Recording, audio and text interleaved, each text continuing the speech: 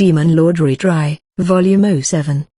Before starting, please visit and bookmark our website dranimetv.com to enjoy more audiobooks series like these, and visit our new website lightnovel.page to read light novels alongside listening to these awesome audiobooks, so please check it out and let's get started. Attention: this volume starts at chapter 9 and previous chapters are covered in previous volumes. Diamond, Diamond, Diamond. Chapter 9, The Capital Burns. The Golden Age, Beyond the Contrails. In the year 199X, before the Infinity game commenced, there was peace between the two parties occupying the familiar chat room. The pair had just made each other's acquaintance but seemed to be getting along swimmingly. "I, totally dig this world and all, but it's missing a little something, don't you think? I think your brain's missing a lot of something." "Bully much? I'm trying to give you some sage-like advice here." "I don't need anyone's advice about my world," Akira declared. He was still young then, brimming with the confidence that his talent was all that he needed to create big games. Perhaps May his age would have shared the same sense of invincibility. "It's too hammered out, you know? Give it a little slack. You're narrowing your player base, man." "Some slack, huh?" Akira had been feeling it himself. Nearly all of the players were male, not exactly a healthy MMO environment. Real talk, where chicks flock, dudes flock, you dig? That's what your world's missing: whimsy, room to breathe. "Thanks, Professor. What's your genius idea?" Anyone could talk a big game. Akira hated those who didn't put their money where their mouths were. But XX sent an unexpected reply: "Magic, Akira." Akira froze for a moment. The concept seemed so irreconcilable with the MMO he was running. The Far East City of Chaos took place in the distant future of an alternate Earth. How could magic possibly fit into the post-apocalyptic cyberpunk world? "Geez, I knew you were into the occult and black magic crap. Hear me out, will you? First of all," XX started. Apparently, the suggestion of including magic in Akira's MMO was not a spur-of-the-moment idea. Akira was starting to skim through the messages until he realized how thorough and meticulous 20's magical theory was. This was hardly a concept of the occult. The theory was as well structured as complex mathematical proofs, almost beautiful. Soon, Akira found himself being drawn in. Class 1 through 10, with all the elements and their elevated forms. It is interesting. Told you, I'll email you the whole list, so put them all in, alright? Wait, do you know how much work it'll be to code all of those spells? Huh? How is that my problem? Isn't that your job? You don't even have a job. I hope you wake up bald. What the? That's not funny, man, not funny at all. XXX entered the chat room. "You two are having a lively conversation, as always. Don't point your finger at me." XXX read through the chat log and typed, "Mr. Ono, this will take a lot of work. I can help, if you'd like." "Help? Do you have any experience making video games?" "Somewhat." Akira pondered that response, noticeably uneasy with the idea of opening up his world to someone else. As if Akira's face was showing through the computer screen, XXX added, "I'll code and send a few samples first. If you like how they look, you can implement them." "All right." Akira was amazed at how confident XXX was in his abilities and wondered if XXX worked at a video game company. "And when it comes to combat, Mr. Ono, you can lighten the processing load by..." "Really, I never thought of that." The two continued discussing the game's programming, graphics, servers. After a while of this, XX began typing unintelligible messages, perhaps in protest. "You glitching out or something?" "Ignore it. XX has the maturity of a 5-year-old. We have met the enemy, and they are ours." "Who are you, Commodore Perry?" "Ignore it. XX clearly has a mental illness." The topic of the chat room was all over the place, but the conversation never ceased. Even Akira, who often found himself tense with stress, couldn't help but smile as he tirelessly worked at the keyboard. That makes sense, that would lessen the load. I'd be happy to help with that too, or anything else. Oh, right. I hit a milestone on a hit counter. Type. The chat room symphony. Cool. That's all you got? Knowing XX, it was with the help of rapid-firing F5. What a pause. There's your verdict, XX, Akira typed. Your sentence, get a job. More work, more problems, that's my motto. You'd get a Guinness World Record ... for the dumbest human alive. The three chatted on and on. A golden age filled with magic, now so far away. All pain and troubles melted away like lemon drops beyond the contrails across the sky. Diamond. Fatal flaw. Hellion territory, the southeast region of the continent. The region, which had been maintained in somewhat of a balance despite its constant unrest, was now plunged into full-blown turmoil thanks to the Demon Lord. Many monsters from Belphegor's domain had survived the attack, their stories only fueling the chaos that swept up the rest of the Devil's Realm. All of them corroborated that the Demon Lord had invaded with an army of anima. Many also mentioned firebrands and humans amidst the attackers. The devils in other territories had laughed them all off until news spread that Belphegor's land had been desolated. While the inhabitants of Hellion territory scrambled to discover the truth, some were quicker to action than others. Somewhere within Hellion territory, a vampire and a grand devil were facing off. One was clad in spotless, noble attire while the other was bleeding all over. I commend you for your efforts, Rookfell the Prideful. Silence. A mere vampire. Rookfell, a grand devil with a lion's head and 6 arms, had one of his enormous horns broken and had been beaten to a state unbecoming of his fearsome title. Evidently, the duel between him and the vampire was pitifully one-sided. Ever maintaining your prideful guise, the vampire muttered, color me impressed. A lowly beast that subsists on the blood of others, you will never take my territory from me. I do not want for any territory. Only your proud strength. What is the meaning of this, Alit? You've been cowering in your coffin all this time. Alit answered with an icy snicker. He had never been afraid of the unrest among the Grand Devils. He was simply uninterested in fighting over land. I crave contest in its purest form. The child's play you call war is a vile imitation of that. Silence, you lowly leech, mosquito. The Grand Devil dashed faster than his large stature seemed it would allow, unleashing an onslaught with 4 weapons from all directions. A long sword, club, battle-axe, and spear all tore into or bludgeoned the vampire, but a rainbow glow immediately enveloped Alit and healed his wounds entirely. A storm-like attack that barely gives the opponent a chance to blink. A very prideful style of combat. It suits you well. How dare you? Rookfell's lion mane shook with rage at Alit's perfect poise. No matter how many deadly attacks he unleashed, Alit's wounds were healed in seconds. This one-sided mockery of combat was nothing short of blazing humiliation. I meant no offense by it. I do consider you a head above the rest, believe it or not. Just some decades ago, I'd heard you fancied a trip down to the human realm and enjoyed a few brawls. The lion-headed devil finally lowered his weapons. He knew not how, but he finally accepted that his attacks were accomplishing nothing. HMPH. As much as I enjoy a formidable foe, I relish the pleasure of stomping out ants.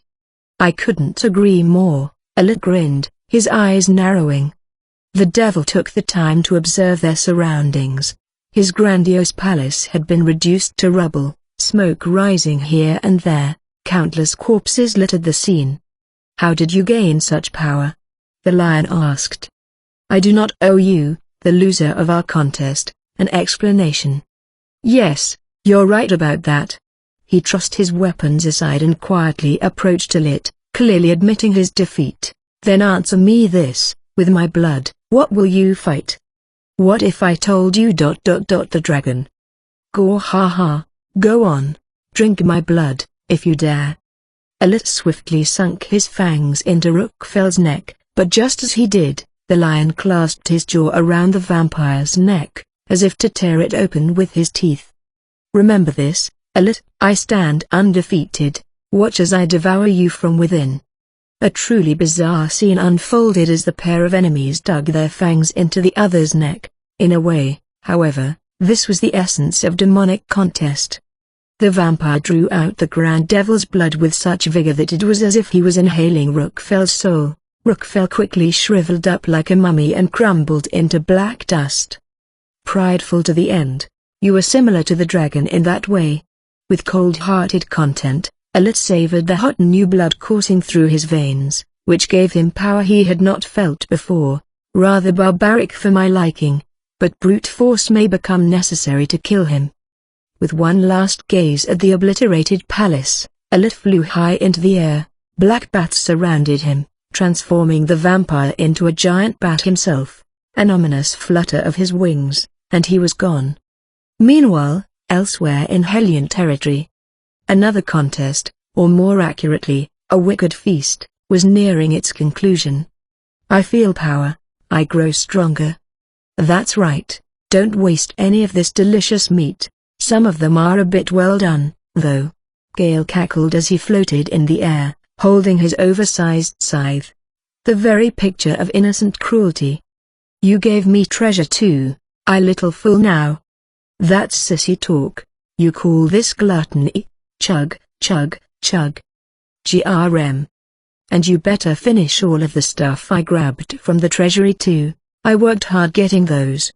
Kale was speaking to Beelzebub, the Grand Devil of Gluttony. His appearance resembled a disfigured Frankenstein's monster, except with an extra mouth on each palm and another on his gut with numerous jagged teeth.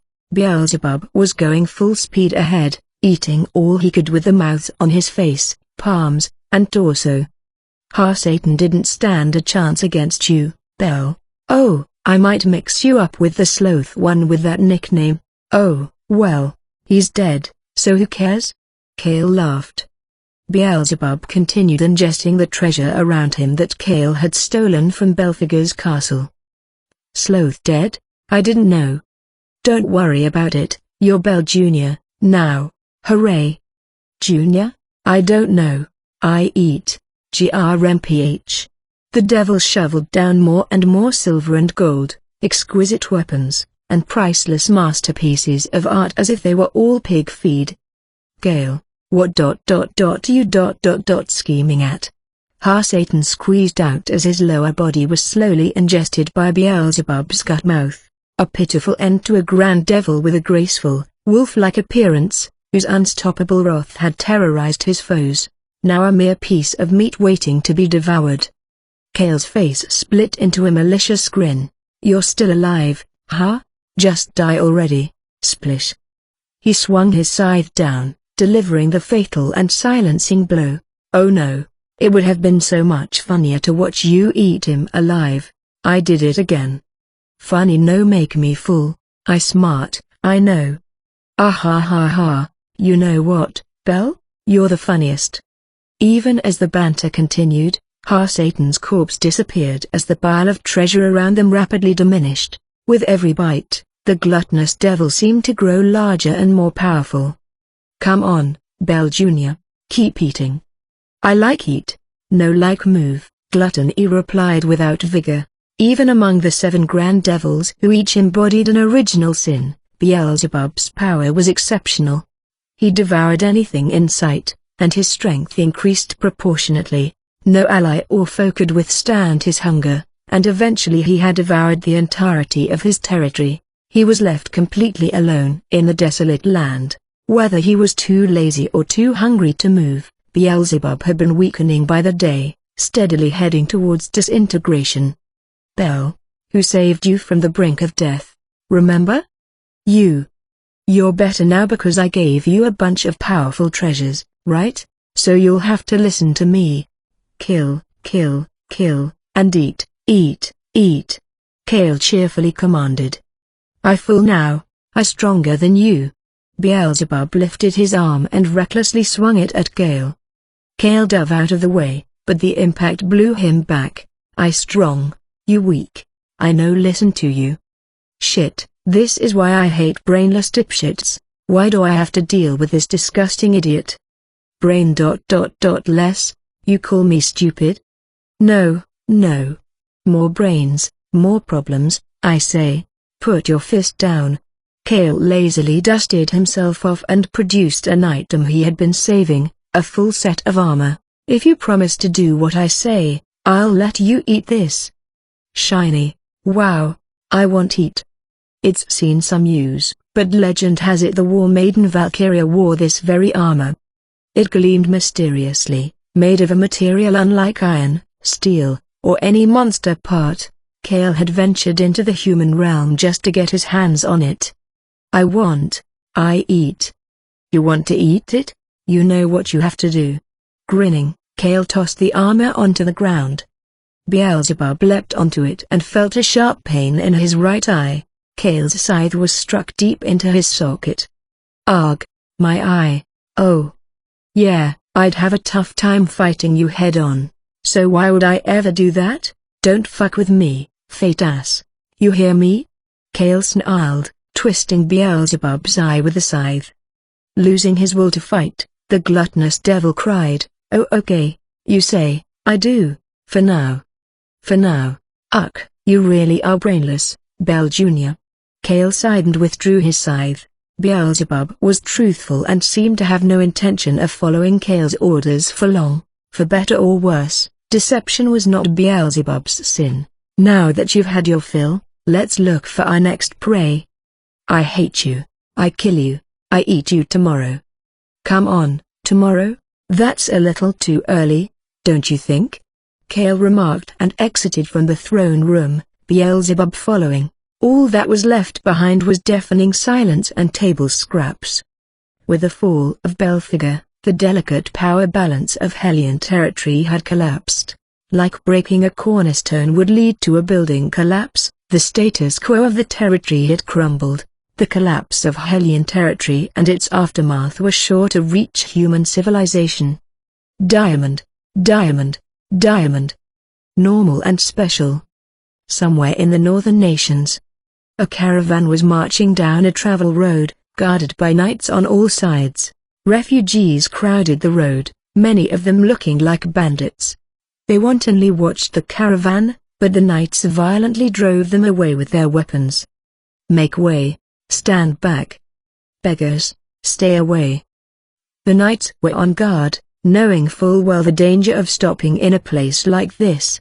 Akane looked out from within the carriage in the center of the caravan and sighed. "It's a tough world out there, isn't it?" "Just where do you think you are?" a well-built woman answered from across the carriage. "And you were trying to walk through all of that alone. What rock were you raised under?" The woman was wearing all black, including a black veil over her face, lending to a peculiar air about her. "Refugees, huh? It's sad losing your home. And it's about time you told me about yours. Your daddy a noble?" "I'm not nobility, just a regular rags to idle story."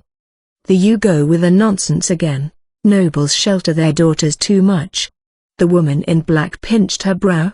She had rushed to pick Akane up as she was starting to walk down the travel road without a care in the world. While Akane's clothes were unfamiliar to the woman, their quality was good enough for her to take notice. Combined with her smooth hands, well-kept hair, and untanned skin, Akane convincingly looked the part of a sheltered rich girl. "What are these people going to do, Mama?"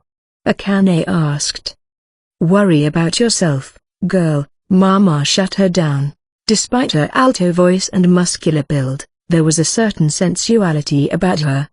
"Excuse the interruption," a knight called from outside the carriage. "I've something to report, Big Mama." "What is it? Open the window already," she sharply answered. If she weren't clad in mourning, she might have passed for a bandit herself. "The madam's caravan has already reached the town ahead." "Bad news for us. Great news for the folks here, I'm sure. Shall we change course?" "We're going back to Ikara's. Looks like we're going to be disappointed everywhere we go. The madam's influence was on the rise as her enormous caravan toured through any town and village in its path, buying practically anything they came across. This was nothing short of a godsend for those who made their living by selling. On the other hand, it was nothing short of a disaster for any looking to buy. Imagine a giant whale leaping out of nowhere and swallowing their entire catch. The brighter the light, the darker the shadow it cast. And so the world turned. The butterfly of holy light. I don't hate her style, but she needs to learn some moderation. Holy light. That's where Hakuto is. I bet he's hatching all sorts of schemes again. Akane laughed. Mama looked up. You're from Holy Light. I hear rich nobles run the show there. What were you so unhappy about that it made you run off? I didn't so much run off as come to look for something no one else could do. What no one else could do? Huh. Spoken like somebody who hasn't struggled a day in their life, Mama chuckled. Many younger men and women, and perhaps even herself, Mama had to admit, thought themselves special and searched for their own unique purpose. Of course, only a handful of people were truly special. As they ventured out into society, most grew to long for the stability of a normal life. Perhaps that's what it meant to grow up. Akane, was it? Mama asked. You'll learn about the world soon enough. Then maybe something about yourself. It's true I don't know much about the world and all that, but I'll always be me. Ha, how naive you unspoiled nobles can be. But tell me about you, Mama. What do you do for work? Why are you dressed in all black? Where are we going? Isn't Ikares tasty? Is the town we just passed? Stop buzzing, little girl. Ask one question at a time. Mama cried in annoyance.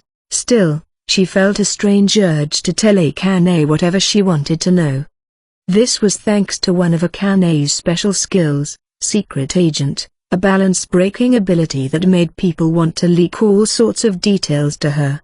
At times, Akane simply stumbled across important information that would benefit her. Back in the game, this ability weakened all stealth skills, greatly helping Akane detect and attack players first. Naturally, Mama couldn't help but explain, people call Ikaris the City of Evil. It's the garbage heap of the north. City of Evil? That sounds kind of cool. If you're not joking, kid, your naivety is starting to get funny. I manage a bunch of working girls there. Some of them are drowning in debt, some are there for extra cash.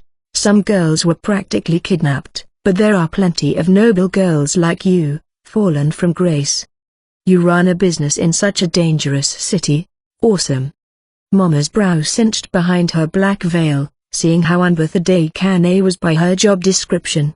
She had seen plenty of noble girls who'd never known any troubles nor seen the darkness of the world. Part of her work entailed training those girls from the ground up, preventing them from going mad or becoming suicidal when faced with their new harsh reality. The girls soon learned that, once they fell to Ikaris, all that would come from lamenting or fighting their fates were cuts, bruises, and deeper dread of tomorrow. You just got caught by one of the faces of that scary city. You understand the situation you're in? It's nice not having to walk. Oh, I don't have anything for cab fare though. You're a tough nut to crack. Mama sighed, seeing Akane as beaming as ever. She was unlike any other girl Mama had come across. You seem nice, Mama. I'll go with you to Ikaris. Don't be silly. It's not a place a girl like you should be anywhere near, unless you want to be a prostitute. Nah, I'm a pure idol. Girl next door. No couch interviews for me. More nonsense again. Pure, huh? Mama stroked her chin and gazed out of the window. The words seemed distant to her, shapeless. Seeing the concern in her face, Akane rushed to say, "Oh, don't get me wrong. I'm not saying there's anything wrong with girls who do. It's a rotten world. A girl's gotta survive somehow." "I suppose," Akane replied pensively. Luna, who climbed all the way to the position of Holy Maiden from nothing as an orphan, as well as Yukikaze and Mukan, who earned their way out of poverty by adventuring, were undoubtedly special cases in this world. Normal women had to survive by any means necessary. Akane was familiar with class division, having lived under the Empire's rule, where God's people lived drastically different lives from the rest of the population. As happy-go-lucky as she acted, Akane knew well the dark side of humanity. Mama chuckled, seeing Akane's smile fade. Akane, wasn't it? Don't get it twisted. We take advantage of men, preying on their small, simple minds. Put a man alone in a room with a girl he fancies, and watch him turn into a boy, no matter his birth. It's cute. Akane's eyes glimmered, showing obvious interest in Mama's claim. Ah, really? Is it the same with an older guy? Like a 45-year-old dandy, stoic type? That's rather specific. I've never really dated, so I want to learn from your decades of experience. Decades? How old do you think I am? As they continued their conversation, a forerunner of the caravan hurried to the window. Big Mama, there are countless bodies strewn about on the road ahead. How many are we talking? We haven't done a count. But there must be 100 or so. Didn't think there were any potential war zones on our route. The air in the carriage shifted. A handful of bodies would have been one thing, but this number of corpses indicated a large-scale clash. The knight tensely added, this road does lead to Ikaru's. Who would be stupid enough to start a skirmish here? Maybe a sheltered rebel. Ikaru's, true to its moniker of the city of evil, was rife with illegal drugs, human trafficking, bootlegging, arms dealing, prostitution, death matches, dangerous gambling, and any other debauchery imaginable. All in broad daylight. Naturally, many powerful figures from around the continent frequented the city, including those who maintained a saintly image for their own people. Considering that there were also May mercenaries based in the city, one would have been hard-pressed to find anyone willing to start a conflict with Ikaru's.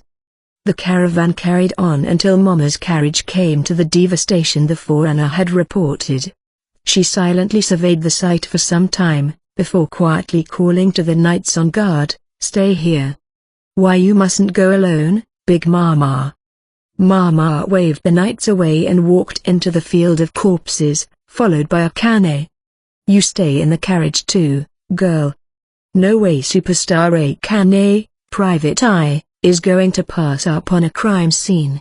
Akane puffed her chest, holding up a magnifying glass. It's all fun and games to you, isn't it? Don't get sick from seeing the dead. Mama seemed to have given up talking sense into Akane. Doesn't look like any human did this, though. Mama muttered, inspecting the bodies, all sliced up and down through their armor. Akane, too, could see how powerful the killer must have been. She whistled a tune and concluded it with, I'm not loving it. What are you doing? Mama asked while Akane continued to sniff for something in the air. They both heard a faint grunt and turned to find a beautiful lady knight on the verge of death. She was about as tall as the other knights, with luscious golden locks. In another life, she might have seen success as a fashion model. Mama approached the knight and remarked, they call you a monster on the battlefield. What did this? I wish you hadn't seen me like this. It was a devil with a large scythe. I see. Do you have any last words? A fatally deep gash ran from the knight's shoulder down to her side, and she was missing her left leg from the knee down. As far as Akane could tell, she was as good as dead, only hanging on by a thread. No item or skill, maybe not even use, could have saved her. Tell my comrades. It took Interaxam. That's why you're missing your armor. The gears in Akane's head turned as she listened in on the conversation. The faint scent, the devil with the scythe, the bizarrely named armor, all of the pieces were coming together. Eureka! Akane cried. Isn't this the armor you're talking about, or something super similar? She produced the armor Belphegor had been wearing from her backup backpack. The knight and Mama stared in astonishment. It was nearly identical to the armor in question, save for its color. This one's called Final Exam, Akane added. Yours must be Entrance Exam, Huh? Amazing. There were 2 iterations of interexam, the knight muttered, curling her lips. While she didn't quite understand what Akane was talking about, she was clearly amused. Hey, that devil ... can suck it. If you're talking about the stupid-looking devil with the pumpkin, I'm going to kill him. Promise. Sweet dreams. Akane gently stroked the knight's cheek. In this gesture of kindness glimmered Akane's cold grasp on life and death. Funny girl, you are. Take this. I have some money. Take care of it, will you, Mama? The knight tore off from her neck what looked like a dog tag, enchanted it, and handed it to Akane. Then she closed her eyes, embracing death without a trace of remorse on her face. Another one gone. The world isn't fair, is it? Did you know each other, Mama? She was a mercenary, lived a man's life, always wearing that full set of armor, said that was the only way to get respect in the business, tons of girls like her in Ikaru's. Gotcha. Akane held up the dog tag, shining with fresh blood. In fear of their bodies being damaged beyond recognition in battle, many knights and mercenaries chose to wear a dog tag, a representation of their humble wish to be known as who they were when their bodies were put to rest. Mama, this dog tag is lit up. A sign she left her estate to you. All those mercenaries think about what happens after their death so they'll be ready to go when the time comes. Mama closed her eyes in a short prayer. When she opened them, she simply commanded one of her knights to bury the body and started to leave as if nothing had happened. HMPH, let's go. You have the right to her estate now. Huh? I don't need anything like that. Those were her last words. You're not going to ignore this. Big Mama gave Akane a spine-chilling glare that pressured even her to agree. There's not much I've figured out about you, Akane, but there is one thing. Oh yeah? What's that? Akane asked, rather disgruntled that she let this bizarre woman in black instill a second of fear in her. Perhaps a product of her life experience, rather than raw strength. You're unbelievably lucky, starting with me finding you. I'm Lady Luck incarnate.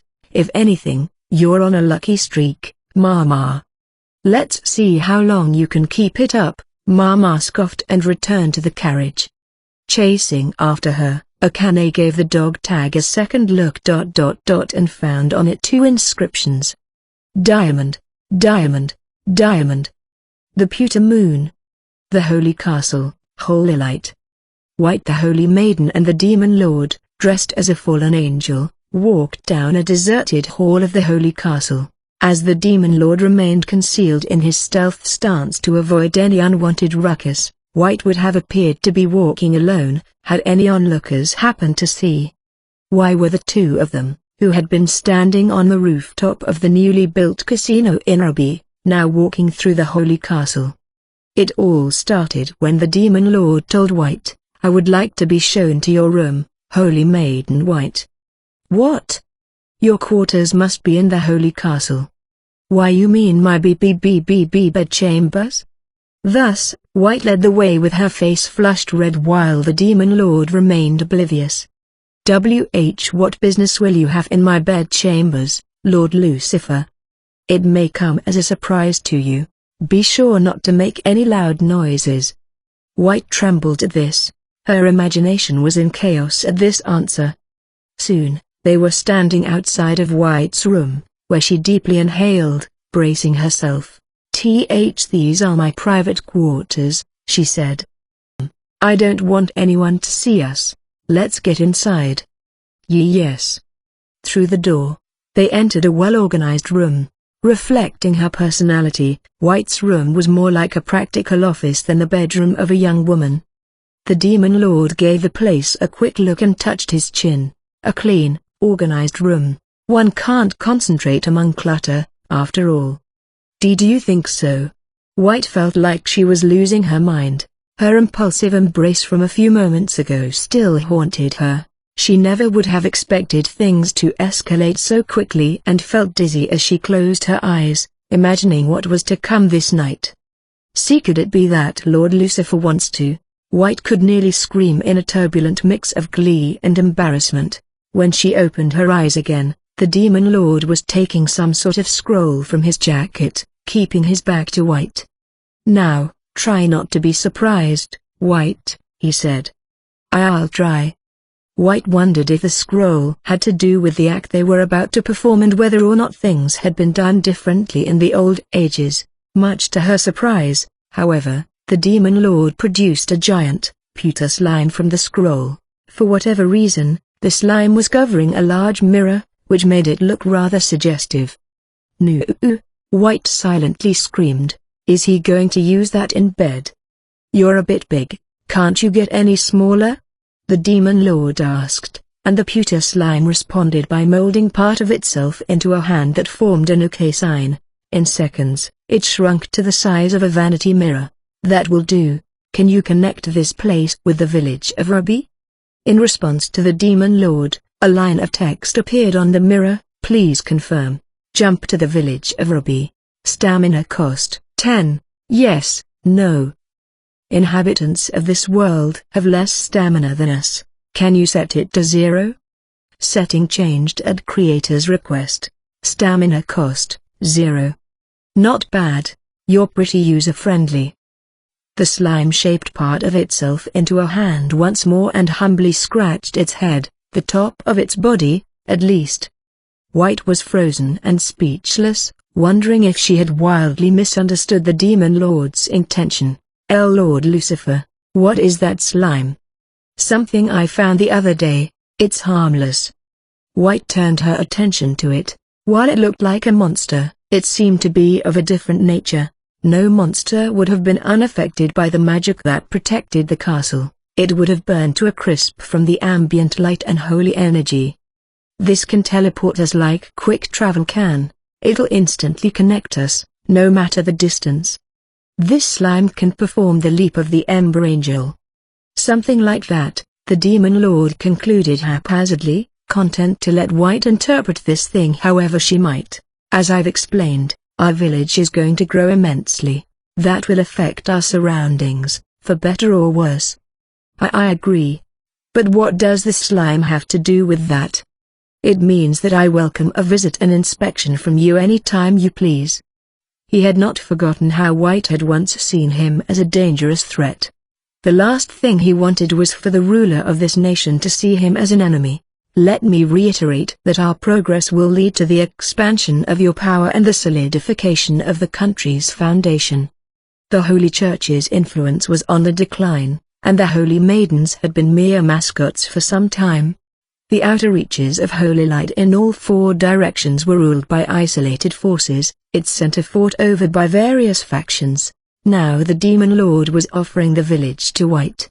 If this had been anyone else, she would have thought long and hard about it, maybe even refusing the offer altogether. Lord Lucifer's strength is unmistakable, she thought. He's full of miracles, just as they are told of in myths.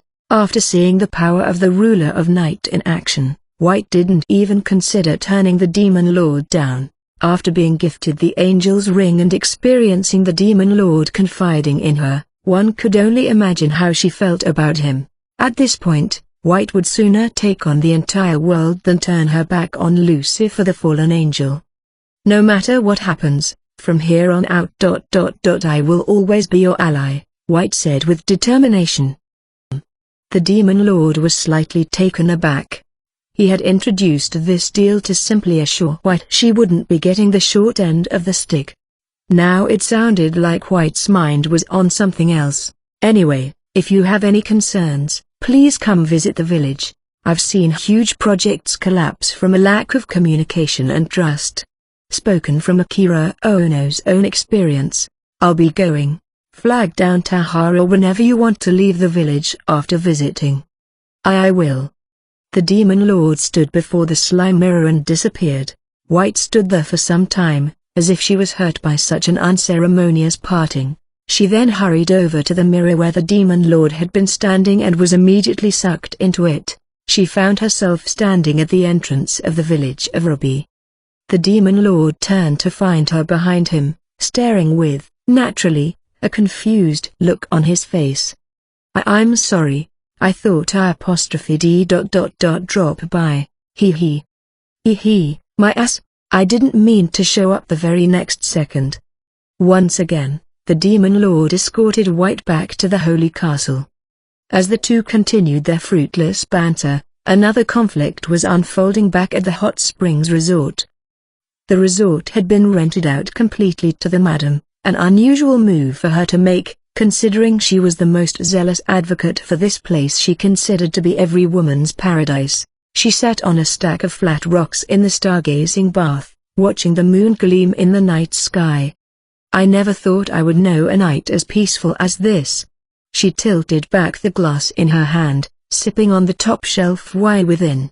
In this moment, the moon paled in comparison to her beauty, her form filled with formidable grace. A familiar inhuman voice rang in her ear. "You think you've won? As foolish as ever, woman." The voice spoke with much venom, almost violent. "Oh, you won't be crying in pain tonight, little boy?" the madam retorted. Frustrated by her remark, black particles gathered in the air before her until they formed a devil, an ancient devil that had once cursed House Butterfly. "I have a name, and a perfectly beautiful one at that, Rhyme Mary." The devil brushed back his hair, gazing down at the madam. In fact, he looked like a flawlessly beautiful boy, albeit somewhat androgynous. His long hair shone silver as if it refracted the moonlight, his eyes glimmering a bejeweled blue. Any other woman on the continent might have been enchanted with just a glance at him. "Now you decide to introduce yourself? Where are your manners?" The madam tilted her glass back once more, speaking with unwavering confidence. "I've been worried. I was starting to miss your cute little cries," the madam said with false concern, more devilish than the devil before her. In truth, the devil's voice in her mind had completely ceased after she made peace with Hearts, which made the madam certain that the end was near. By now, she had slimmed down every last part of her body, without a shred of excess fat left on her frame. This was beyond any realistic transformation. It was as if her DNA itself had been modified. "Don't get it twisted. I can kill you anytime I want." "So pathetic when you make empty threats." The devil gritted his teeth. Rhyme Mary barely had enough strength left to maintain his existence, let alone kill the madam. "You talk just like the first." "The first? Of my family, you mean?" "I couldn't stand that woman. How could she, a mere human, reject my proposal, and marry some run-of-the-mill guy you could find anywhere?" Rhyme Mary shouted as his frustrations boiled over. The madam finally lowered her eyes to meet the devil's, her gaze alight with supernatural sensuality. "My dear ancestor was a smart woman." Silence. "She was the most foolish woman to ever walk the continent, choosing that over me, the most beautiful, powerful being. So you decided to punish her for her arrogance." "A perfect summary of your character," the madam snickered, further irritating the devil. Had the very devil that haunted her clan materialized before her sooner, the old madam might have lost it, shouting every insult that came to mind. The new madam, however, knew that the battle was already won and even showed some pity for the loser. "Says the woman who cried rivers over my curse. You've cursed and cursed, on, just because a woman once turned you down, and here you are now. How does it feel?" The devil's expression twisted, ashamed of where he had ended up. "I was more powerful and beautiful than anybody. How could that human, with nothing exceptional about him?" The devil sulked, lowering his head, sensing his inevitable end. As all ancient devils did, he possessed incredible strength and magic, and Rhyme Mary had grand wealth and unparalleled beauty to boot. After holding the world in the palms of his hands, one heartbreak had uprooted his entire life. "I don't know much about my dear ancestor. It's been over 1,000 years, after all. Any records from that era were oral traditions or rumors that had been diluted by time. Tales of House Butterfly, now one of the wealthiest families on the continent, were no exception." The madam only knew of one brief legend regarding the ancestor in question. "I'm told that guy tried farming in the devil-tainted Southlands to no avail, so he was forced to pioneer the rugged mountains with some others in the same predicament. This was an old piece of history and a story commonly told in the butterfly family. Her ancestor and her beau were driven to the harsh mountains where their comrades fell to illness, succumbed to thirst and madness, or starved to death left and right. Exactly. She wouldn't have suffered meaninglessly if she had chosen me. The devil had tried to seduce the first butterfly on countless occasions, offering water, food, wealth, even to reverse the state of the polluted flatlands. By this time, the madam's ancestor was much worse for wear, grimy from the inability to bathe, with matted hair and sunken cheeks. Even still, she was tempted by the devil's whispers, but steadfastly stood by her man's side. Then, perhaps by the blessing or pity of an angel, a butterfly appeared before her. The madam laughed, amused.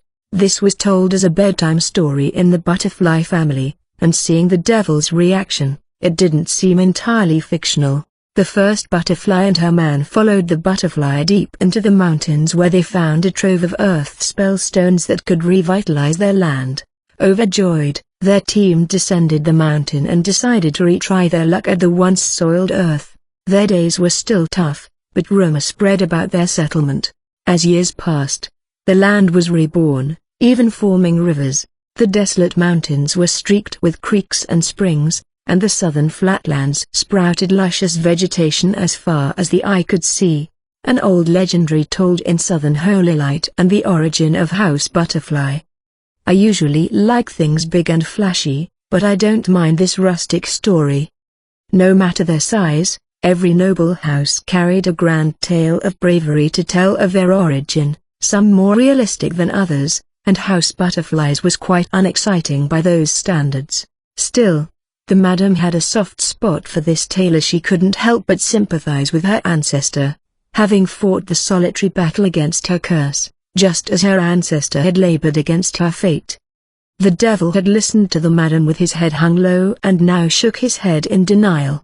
Foolish, foolish woman, she would have never had to go through that if she had come to me. Come, now, don't you get it? Don't I get what? You weren't enough of a man for my ancestor to seek help from. The madam's comment nearly caused the devil to boil over with rage, but she continued as she poured more wine into her glass. Just look at the southern flatlands now, full of grass, flowers, and bountiful fields. The earth spell stones from those mines have improved the lives of so many people. What are you getting at? The result was the same, with or without you. No one needed you. You aren't enough of a man to even matter. Do you understand now? The madam delivered the final blow and the devil shook in humiliation. At the end of the day, the story described a woman who caught herself a man worthy of her attention and struck massive wealth for her family in a single generation. Any who heard it could see the man's character, which made Rhyme Mary's shrivel in comparison. Ha ha, ah ha ha ha ha. Rhyme Mary burst into laughter. You're absolutely right. That plain old human always made her smile, made her blind to me and my powers, made her happy. He could never forget that fact, so he turned himself into a powerful, everlasting curse upon House Butterfly so that none born into it would ever be beautiful. Such a powerful curse was no match for Akira Ono's world, an absolute force that even an ancient devil stood no chance against. Poor thing. You didn't want your heart to be stolen again, the madam said. Rhyme Mary must have subconsciously feared the day when his heart would be broken again by a butterfly, choosing to thwart that possibility from the start. It's not funny, you're just as perceptive as she was. I think I'm giving her a run for her money when it comes to catching men. Ha, butterflies do go for ridiculous men, don't they? The devil began to fade back into black particles, a relenting smile on his face. One last question for you. Who's more beautiful, me or my ancestor? Don't get too cocky. You've got a long way to go before you're in her league. That's a pretty good goal. Ha ha ha, after all these years ... I never once had the upper hand against her. Rhyme Mary vanished into black dust, carried by the wind up towards the shining moon. His last and bizarre words lingered in her ears. I am Rhyme Mary, proud descendant, may you be victor of this cruel game. The madam noticed a black coin left in her hand. While it gave off an obviously devilish aura, she felt no aversion to it. She held it up to the moon and found an engraving of a butterfly, spreading its wings in victory. You showed a glimpse of being a real man in the end. The madam kissed the coin in her hand. This ancient torment had reached its conclusion, and the curse of House Butterfly was broken. Of course, the curse also affected the madam's sister, and the disappearance of it would lead to yet another incident. But the Demon Lord knew nothing about all of this. Diamond, diamond, diamond. Another day at the office. The Demon Lord and Aku were stretching on the side of the pool, nestled in a corner of Ruby. He had already deactivated his fallen angel mode and reverted back to his usual appearance, except he was wearing knee-length lifeguard shorts. Aku wore a swimsuit that resembled the uniform swimwear issued at Japanese elementary schools. We have to properly stretch before getting in. Oh, okay. Aku stared at the pool, which was filled to the brim with water, as she mimicked the Demon Lord's movements as he stretched his limbs and joints. Master Demon Lord, are we really going in there? It might take time getting used to it, but it's just like a big bath. You have to start these things young. You never know when you might be lost at sea, the Demon Lord remarked, as tone-deaf as ever. Aku, of course, had never been concerned about her swimming ability. It feels like such a waste. Water was precious to the inhabitants of this world. The idea of doing nothing with so much of it, not cooking, cleaning, or even watering crops, was almost blasphemous. There's nothing better on a hot day than a dip in the pool. Are you sure I should take part in such luxury? Luxury indeed. There was no productivity to be had in using water for fleeting leisure.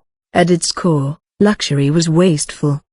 Master Demon Lord, why don't we use this to water the farms or? Cannonball. Wait. The Demon Lord hoisted Aku up and dove straight into the pool, plunging below the surface. Pfft. Why you scared me, Master Demon Lord. Ha ha ha. Doesn't it feel great? Below the scorching sun stood this oasis of rocking water and cool breeze. The place imparted a bizarre elation onto its guests, urging swimmers of all ages to play and scream like children. I'll hold your hands. Slowly lift your legs. L like this, PFT. Ha ha ha, relax. Just let them float to the surface. The Demon Lord led Aku by her hands and slowly walked back through the pool. Aku obeyed, letting herself float as if she was gliding across the surface. I'm floating. You're about 10 times lighter in water. I used to swim in public baths like this too, the Demon Lord laughed. As soon as he reached the edge of the pool, he quickly turned Aku around. Let's start with kicks. Move your legs up and down, smack the water. Like this? Use the tops of your feet to push water behind you. Push water behind me. Oh, you're getting the hang of it. You'll learn to swim in no time. Really? Continuing to lead her by the hands, praising her more than needed at times, the Demon Lord taught her how to swim. Aku was a quick learner, thanks to her receptive demeanor. Let's put floaties on you just in case and move on to using a kickboard. The Demon Lord sat Aku at the side of the pool and ventured into the shed, returning with all sorts of swimming gear, floaties, a kickboard, swim goggles, snorkel fins, inflatables, etc. We can play all day with these, the Demon Lord beamed, equipping Aku with the floaties and himself with goggles. The pool had been modeled after a typical public schools, with a hint of yesteryear in the eye-washing stations, a shaded bench area, and changing rooms. So meticulous was his design that cicadas could even be heard from the trees surrounding the pool. All day. What about your work, Master Demon Lord? Since the Demon Lord's return, the village of Ruby had become even more flooded with people and goods. making every day a chaotic mess of logistics. There might have been a riot if those hard at work had heard the Demon Lord, who was supposed to be at the center of the operation, planning to play the day away. Aku, a good boss trusts their people and their decisions. Micromanaging is the telltale sign of ineptitude. Oh, okay. At the end of the day, all a boss has to do is take responsibility when things go south. The Demon Lord proudly declared that he was skipping work for the day. Of course, if anything happened that was beyond Tahara's scope of abilities, there was nothing the Demon Lord could even do about it. No work and no responsibility. In short, he was a bum. Even when we're playing, you think about so many things. Aku said. Indeed. Even all the drinking you've been doing since coming back. Let's get back into the pool, there's still much to learn. The Demon Lord dashed from Aku into the pool, and she followed, swinging her floaty-equipped arms. Now, we'll start with flutter kicks, breaststroke, then move to front crawl and butterfly. Butterfly, does it have something to do with the madam? No, no, no. That'd be freaky. Then, Aku began copying the Demon Lord's moves, and after nearly an hour, she could float without the aid of his tools and propel herself with a swimming style of her own discovery, doggy paddle. Look, Master Demon Lord, swimming like this keeps your head dry. Ha ha ha, that's called the doggy paddle. What, doggy, can Spot swim too? As noon approached, food stands throughout the village were hard at work preparing for the lunch rush, but the area remained distinctly peaceful. Shall we rest for a while? The Demon Lord asked, pulling an inflatable couch into the pool. It featured a full back, armrests, and even a drink holder. The Demon Lord jumped onto the couch and produced a can of beer from the item folder, something he had procured from the casino's walk-in fridge. There's another one there, Aku. Why don't you relax? I want to share with you, Master Demon Lord. Well, it's large enough for both of us. As the Demon Lord continued talking, Aku monkeyed onto the float and reclined against him, completing the picture of a father and daughter's Sunday outing. It's so strange that we're sitting on top of water. To escape the incriminating thought of the registry as he shared a pool float with a little girl wearing a school-issued swimsuit, the Demon Lord rushed to take out a juice box from the item folder. Here, have some orange juice, Aku. Thank you. The casino's juice repertoire, of which the Demon Lord had nabbed several of each variety, was overly extensive, many of them foreign in this world where sweetness, too, was a luxury. Let's drink. Okay, Master Demon Lord, this is so sweet. Good. The Demon Lord couldn't help but reminisce of his past at the light of Aku's brimming smile. A 13-year-old girl smiling, drinking juice, and playing at a pool was nothing out of the ordinary. He was sure he had lived similarly carefree days when he was her age. But she never had. She lived all her life alone, without any family. Aku had worked herself to the bone only to become the pariah of her village, ultimately being offered up as a sacrifice. Her upbringing had been marred by unspeakable cruelty, having lost her parents and been left with no one to so much as show her pity.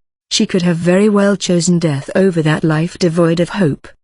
I don't know what kind of person she'll grow up to be, but I have to protect her until then. With a can of beer in one hand, the Demon Lord reached for Aku's head with the other. A certain resolve hardened within his heart. Master Demon Lord. What are you saying? Aku asked, confused. The Demon Lord just wanted to use that line, apparently. Beautiful weather today. The sky above was spotless, the sun claiming a monopoly on the heavens. The dry air, the warm breeze, and even the mirage in the distance seemed insistent on creating the scene of a blazing summer.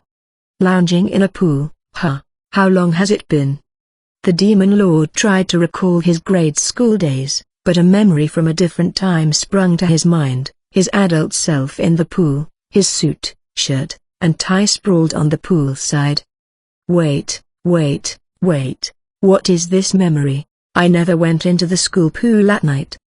Another figure was sharing the pool with him, a woman of small stature who still wore a white blouse and seemed to be fully clothed soaking in the pool.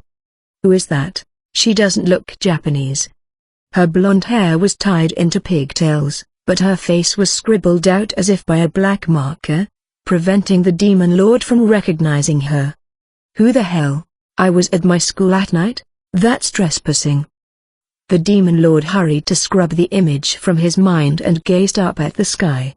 The same, cloudless blue now evoked an inexplicable sadness within him. He squeezed his eyes shut.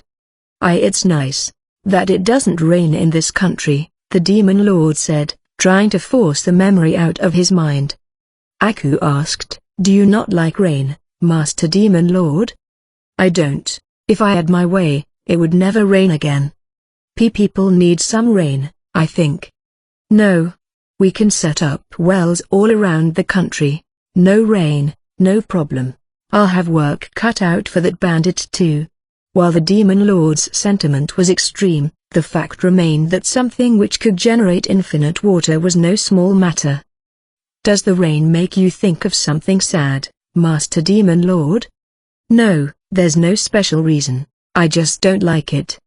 Aku could tell the demon lord was lying but wisely decided not to pursue the matter any further. As if to change the subject, the demon lord produced a bottle of non-alcoholic champagne, although there was no drinking age in this world, and poured Aku a glass. Some faux champagne. Let's enjoy our day off. Aku also picked up on the demon lord brazenly calling this a day off, but decided not to mention it. She was probably thinking more maturely than the demon lord at this point. The two were alone in the pool, where the cicadas' chorus evoked a distant summer memory. At times, a gentle breeze came, rocking the pool float slightly. The demon lord reminisced on his days in this world and threw back his can of beer. There's something ... I want to ask you, Master Demon Lord. Aku really wanted to ask more about what the demon lord thought of rain, but decided to go with a different question, trying to ask him as much as she could before he left again. Master Demon Lord, are you going to become the king of this country? Nothing like that, I'm not interested. But there are so many rumors. Rumors are rumors. My advisors might have their own ideas. The demon lord considered once again how his advisors thought and acted of their own accord. While their conduct was largely in accordance with the backstories he had given them, some of them were already deviating, making it difficult for the demon lord to predict their actions. I feel like you're going to go far away, Master Demon Lord. You're becoming more and more important to all these people. Don't worry about that. Aku turned around and met the demon lord's eyes. Then ... tell me you'll always be with me. Her red and blue eyes stared at him above the shimmering water. Always? I can't make an empty promise when I don't even know what I'm doing tomorrow. Defeated by the mystical shine of her eyes, the demon lord turned to the sky. What else could he have done after a girl in a school-issued swimsuit asked him that in their own pool with no sounds around but the cicadas? I'll think about it. No. Think about it now. After consideration, I have no reservations telling you I'll think about it, but I think I'll consider it further upon further consideration and thought. Master Demon Lord, don't try to confuse me. The Demon Lord continued to verbally weasel around like a politician to try and get through this discussion without making a promise. He wouldn't dare make a promise lightly when he was basically stumbling through the dark day-to-day. Try as the Demon Lord did to escape his day's work, the issue would not resolve itself. He had purposefully avoided a meeting with delegates from foreign countries. After the invasion in Retry and the catastrophic battle in the capital of Sunio, messengers from both countries had come to Retry while dealing with their respective aftermaths. If it had been unimpeded, the invasion would have wrought havoc through other regions of Edogawa, and Sunio's capital would have collapsed if it wasn't for the Demon Lord. Despite saving each country from said danger, he hadn't made any contact with them whatsoever, let alone demanded a reward. The representatives of Edogawa and Sunio found the Demon Lord's attitude and eerie silence unnerving. they felt pressured into finally paying a visit. If one could call this diplomacy, both countries were already at a severe disadvantage. The messengers happened to run into each other on their way to the village of Ruby and jumped at the opportunity to discuss what the infamous demon lord could possibly ask from them. Minister of Sunio, what do you expect him to demand of us? If nothing else, an appropriate amount of cash, I'm sure. An appropriate amount? There's never been a precedent for this sort of thing. Leaving without saying a word after saving entire nations from devastation might have been a heroic trait in movies, but in reality, it was only natural that politics came into play. Worst case scenario, he may demand the entire estimated cost of restoration had he not been there, the minister suggested. The messenger of Edogawa nearly leapt at this. It wasn't realistic, or, frankly, possible at all, to pay for the restoration of the entire capital. Minister. Perhaps we need to have a heart-to-heart. I concur. Ours are neighboring countries, bonded with many years of friendship. Let us join forces to mitigate his demands as much as possible. Fortunately for both of them, the delegates were businessmen in their own right. Sunio's went without saying, but the Edogawa delegate was a leader of a grand trading company, the president of which currently ruled the country. They were much better fit to join forces in this kind of situation than nobles who might have been hung up on status and titles. First and foremost, we never requested his help in the matter. Yes, that we cannot stress enough. He acted solely of his own accord on both accounts. If we can establish that, we must, if we want to keep his demands anywhere near reasonable. The delegates continued to discuss strategy, ready to be as opportunistic as their tricky situations allowed. However, their strategies and spirits would be blown to the wind when they beheld the Golden Temple materializing beyond the sandstorm. Hot Springs Resort, Office. The Minister of Sunio stood in the office, feeling like his head was under a guillotine. His hands quivered and his face was pale, betraying his title. This village is nothing like the reports. What's happened here? Sunio, by nature, was a nation privy to more international intel than most. They had even kept tabs on the village of Ruby, which no one else would have bothered to do, given it was a desolate village full of demi-humans. However, the spies of Sunio had only been gathering intel on the village, and Holy Light at large, after noticing the Madam's movements and her new relationship with the Holy Maiden Luna, assuming that the Madam was attempting to seize more power. Our assessments were accurate. Otherwise, Sunio would not have snagged an enormous profit off of their foresight of the Madam's caravan's northern expedition. Even now, they were preparing for a large-scale civil conflict within Holy Light after seeing the central and military nobles join hands.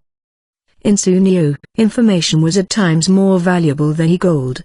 Their proud web of espionage, however, has been rendered useless in the face of the Demon Lord's ambitious terraforming of the village. Now there was a forest and spring that never existed before, even a bizarre temple.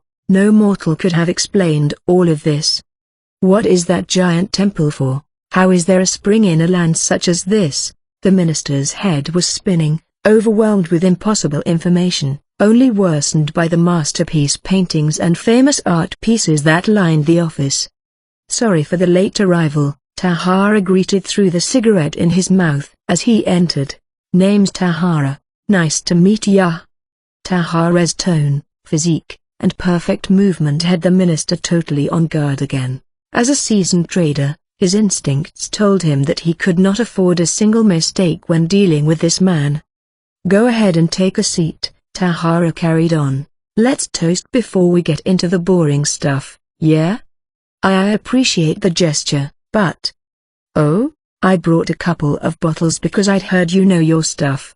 Tahara produced numerous drink bottles from the backup backpack, in addition to glassware and a bucket full of ice. None of these were easy to procure, mind you. Guess you do know your stuff if you're hesitant to partake. He smiled at the minister and began filling a glass with ice cubes from the bucket using a pair of tongs. The bottles on the table were among the minister's favorites, and there was even one that he didn't dare treat himself to more than once a year. He's researched me. How much does he know? Still smiling, Tahara reached for that very bottle, passing over the rest. The minister felt like Tahara had grabbed hold of his heart rather than the bottleneck. Tahara waved to the seat once more. Take a seat, won't you? Let's toast to our aid now that we've made it through that battle. What do you say? Somehow, the questions seemed like threats to the minister. During said battle, the ones that moved to quell the disaster were from Holy Light, the Demon Lord, Tahara, Luna, Hearts. Meanwhile, those from Sunio, the minister chief among them, had run off to the castle and never so much as took a step outside. The minister could barely meet Tahara's gaze after being reminded that they had both been involved that day. What a terrible inconvenience we've caused. Our army, well, it needed time to prepare. Don't sweat it. The world's full of the unexpected. My boss is wicked smart too, so lots of headaches on my end. Tahara's friendly grin almost made the minister relax. At this point, it would have been insulting for the minister not to accept. Sitting on the edge of the extravagant sofa, the minister took the glass and hardened his resolve. Mr. Tahara, if we could discuss. Got a toast before that stuff. I'm getting some booze in before sundown, thanks to you. With a hearty chuckle, Tahara lifted his glass and the minister followed suit, pouring a small amount into his mouth, but it didn't taste like much. The minister could hardly see straight, overwhelmed with worry over what he feared was bound to be an unreasonable demand. Now, Mr. Tahara, let's discuss. Hey, minister, you interested in branching into our village? Huh? You know, build a branch of your shop here? Some nobles' wives would love your stuff. We just want to stock the shelves with what the customers want, you know? One moment, I was ready to discuss the aftermath. Forget that. This is the important topic at hand. What do you say? The minister looked nonplussed. At face value, it was an attractive offer to extend their business into the village when major trading companies all over the nation were in cutthroat competition to expand their business into any foreign territory. Exorbitant bribes and donations, if not terrible bloodshed, lurked behind the scenes of these foreign expansions. Inviting a foreign trader into one's nation without a deal under the table was unthinkable. I don't understand your meaning at all. What would your country have to gain from doing so? With enough of our luxury items in circulation, high-end traders of Holy Light will be put out of business, the minister pressed. Traders of Sunio handled a great variety of merchandise. In addition to the basics like textiles and jewelry, they offered perfume, lip rouge, silverware, furniture, mirrors, horse-riding gear, and more. Nobles and wealthy traders would clamor to boost their status by covering themselves in Sunio imports from head to toe, even serving their party guests using Sunio dishware. What do we have to gain? If you're in our village, we can easily buy your stuff without having to make dangerous, long trips. That's pretty big, don't you think? I mean to say, traders of your own country will push back their territory. The minister trailed off, feeling ridiculous. Why did he have to concern himself about this man's business? Tahara would be the one on the end of said pushback, not the minister. It's dog eat dog in the business world. The best products survive and the crappy ones die out. If they can't compete with your brands, that's their problem. Such high praise, the minister managed to say. Despite the urge to roll his eyes, survival of the fittest was fine and dandy, but he couldn't fathom hurting domestic businesses over that philosophy. With your branch in the village, customer satisfaction is only going to go up. Customer satisfaction. The minister shook at the phrase Tahara had dropped. Customer satisfaction was the very core of Sunio. In pursuit of the highest quality goods, brands of Sunio spent an astonishing amount of money and effort on each and every product, only putting the best of the best onto the market. Naturally, each product that turned their seal of approval was both rare and highly sought after. This business philosophy did suffer from cheap, abundant competition as well as the inability to capitalize on trends early. Customer satisfaction above all. Never stop progressing. Mantras repeated by the kings of Sunio reverberated in the minister's mind, making him consider the matter. Perhaps Tahara had a reason to back up his survival of the fittest business policy. Unbeknownst to the minister, Tahara had already begun putting this philosophy in action on a smaller scale with the intention of applying it throughout the continent. The world was rife with sleazy contractors, corner-cutting carpenters, grocers that sold damaged produce, and the like. Tahara wanted to eliminate those businesses one at a time while constructing a system where they couldn't survive. A branch may not be viable, depending on the tax rates. The minister said after some thought. International commerce was taxed in this world too, at a rather high rate. The exact tax rate varied by country, but imports from Sunio were often taxed at exorbitant rates due to high demand. None of that crap. Commerce taxes and whatnot. Just give us 1/10 of your revenue. You folks have your own bracket. 1/10. Do you jest? No point in setting a high rate if it makes you hold back your best stuff. Well, I suppose. 10% was an unbelievably generous tax rate for a shop in a foreign country. The minister nearly let slip a grin at the prospect of the wealth that would be coming his way, assuming this too-good-to-be-true deal was, indeed, a real deal. That's what I would say, if someone wasn't looking to start a fight with us soon. The minister's urge to smile had vanished entirely. He knew full well who that someone was, the central nobles, ready to start a civil clash that would split Holy Light in two. If we win, the deal goes through, but if we don't, we're just counting unhatched chickens. Indeed. The nobles will never approve of your branch, will they? They've got their own friends. I'm sure. They have long-standing relationships with traders and merchants. Naturally, the nobles would protect the traders that made major donations and the perks that came with those relationships. There was no reason for them to allow any new business to emerge, let alone a foreign one moving in. We, on the other hand, aren't tied up. We wouldn't mind seeing a branch of yours in central, southern, or, heck, smack dab in the middle of noble territory. That would be a bold decision, indeed. The minister carefully answered, fearing the demand that was surely to come next. What could Tahara possibly ask in exchange for such an attractive offer, especially when Sunio already owed them for the preservation of their capital? Can't give you all of that for free, though. I want you guys to come up with 1 million gold medallions. Million? That's far too. 1 gold medallion equated to about $20,000. Tahara's demand was for an astronomical $20 billion. Don't worry, I'm not asking you to fork over the million. We're not short on cash, if you haven't guessed from the room. Why you want us to prepare money for show? Glad you're catching on. Bet you know why too. To spread the word that you have our financial backing, the minister squeezed out as he began to feel faint. Before he knew it, he was neck-deep in Holy Light's civil conflict. I won't take a single bronze coin from you in reality. You just have to flash that cash to the right people at the right time. Piece of cake, right?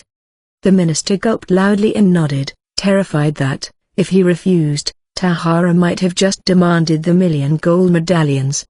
It should prove a useful card to cut down opposition. The minister gave an inquisitive look, but Tahara simply grinned and held out a cigarette to him. The minister activated Angel's spoon but saw no sign of poison or added drugs. In a fluid motion, Tahara lit it with a cheap, plastic lighter. If you don't mind. I like to make friends with rich folks. Especially rich, capable folks. I see. What a strange cigar. The minister seemed drawn to its fragrance until it finally overcame his wariness for the unknown substance. As soon as he took the plunge and inhaled, he felt his exhausted mind clear and even the weight melt off of his shoulders. Ooh, this is just. Can't have a drink without one. Tahara tilted his glass again, relishing the combination. More relaxed now, the minister swirled his drink in his mouth, thoroughly elated. What did you do with the thing the Sardom left behind?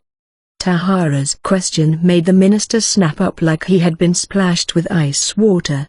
He now realized that Tahara, as much as he came across as a businessman, was also a politician. "We contacted the Sardam," the minister answered, "but have only received the template answer that the man in question was bedeviled and had nothing to do with the Sardam." "Thrown under one big bus, wasn't he? Poor little bishop," Tahara chuckled as the minister remained silent, uneasy to nod along. "Who do you think has the right to claim that little lost and found?"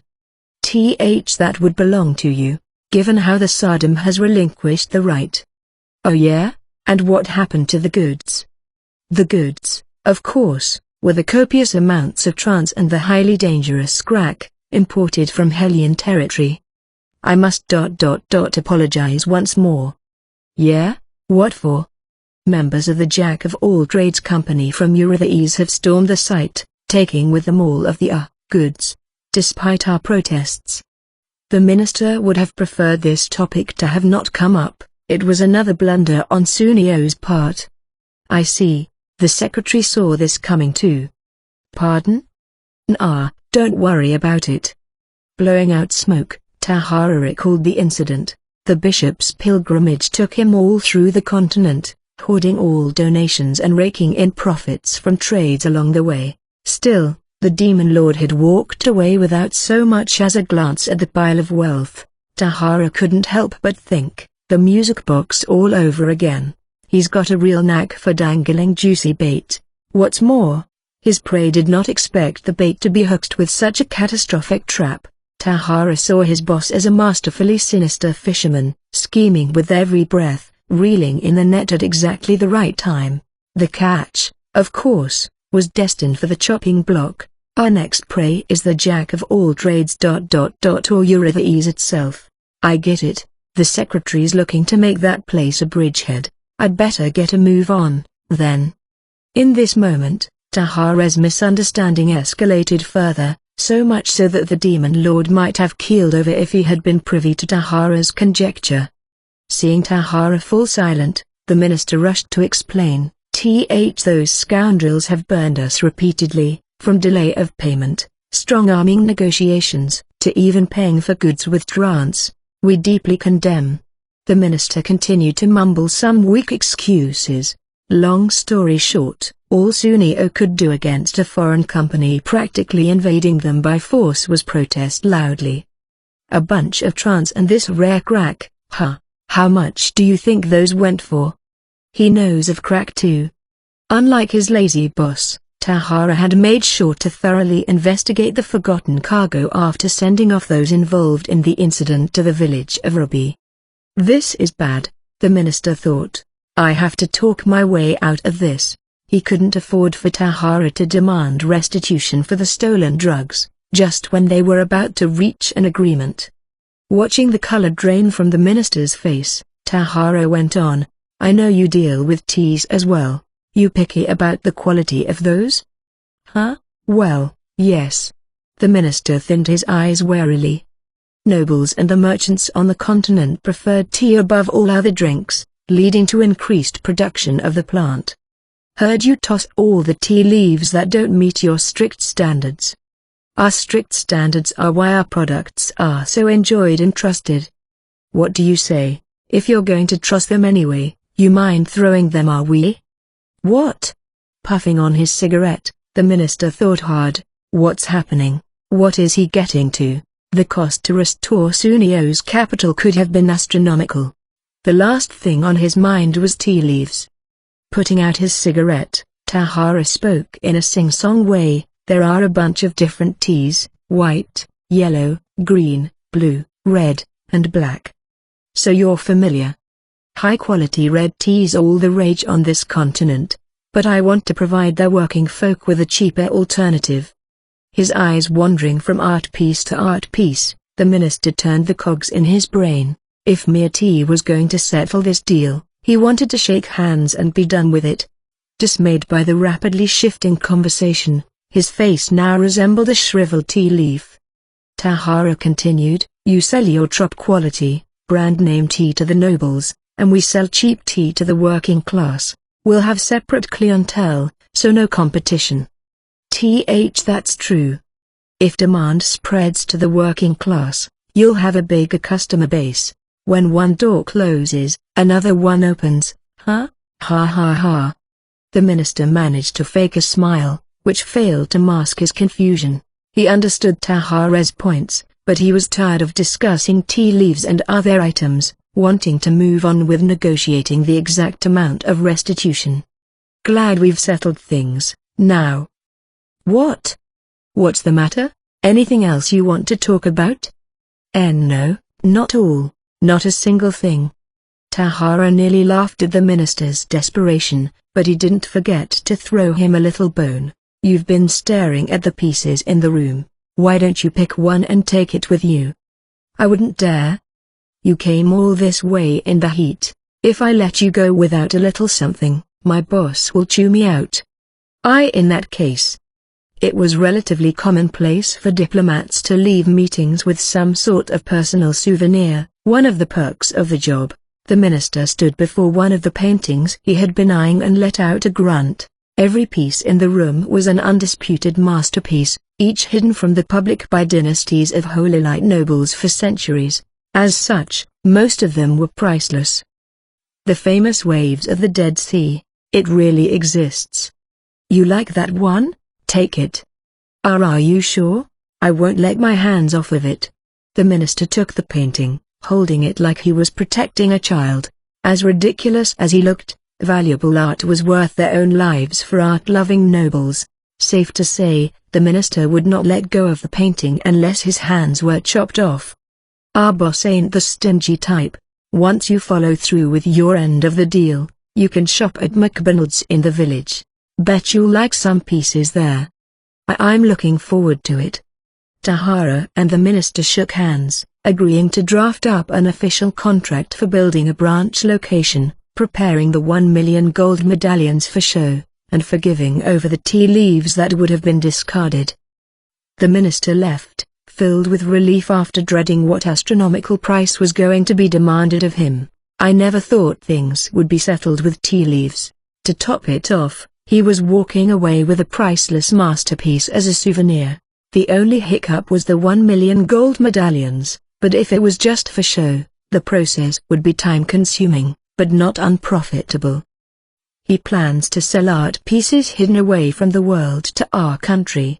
Holy Light had ruled a vast territory for over 2,000 years with an ample noble population. According to rumors, the nation held countless art pieces. After the talk of the branch and tea leaves, it seems he intends to build a lasting business relationship with us rather than extort us for a one-time payment. It's mutually beneficial in the long run. The minister couldn't help but wonder how things would have gone down if he had been dealing with the Jack of all trades or any other nation. They would have demanded something extreme, using their work in the battle as a bargaining chip, which, naturally, would have created an enduring divide between them. Such a generous demeanor. He seems well versed in business as well. The meeting with Tahara had brought a breath of fresh air to the minister after dealing with the war-happy savagery of the northern nations. As he was relieved by the surprisingly pleasant result of the meeting, the minister was eager to seriously do business with this newborn force in Holy Light, a force that would soon be struggling against the central nobles. A conflict will soon sweep the nation of Holy Light. I must caution His Majesty to keep a close eye on the tide. From what I've seen in that Tahara, even the central nobles will not have an easy time with them. The minister was certain now that Tahara's boss was none other than the man who called himself the Demon Lord, the very same monster who blew the Saddam's mock angel to smithereens. While the minister had not witnessed the carnage in action, he recalled the deep chill in his spine at seeing the wreckage of the mock angel. We have a considerable relationship with the nobles too, but if I were to choose who would be standing longer. With the incoming conflict on his mind, the minister returned to the lobby of the resort, where the other messenger awaited him with visible fear. He ran over to the minister. Minister, how did the meeting transpire? As the minister felt pity for the messenger, he couldn't help but feel superior, knowing that his matter had already been settled. I met a man named Tahara who seemed to have an important role here. A very reasonable gentleman indeed. You mean, there were no outrageous demands? Not only that, but I received a wonderful souvenir. I must return to my homeland." Seeing the minister relieved had only worsened the Republic messenger's uneasiness, as he feared the minister had forgotten their promise of camaraderie. "Minister, lest you forget that we have nothing as of this point in time." "Wah, how could you?" "Our negotiations have concluded, that is all." The minister gave the messenger an icy glare. He had just made it through a storm with his ship miraculously intact. Who in their right mind would have changed course back into the same storm for a complete stranger? The minister of Sunio was no martyr, only a clever man who knew how to do business. The last thing he wanted now was to ruin an opportunity by sticking his nose in another man's business. "That being said, I can afford neighborly advice." "Add advice." Said gentleman is a man with reason, but I expect his fury to fall swiftly on those without. The minister continued on to say that there was no need for negotiations on their part to begin with. They had enough strength to eliminate the Satanists, take out the giant devil that toyed with even the elemental knights, then defeat a mock angel, albeit a greatly damaged one. They could threaten violence to solve most of their problems. The fact that he doesn't, the minister concluded, indicates foresight immeasurably far and wide. Far and wide. The minister walked away without a second glance, clearly eager to return home and make preparations for what was to come, a bounce in his step. With an envious glare at the minister, the Republic messenger ventured forth to the room where Tahara was waiting. "It'll be fine." Sunio got off scot-free, his step faltering as he walked the halls of a building that seemed to belong in another dimension. The messenger managed to work up a bit of courage. "If they're looking to do business, we have unparalleled locations when it comes to recreation." The Republic of Edogawa served as a sandbag against Animania, where the wealthy and nobility spent war season vacationing in the seaside tropical paradise. Nobles even had a sort of competition in hosting the most lavish boat parties. He may demand a claim to the best spots or some other perk. As war raged on, more and more people flocked to the Republic. Hotel rooms in premium locations were fought over, the opulent struggle now an annual tradition of sorts. Naturally, many deals were struck in the process, with plenty or potential kickbacks for ambassadors of the Republic. "I have to expect some loss, but I must play my cards carefully." The messenger knocked on the office door and shakily opened it. Inside, Tahara awaited him with an expression that completely contrasted the friendly behavior he had shown the minister. Naturally, the table was empty, lacking any bottles or other display of hospitality. "Name's Tahara, you're the messenger from the Republic? Sit down, I don't have all day." "Yes. Blows my mind that no one came to see me sooner, considering we saved your entire damn country. Is everyone taking a nap up there?" No, we never intended to. With sincere apologies, Not to mention, we took in refugees from Animania just the other day. Glad to see you're up and about now." "You did that of your own accord." The messenger nearly protested, but it was silenced by the air in the room. That was a project that the Republic had only funded, having promptly shoved all responsibility onto the Paladin. They had no right to complain about any of Weeb's decisions. The Paladin was lamenting your lack of humanity. Guess the secretary's lost all faith in your country as well. Hasn't mentioned you guys since. There were delays in reaching a consensus for, we never meant any. If the invasion kept on, you wouldn't have even been able to reach consensus. Wars aren't fought in boardrooms, you know. Tahara lit a cigarette, staring down the messenger with an icy stare devoid of any semblance of compromise or cooperation. The polar opposite of the demeanor he had shown the minister of Sunio. "So, I've got a proposal for you. Take it or leave it, it's up to you." "A proposal?" The messenger swallowed, waiting for Tahara to continue with bated breath. But what happened next was completely unexpected to him. "I want the city of Rookie, the Bastille dungeon and all." "What?"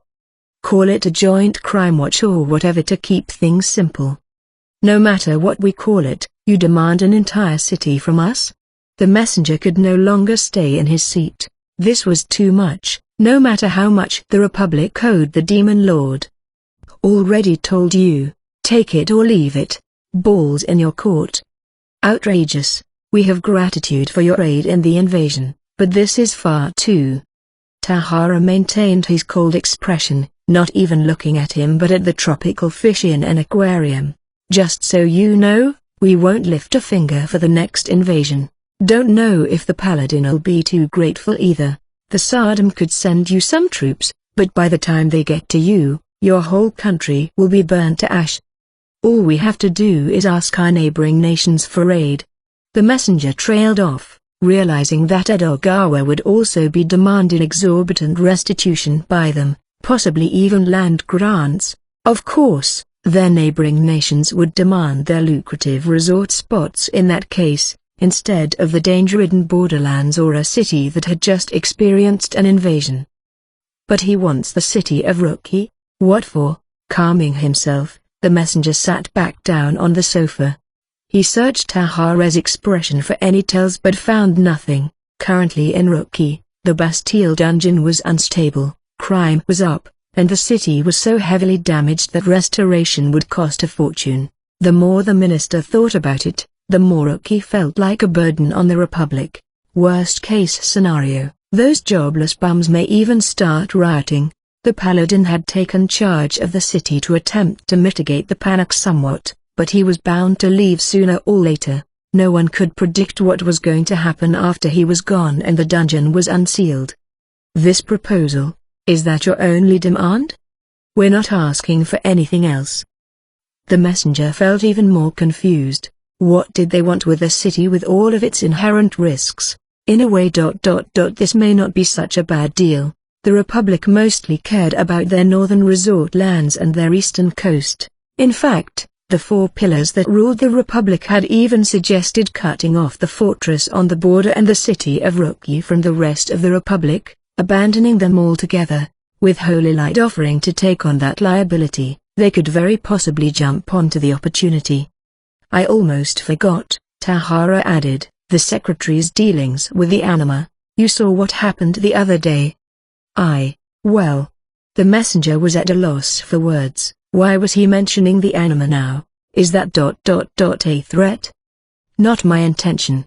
Just saying that if we take on the city of Retry, we would basically border Animania. The Secretary can talk to them.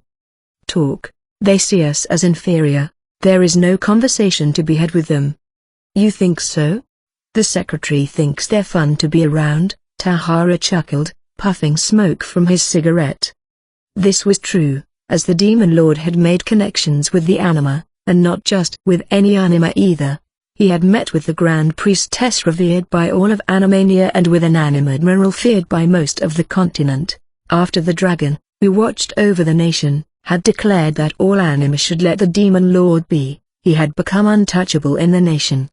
Considering all of this, Tahara's follow-up seemed believable. We don't mind if you leave the deal. It just means we'll sit back and watch no matter what Animania does next. Makes sense, right? The blatant threat made the messenger grit his teeth, but Tahara decided to flash more bait. Think about it this way. It's only going to cost you a city to buy your security. Security.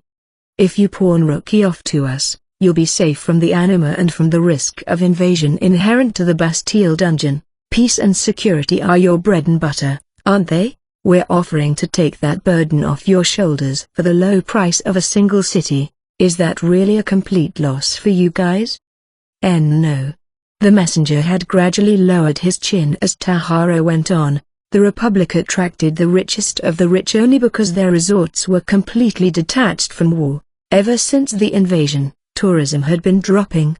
If the Anima were to make any threatening moves, tourism would plummet, costing the Republic their most valuable income, and soon their entire economy. A single city in exchange for safety. The messenger considered the pros and cons. Giving away Retry would damage their reputation in some way, and they would lose out on loot from the dungeon as well as the tax income from adventurers and merchants. Those cons, however, paled in comparison to the threat of Animania and invasion. Upon further consideration, Is this not an opportunity for us to rid that long-standing tumor once and for all? Freed from the threat of Animania and the responsibility of the Bastille dungeon that was keeping resort guests away, the Republic could focus on their lucrative vacation business. A few things I would like to discuss, Mr. Tahara. You have a brand new look in your eyes. Made up your mind? We do have our reputation to consider. Relinquishing the city without so much as a battle would paint us in too bad of a light. No matter the deal under the surface, we request as much consideration as you can afford when it comes to explanations. Yeah, we'll play it cool. Like I said, let's call it a joint crime watch or something for a while, Tahara offered, snubbing out his cigarette. He was only after control of the city and couldn't care less what excuse the Republic wanted to use. Our wish list is pretty long right now, but we don't mind throwing you a bone or two. Which means we'll go through the goods, but we can toss you the overstock, at a friends and family discount, of course. Tahara cracked a grin and winked, proposing some form of mutually beneficial relationship, which the messenger seemed to pick up on. The tension in the room seemed to lift somewhat. Like I said, we've got a long wish list. This is a good opportunity for us to start doing good business with your company. Must be boring when your only clients are those. What were they? The four pillars. Holy Light will import our merchandise ... from the Kid Company. Business has to go both ways. Can't have one side getting all the perks. Tahara lit another cigarette before dropping a bomb. You know that Holy Light has plenty of rich nobles. In fact, I just spoke to a minister from Sunio about setting up a shop for them here. What? After the initial shock, the messenger finally understood why the minister, who had entered the meeting doom and gloom, had emerged with a smirk and a skip in his step. You've done business with the top 1% for a long time, right? If you've got the confidence and knowledge, we'd consider setting up a shop for you as well. He's trying to start a competition between Sunio and our Republic. Tahara was so cunning with his execution that the minister was more impressed than outraged. He seemed to be ready to use anything in his reach to turn a profit. A branch for Sunio and a branch for the Republic. I doubt the nobles of Holy Light will be happy with such an arrangement. The messenger said probingly, but Tahara simply exhaled a puff of smoke, unbothered. In actuality, he was eager for the nobles to catch wind of this offer. There'll be steam coming out of their ears to protect their bottom line. That'll be a sight. He's using this opportunity as a trigger for them. How far ahead is he thinking? The messenger looked at Tahara with awe. After seeing that he had been lured here as part of his plan, the messenger wanted to avoid his bad graces at any cost. I need to strike a deal with him before leaving today. The messenger immediately shifted over to talk business. The meeting went swimmingly, proceeding until the terms were acceptable to both sides and they shook hands. With the promise of signing an official contract at a later date, the Republic messenger left the office. Now that I've paved the path that the secretary opened up, Tahara humbly considered his day's work. Despite him single-handedly cleaning up the massive messes that the Demon Lord had left behind, for all Tahara was concerned, he was barely keeping up with his boss. We got the city he was after, but judging by its geography, looking at the map on the desk, a certain hypothesis, that was rapidly approaching conclusion, sprung to Tahara's mind. The Republic shared a border with Animania, and Sunio was situated across the brackish pond from Animania. Following the Demon Lord's track on the map, an interesting fact illuminated itself. The secretaries trying to blast an opening, the Republic and Sunio each stood like a gate blocking the advancement of the anima. After this, however, Tahara considered the gates broken off their hinges.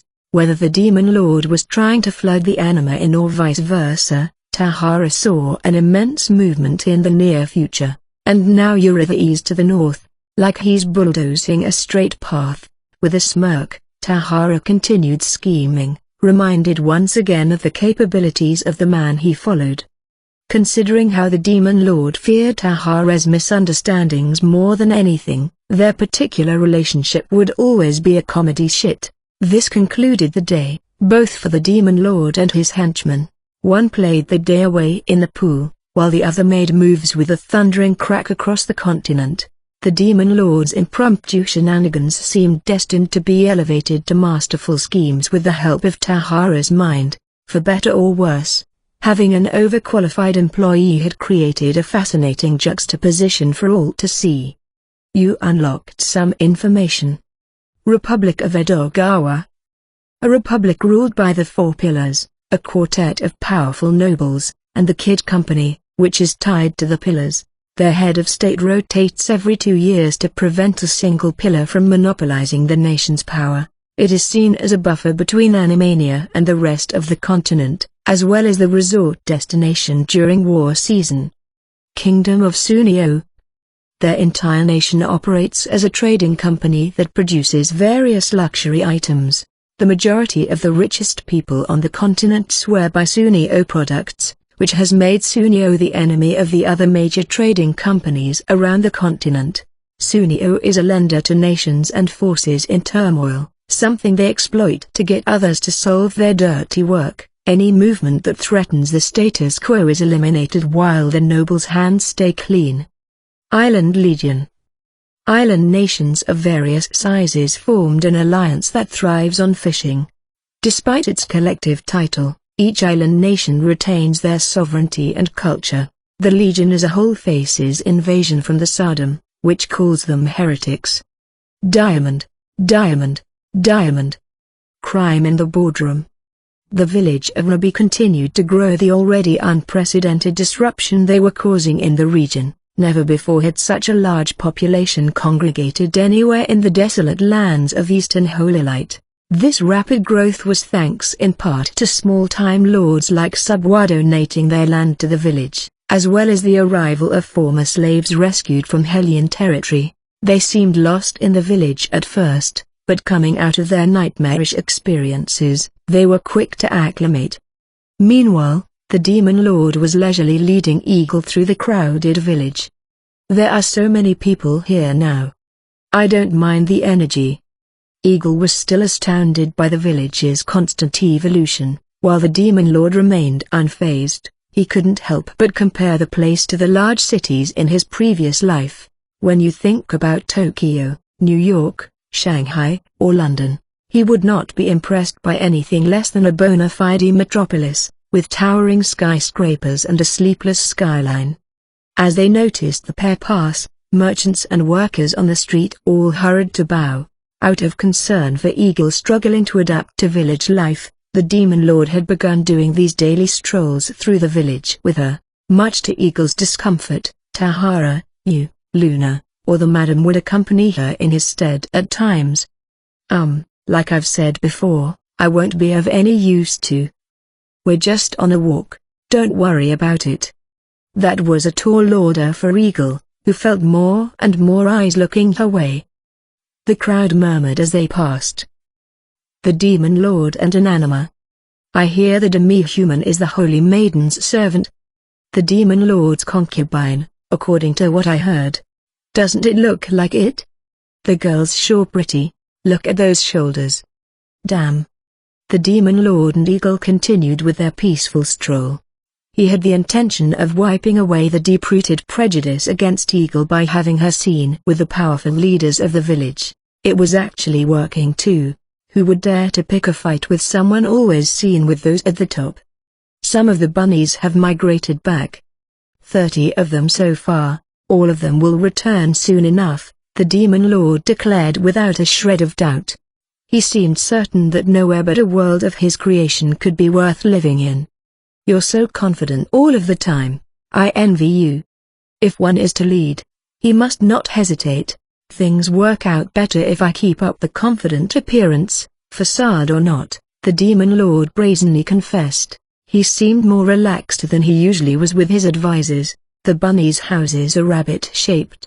What's the point of the ears? I hear many species of anima make particular types of shelter. Those couldn't even serve as lighting rods.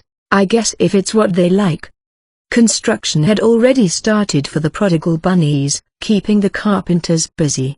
In addition, temporary housing was popping up left and right to shelter the refugees who came from Hellion territory.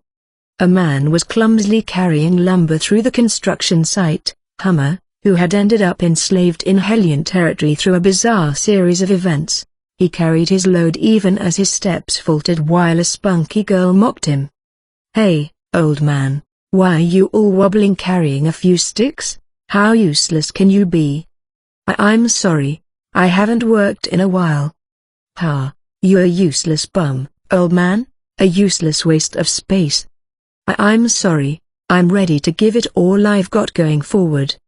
"There's nowhere to go forward at your age, piece of balding garbage." The combination of a submissive middle-aged man and an aggressive teen was a combination rife in fiction, but seeing it in person gave the Demon Lord a sick feeling in his stomach. "Who does that brat think she is? Do I have to teach her a lesson?" I don't know what you're going to do," Eagle interrupted, "but wait, that man brought me a letter from the Paladin." "From Weeb?" The Demon Lord tore open the letter Eagle handed him. It contained an apology on behalf of the Sodom, written with care. Of course, this wasn't addressed to the Demon Lord, but to Eagle. Additionally, the letter included a simple but heartfelt offer for Eagle to contact him through Mr. Daruma if anything should arise. He hasn't changed, the Demon Lord thought. He's ready to take on his own country. He felt genuine curiosity towards Weeb and a strong desire to have him on his side. And the Demon Lord wasn't one to give up easily for anything he had interest in. "So he's got something to do with the Paladin," he muttered and strode over to Hummer. The girl that had been harassing Hummer couldn't believe her eyes. The most powerful person in the village was now approaching her with a stern look on his face. Bye, little trash man. Be careful out there.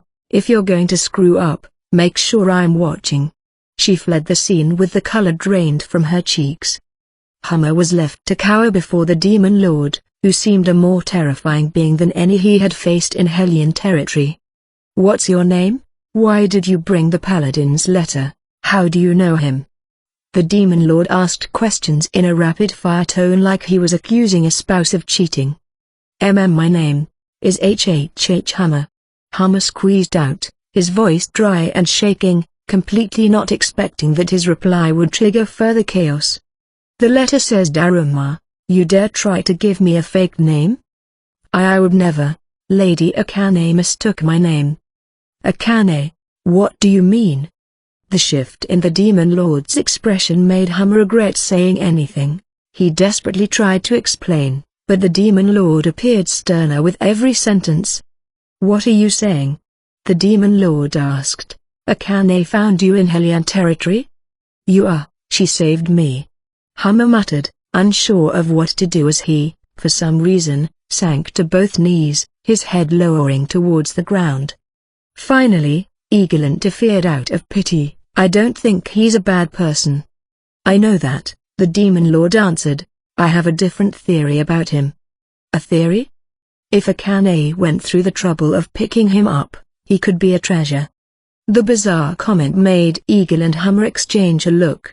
Akane was equipped with many skills relating to treasure, like Collector, Lucky Star, Treasure Hunter, and Mint Master. Of course, she had never found and brought back a person in the arena, but the effects of skills were greatly amplified in this world. Him bumping into Akane and Mink is one thing, but that led him to meeting the Paladin, and now he's sitting in front of me. Was it all really just a coincidence?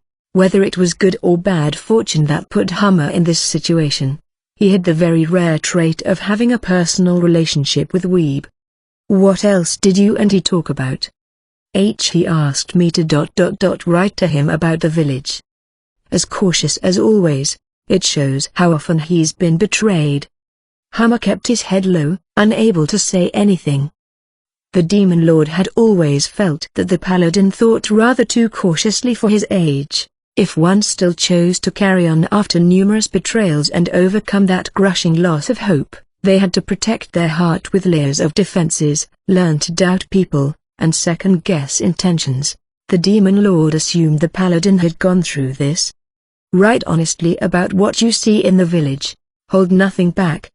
I don't think I could undertake such an important He considers you an honest person. You're evidently good enough for him to trust you with the task. I'm really not worthy. I just kept running away from responsibilities all these years.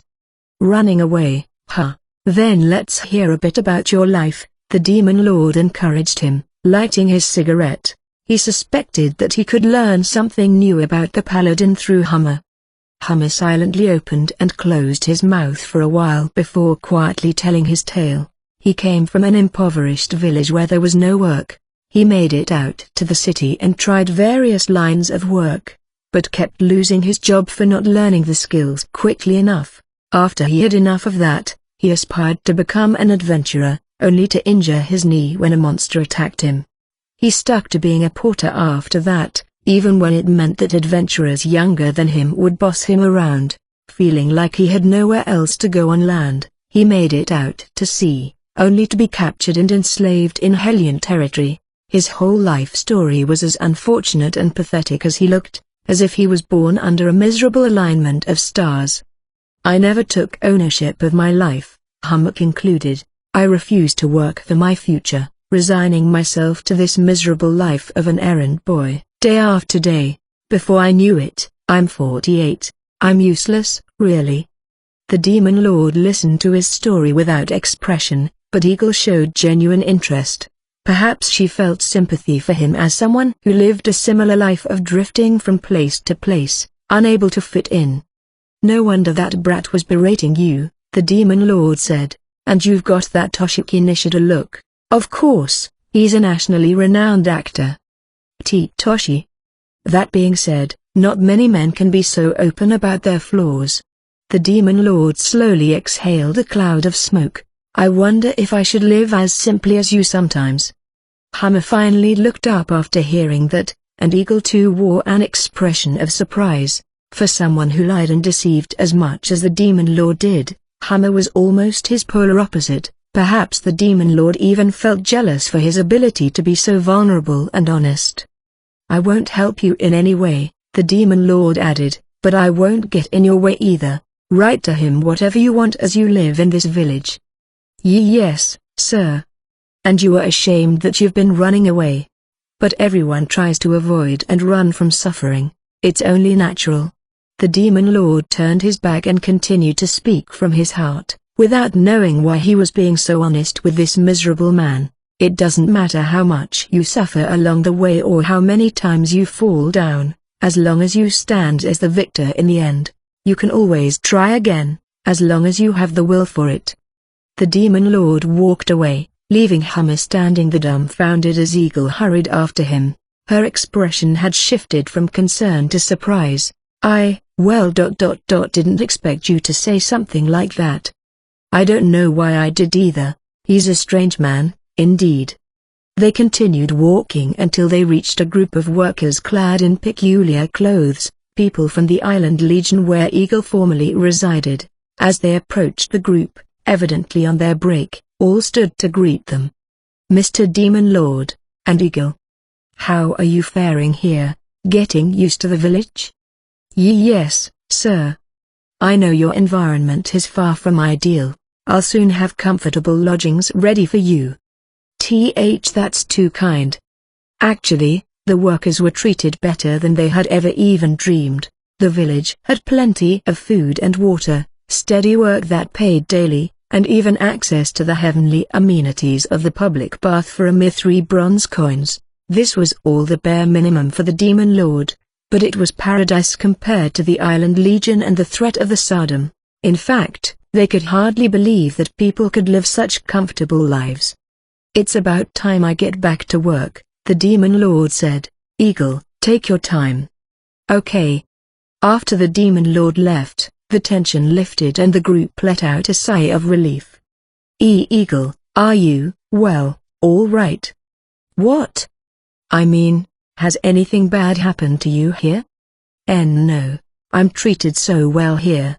Those from the Island Legion seemed concerned about Eagle, worried she might have been taken hostage or made a concubine by the Godfather, further reinforced by the quiet and delicate air about her. That's good to hear. This place is incredible. I'd believe it if they told me this was heaven. Yes, it really is.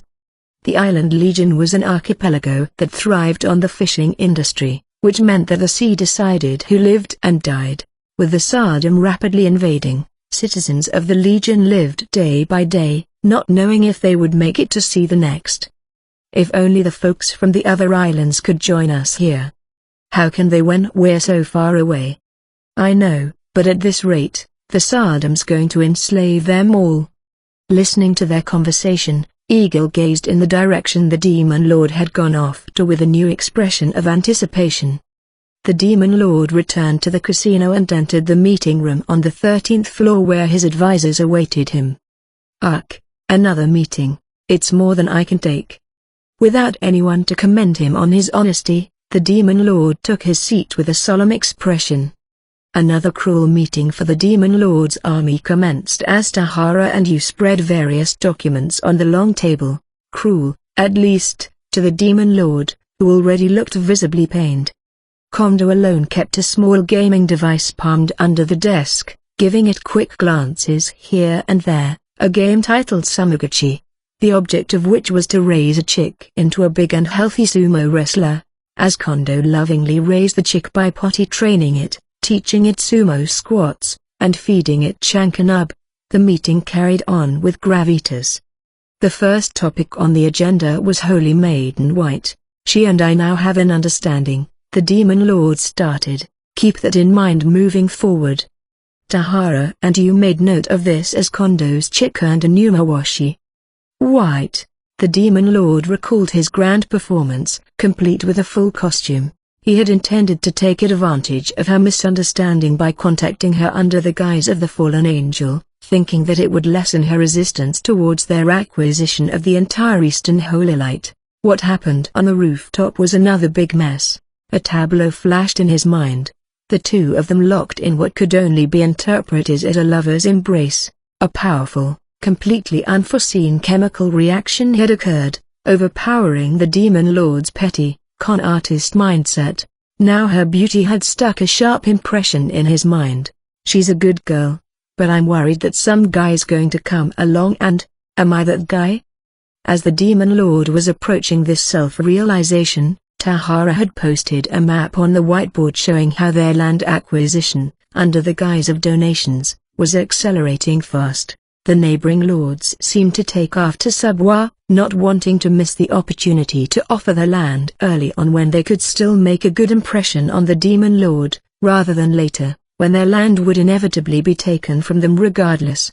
There were competent and incompetent nobles alike, but they all shared a keen sense of self-preservation. When we take the holy city, Tahara, encourage them to donate it to the Holy Church and its control. I have no need for that dusty old place. Tahara contemplated the comment for a few moments before reaching a conclusion. The Demon Lord had intended to give White more power while making the transaction more convincing to the populace, but Tahara naturally reached a different conclusion. Gotcha. There's been one blurry spot in this big picture of yours, Mr. Secretary, that I couldn't make out. It's starting to clear up now. You'll see. The Demon Lord stood from his seat and walked to the window to gaze down upon the village in an important-looking manner. The advisors saw incredible gravity and significance in his silhouette, as if their dear leader could see everything from Ruby to the four corners of the continent. Of course, the Demon Lord had no such foresight or cunning. He merely turned his back to the room in order to conceal his expression.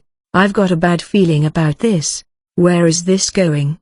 The Demon Lord, having apparently developed a more acute sense of detecting dangerous situations, felt his heart rate accelerate as the conversation continued behind him. Hey, Tahara, you joined in. Do you mean? Straight up, we gotta keep our guests wealthy, don't we? So the Secretary already envisions how to rule this world after the war. Ha ha ha, rule of 3? More like rule of 5. With a solid foundation like this, we could duke it out with any country out there for a decade at a time. The Demon Lord grew more and more uneasy. He could hardly turn around and ask, what the hell are you two talking about? Meanwhile, Kondo's digital chick had just sumo slapped an egg. A new chicklet emerged, but Kondo muttered some curses followed by another frickin' common. Tahara pulled the red pencil from on top of his ear and slid it across the map. The Holy Church might have their share of influence, but they'll stop breathing down our necks when we toss them everything we make from that capital. Yes, and we can transfer nobles that have bent their knee to the affluent Central. You stood, running a marker across the whiteboard to write ominous terms like customers and fertilizer and circling them. Up north's next on the docket, but the front line'll be right here for a while. Let's have Grandpa Hearts keep taking charge. Tahara, too, inscribed scary thoughts like capital influx and bolster army to 10,000 on the northern section of the map. All of this was completely flying over the Demon Lord's head, but he made sure to send the advisors an interested look as he lit a cigarette. Whatever they're doing, I have to keep up an air of fostering the discourse of my employees. He shrewdly kept his mouth shut and listened. The advisors took the cue and continued their conversation. With their track record, it'd be easiest to let the Butterfly family rule the entire South. No objections there. The tags Women's Paradise, Spa, and Hot Springs were added to the southern locales on the map. Apparently, they were already mapping out the new Holy Light. As for the troublesome West, said you, let's have the almighty Donia round up the opposition. Might get some international guests too, but I'd take care of them in a day. Not a chance. If I let you handle the subjects, you'll turn them into Swiss cheese. It'd be a better death for them, put them out of their misery. It's more important to acquire a large number of samples. Besides, there's no need to be concerned with the quality of their deaths when it comes to the enemies of the Secretary. They deserve torment. Kondo listened to all this and thought to himself, great, I don't have to do anything. The Demon Lord listened to all this and thought to himself, maybe I'm the one who's on a wagon bound for market. In any case, I hear pockets are lined thick in the West. Too much wealth to measure after 2,000 years of oppression and exploitation. They will offer up everything to the Secretary, their lives, dignity, wealth, down to their last drop of blood. These two are freaking me out. The Demon Lord silently shouted under his solemn facade, they're really gunning to start a war. In a desperate attempt to change the subject, he decided to finally speak up in the most serious tone he could muster. It is fine to set our sights on the future, but we must attend to the matter at hand. The arrival of the two messengers was the perfect distraction. You're meeting with those foreign dignitaries, Tahara? The Demon Lord asked, rather nervous of the answer. He was particularly concerned with Sunio, who could have very well demanded restitution. I was going to make a report once it was all official, Tahara answered. But I settled things with Sunio for 1,000,000 gold medallions ready to show, a branch in our town, and their surplus tea leaves. The Demon Lord was shaken by this answer. I don't understand a thing, he said. Are we still speaking the same language? Unwilling to show his ignorance, the Demon Lord simply closed his eyes and waited, as if to contemplate the information. In reality, he was looking for a plausible answer. I see. Interesting. The Demon Lord curled his lips while his brain short-circuited. Soft? Maybe. I thought the best way to keep workers around was to set up work for their families too. Women can process the tea leaves. We won't be paying for materials, so that'd be a sweet gig. Kids can use fountain water and soap to start a laundry service or something. Water was precious on this continent, so no one washed their clothes frequently, let alone workers. Most of them wore one outfit and never washed it. The public bath had allowed them to bathe as often as they wanted, but their clothes were another matter. You seemed agreeable to this suggestion that would make the village more hygienic. Kondo seemed confident that no one was paying him any mind, as he brazenly power-leveled his characters in fake, smut night. Well done. Even better than I had expected, the Demon Lord said, quietly relieved that he didn't owe any restitution. Tahara, however, had more to discuss, and it looks like your trap sprung perfectly, Mr. Secretary. Oh, splendid, the Demon Lord smirked with a shrug of his shoulders, panicking internally. Tahara seemed to be speaking an alien language. Gotta laugh at how many simple-minded jack-offs we're dealing with, huh? I gotta laugh because you won't explain a single thing to me. As the Demon Lord's confusion was peaking, unexpected aid came from you, Mr. Secretary. The drug called crack is extremely dangerous. It could melt the user down to their bones. Drugs, reprehensible. The Demon Lord managed to react but still failed to grasp the meaning of their conversation. Tahara jumped on this comment. Reprehensible, indeed. This jack of all trades from Eurythes is apparently an old group of friends of the dear bishop. The Sodom is going to feign ignorance all the way, you chimed in. And the claim to the cargo? Checked with the Minister of Sunio, just in case. The stolen goods are ours for the taking. Stealing the Secretary's cargo. They must have a horrible death wish. Ha ha ha. They're pure masochists, for sure. Tahara and you laughed away as color drained from the Demon Lord's face. His advisors were acting like he had planned this. It sounds like we're getting these crazy narcotics. I don't want that stuff. The Demon Lord nearly protested out loud, but now that he managed to get a grasp of the conversation topic, he tried to gently stir the conversation away from such a perilous topic, and the Republic. First off, I got them to hand over the city of Rookie you were after. Hand over, you say? The Demon Lord repeated in an implicit way, as he once again failed to understand. Tahara seemed to infer discontentment in the Demon Lord's tone. So he began explaining, that's my bad. I wanted them to bring it to us on a silver platter, but I went for expediency over presentation. If you'd let me make an excuse, though, I barely keep up with your plans. You're the one I can't keep up with. I just drank and loafed around. The Demon Lord almost confessed but managed to keep his mouth shut, furthering the now customary misunderstanding between him and his admiring advisors. As usual, his aimless shenanigans were given meaning by Tahara, who took care of every aspect perfectly with his cunning genius and thorough consideration for keeping things calm in the village. You, however, had no intention of letting this mishap slide. You're pathetic. You're suggesting that our position is so weak as to need the city handed over? I told you, the Secretary's way too fast for me. He foresaw what went down today and made connections with higher-ups in Animania, smashed a chunk of Hellion territory, and came back with Sunio owing us a favor. The best I can do is catch up. Is that supposed to be an excuse?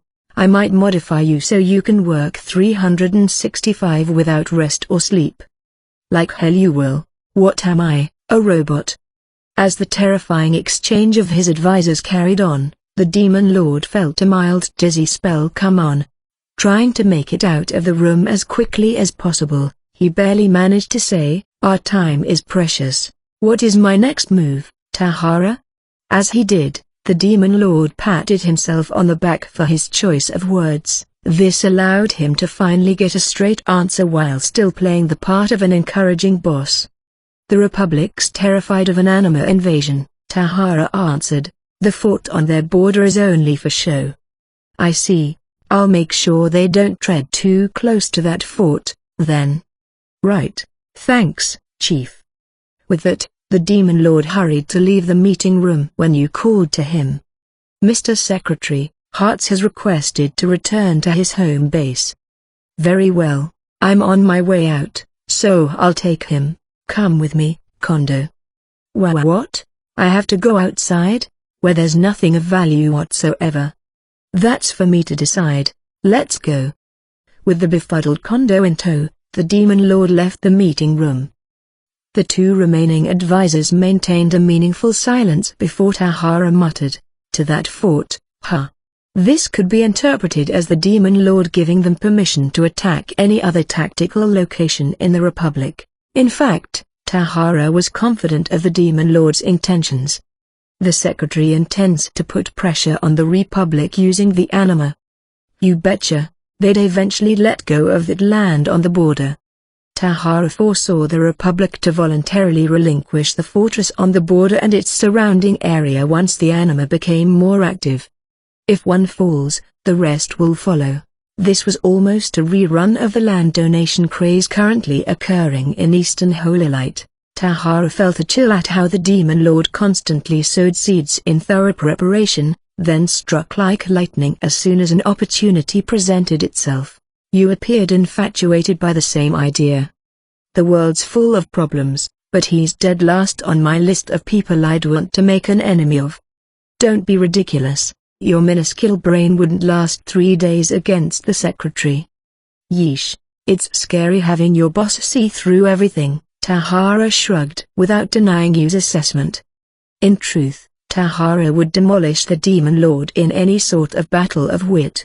In a battle of chess, for instance, the Demon Lord would be stripped of every single one of his pieces as well as his entire wardrobe, kicked to the curb in the middle of winter. Meanwhile, the two advisors continued their overestimating, or rather, overthinking, regarding the Demon Lord. I mentioned it earlier, but the secretary's big picture's been on my mind. From what we talked about today, I'm guessing it's that. Oh? An interesting theory. Take a look at this map. Rabbi's a bit too far east for us to take over the entirety of Holy Light. As Tahara had pointed out, the village of Rabbi was indeed located in Eastern Holy Light, not to mention in the middle of nowhere. If they were to take control of the entire country, the holy city in the center did seem like the most strategic target. But the secretary said he had no use for the holy city. You muttered. No wonder there. Look at Holy Light and Animania as one big country. Oh! You exclaimed, when looking at the map that way. Once the border between Holy Light and Animania was taken away, dead center was the village of Ruby. Chills ran down the spines of the two advisors at the realization that they were already stationed in the center of it all. He saw this coming from the very beginning, said Tahara. Us mere mortals can only hope to catch up to him. In reality, things were working out for the Demon Lord and his advisors exactly according to Tahara's misguided vision. At this rate, his misunderstandings and overthinking would not cease until they took control of the entire continent. The secretary's after Eurythes, he said. Yeah, looks like we're in for another mind-blowing magic trick. The pair shared a laugh at this, but the Demon Lord was indeed about to show them a trick, not exactly a cunning one, but more of con artist trickery. Diamond, diamond, diamond. The Demon Lord's world tour? The Demon Lord hastily exited through the casino lobby followed by a cowering Kondo. Going outside was stressful enough for him, let alone doing it with his boss. Meanwhile, the Demon Lord too was overwhelmed by the length of his mental to-do list. Damn it, there's a bunch of work on my plate all of a sudden. Eurythes, was it? I've gotta go there too. But first I have to take Hearts home and talk with the anima. The Demon Lord stopped and looked back at Kondo. His gaze alone made Kondo jump in his skin, horrified. While I'm at it, I should take this Agoraphobe out to see a bunch of places. It'll help him quick travel too. He'll never step outside the building, let alone the village, if I don't drag him. The Demon Lord originally brought Kondo along out of fear that Tahara and Yu's misunderstandings would infect him. What did you make of our meeting, Kondo? Huh? I think that they were talking about some complicated stuff. Kondo said vaguely, as he couldn't very well have admitted to playing video games the whole time. The Demon Lord let out a sigh of relief, figuring that Kondo had barely listened to the meeting at all, especially after he had designed him to only be interested in the world of fiction. We will fly from location to location, which will benefit you in the future. Keep your eyes open everywhere we go so at least you can quick travel the moving forward. Yes, sir. Relieved that he wasn't reprimanded for playing his game during the meeting, Kondo followed after the Demon Lord, now with a hop in his step. Once they left the casino, people on the streets began talking. It's the Demon Lord. No way, that's Kondo, he's outside. Wait, I can't, he's too cute. He's wearing another one of his weird shirts. Adorbs. Over here, Kondo. Perhaps because of his rarity, Kondo was extremely popular with the ladies. He had been popular among a certain group of female players back in the game, often being teased in various fan fiction. A weird shirt. The Demon Lord thought. It's their doing. The Demon Lord looked disheartened, thinking of the development team. In the late days of the game, there was a slew of bizarre clothes influenced by the diverse nationalities of the team. The best examples of this were Kondo's shirts, which were adorned with bizarre phrases. Today, his shirt said things like Kenshiro, condensed milk, and Trifidi. These memories being reflected in reality amused the Demon Lord enough to call to Kondo with a teasing tone. "You're a popular guy, Kondo. Please, real-life women are a nightmare. I have plenty of girls waiting for me at the beach, not to mention mackerel in sexy clothing." Mackerel in sexy clothing, what did I just hear? Hearts awaited them outside of the hot springs resort, kneeling. He seemed resolute to return to his fortress, away from the village and his temptations. "My people tell me you're returning to the fortress," the Demon Lord called. "I'll take you there." "I am honored." Kondo stared at his feet as he grabbed the end of the Demon Lord's long coat, and as soon as the Demon Lord placed his hand on Hearts' shoulder, the world around them spun. In the blink of an eye, they had arrived at Gatekeeper, the grand fortress that protected Holy Light from the war-torn north. "It's been a while since I was here last," the Demon Lord reminisced. "I came with Yukikaze and Muken by carriage." The Demon Lord observed his surroundings, relishing in his memories. The place had looked rather run down during his last visit, but not today. Supplies provided by the madam were stacked and stored at every corner, men happily carrying them. The cargo consisted not only of food and water spell stones but also resources like iron, copper, salt, oil, textiles, and more. No one could remember the last time the fortress was so rich in supplies. "The place is rather energized compared to before," the Demon Lord remarked.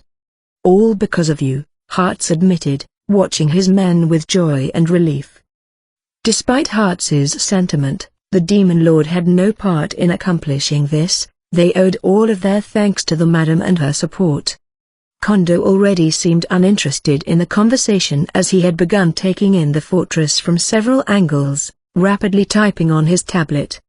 "I hear it can get frigid in these parts. As a celebration of your return, per se, I want to set up a hot spring here," the Demon Lord offered. "Why, you mustn't. Not that devilish place." "Devilish? I mean to say that such an extravagant amenity might lower my soldiers' fighting spirit." "I see. I'll make it a public bath then. I hear there are plenty of women and children here in addition to your fighting men. There's nothing better than a public bath to rejuvenate oneself after a long day of work." The Demon Lord hardly gave Hearts a choice, but the old general was relieved that he at least stopped him from building a hot springs resort. It had taken every fiber of his willpower to leave that place. Not even the most disciplined of armies could have lasted with that hot spring around. "Where's a good spot, Kondo?" "Somewhere concealed and safe would be ... here." Hearts glanced at the bazaar board in Kondo's hands and shook as he beheld a drawing that resembled a bird's eye view of Gatekeeper. "Impossible. How did you acquire this drawing?" "How? It's just a view from above." "From above, there are countless spells protecting the fortress." Hearts was devastated all over again. Even after all of the supernatural powers he had witnessed, this took the cake. Not even military confidentiality meant anything in the wake of the Demon Lord. A view of a fortress from above meant that they had access to all information regarding its defenses and the movement of its soldiers. "Let's get this set up then. I have a busy day ahead," said the Demon Lord. "Mr. Secretary, I want to go home." "Stop complaining.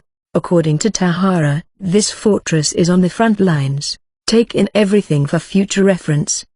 As Hearts stood dumbfounded, another quick travel occurred, bringing them to a courtyard at the center of the fortress. People around were surprised as the three materialized, then began spotting Hearts and calling to him. "Lord Hearts, you've returned. You look well, sir. Our leader has returned." Hearts awkwardly acknowledged each voice with the raise of his hand while his face grew pale. His men were about to witness something unbelievable. Adding Kanda River to the base, come forth, public bath. With a wave of the Demon Lord's hand, a nostalgic-looking building appeared in the courtyard. To the Demon Lord, it was a familiar building with the charm of yesteryear, but the men of the fortress could only stare with their jaws on the floor. He turned around and nonchalantly remarked, "You've used the public bath a few times, haven't you, Lord Hearts?" "Yes. I'll leave you to orient your people to it, then. But I need you to keep a gag order on this facility until Tahara tells you to lift it. I don't want to rock the market just yet," the Demon Lord said, quoting Tahara almost verbatim. To him, water was simply something that came out of a faucet or a well, and this definitive difference between how their two worlds valued water would persist for the foreseeable future. The Demon Lord always kept his own world at the center of his actions, intending to overwrite anything about this world that was inconducive to his vision. Water was a minuscule issue in the grand scheme of things. On the other hand, Hearts was fully aware of the incredible blessing the facility would be to his fortress. "Of course, I shall never forget all of the consideration you've shown us," he said, secretly panicking over how he'd explain this place to his people. If he were to tell them that the bath meant an infinite supply of water, hot and cold, they could very well throw him right back into bed rest. He already had some explaining to do when it came to his reconciliation with the madam and her noble faction. "I shall see you again soon," the Demon Lord announced. "Let's go, Kondo." "Yes, sir." The two of them vanished, and the courtyard became animated as if frozen time had thawed. Their confusion was understandable, given the Demon Lord had appeared and vanished out of nowhere, leaving behind the bizarre building. "Lord Hearts, what was that? What is this weird building? Is it magical? Look at that smoke coming out of the roof. Is it on fire?" I understand your dismay," Hearts called to them. "Just remain calm as I explain things, one by one." Hearts was nearly disheartened by the questions but noticed that every one of them was filthy, something he would never have paid mind to before. In these parts, his people had obtained drinking water from the very occasional rain and more common blizzards that stormed the area. They didn't have the luxury of regular laundry or even bathing every day. In fact, the village of Ruby was the only place in Holy Light with such luxuries. "We will never have to worry about water again. They'll be overjoyed." Despite his concern on how to explain everything, Hearts decided to enjoy the celebration for the time being. Next up, the Demon Lord had quick traveled to Sunio. Since all of his actions were interpreted to have much more meaning than they really did, he decided to tour places he had been to in the past. "I remember eating here with Yukikaze and Mukan. It seems so long ago," he reminisced, standing before La France, a popular inn and restaurant. "It wouldn't hurt to check in. I don't want to miss anything later on." When the Demon Lord walked through the door, the owner came flying out of the kitchen. Talk of the events in their capital had spread throughout Sunio, and here came the very person at the center of the story. "You're the Demon Lord." The owner greeted him. "Yukikaze and Mikan aren't with you?" "Not at the moment. Anything strange happened since?" the Demon Lord asked, slyly trying to gain information everywhere he went to keep Tahara from discovering his ignorance. "Did anything happen? Thanks to you, our capital is still standing. I heard you blew up a Sodom mock angel. Is that for real?" The owner garnered the attention of the patrons, who began talking and congregating around the Demon Lord, eager to hear the story straight from the horse's mouth. "As I've explained before, I only took out the hunk of metal that stood in my way. It's not a big deal." In fact, he almost felt offended by how big of a deal everyone was making of him removing a giant piece of trash from the road. Of course, the Demon Lord's sentiment went unnoticed as the crowd became even more animated. "A hunk of metal? You serious? Damn it, Mukan, how'd you come across this guy? Hey, man, want to join our party? We got a sweet gig." The Demon Lord turned to escape the growing crowd to find some familiar faces, a group of miners he had seen here before. As the Demon Lord silently approached the miners, they stood between him and the giant man sitting in the corner. "I've seen you before in passing. Did you make it back to the mines?" The miners seemed rattled, their expressions turned bitter. Soon, the man sitting in the back boomed, "What's it to do with you? I don't know why anyone calls you a hero, you're just a lackey for that coward of a king." The man was not only large in stature, but also built like a mountain or pro wrestler. The Demon Lord rather regretted coming up to them, but it was too late to turn around now. "Sorry to disappoint, but I have nothing to do with this country." "You have nothing to do with us. But you risk your life fighting the Sodom? That's a laugh." The man stood face to face with the Demon Lord when another man interrupted, his stature lanky by contrast. "Calm down, Jayan. Raise a hand against him and we could lose the entire mountain. We have to do something. Am I wrong, Honekawa? It's not going to do us any good picking fights with a kingsman." As they argued, the Demon Lord had to make sure he hadn't misheard their oddly recognizable names. "There seems to be a misunderstanding," he said. "I wanted to offer you a job, if you're available." The Demon Lord wasn't blowing smoke, considering how many areas he was going to set up, as well as the mines waiting for him in the west. He figured that this group of miners could be immediately useful. With barely any connections to speak of in this world, he was willing to take anything he could get. Jayan lowered his voice, raising his brow at the offer. "A job? Where?" He seemed to be hurting for work. "Holy Light, if you guys have what it takes, I'll put you in my mountain." "I get it. The coward wants us out of his country. You want to go?" "Hold on, Jayan." Honekawa interrupted. "There's a bunch of mines in western and southern Holy Light. It's worth hearing him out. We have to do something, right?" "Honekawa, you expect to play into that coward's hand?"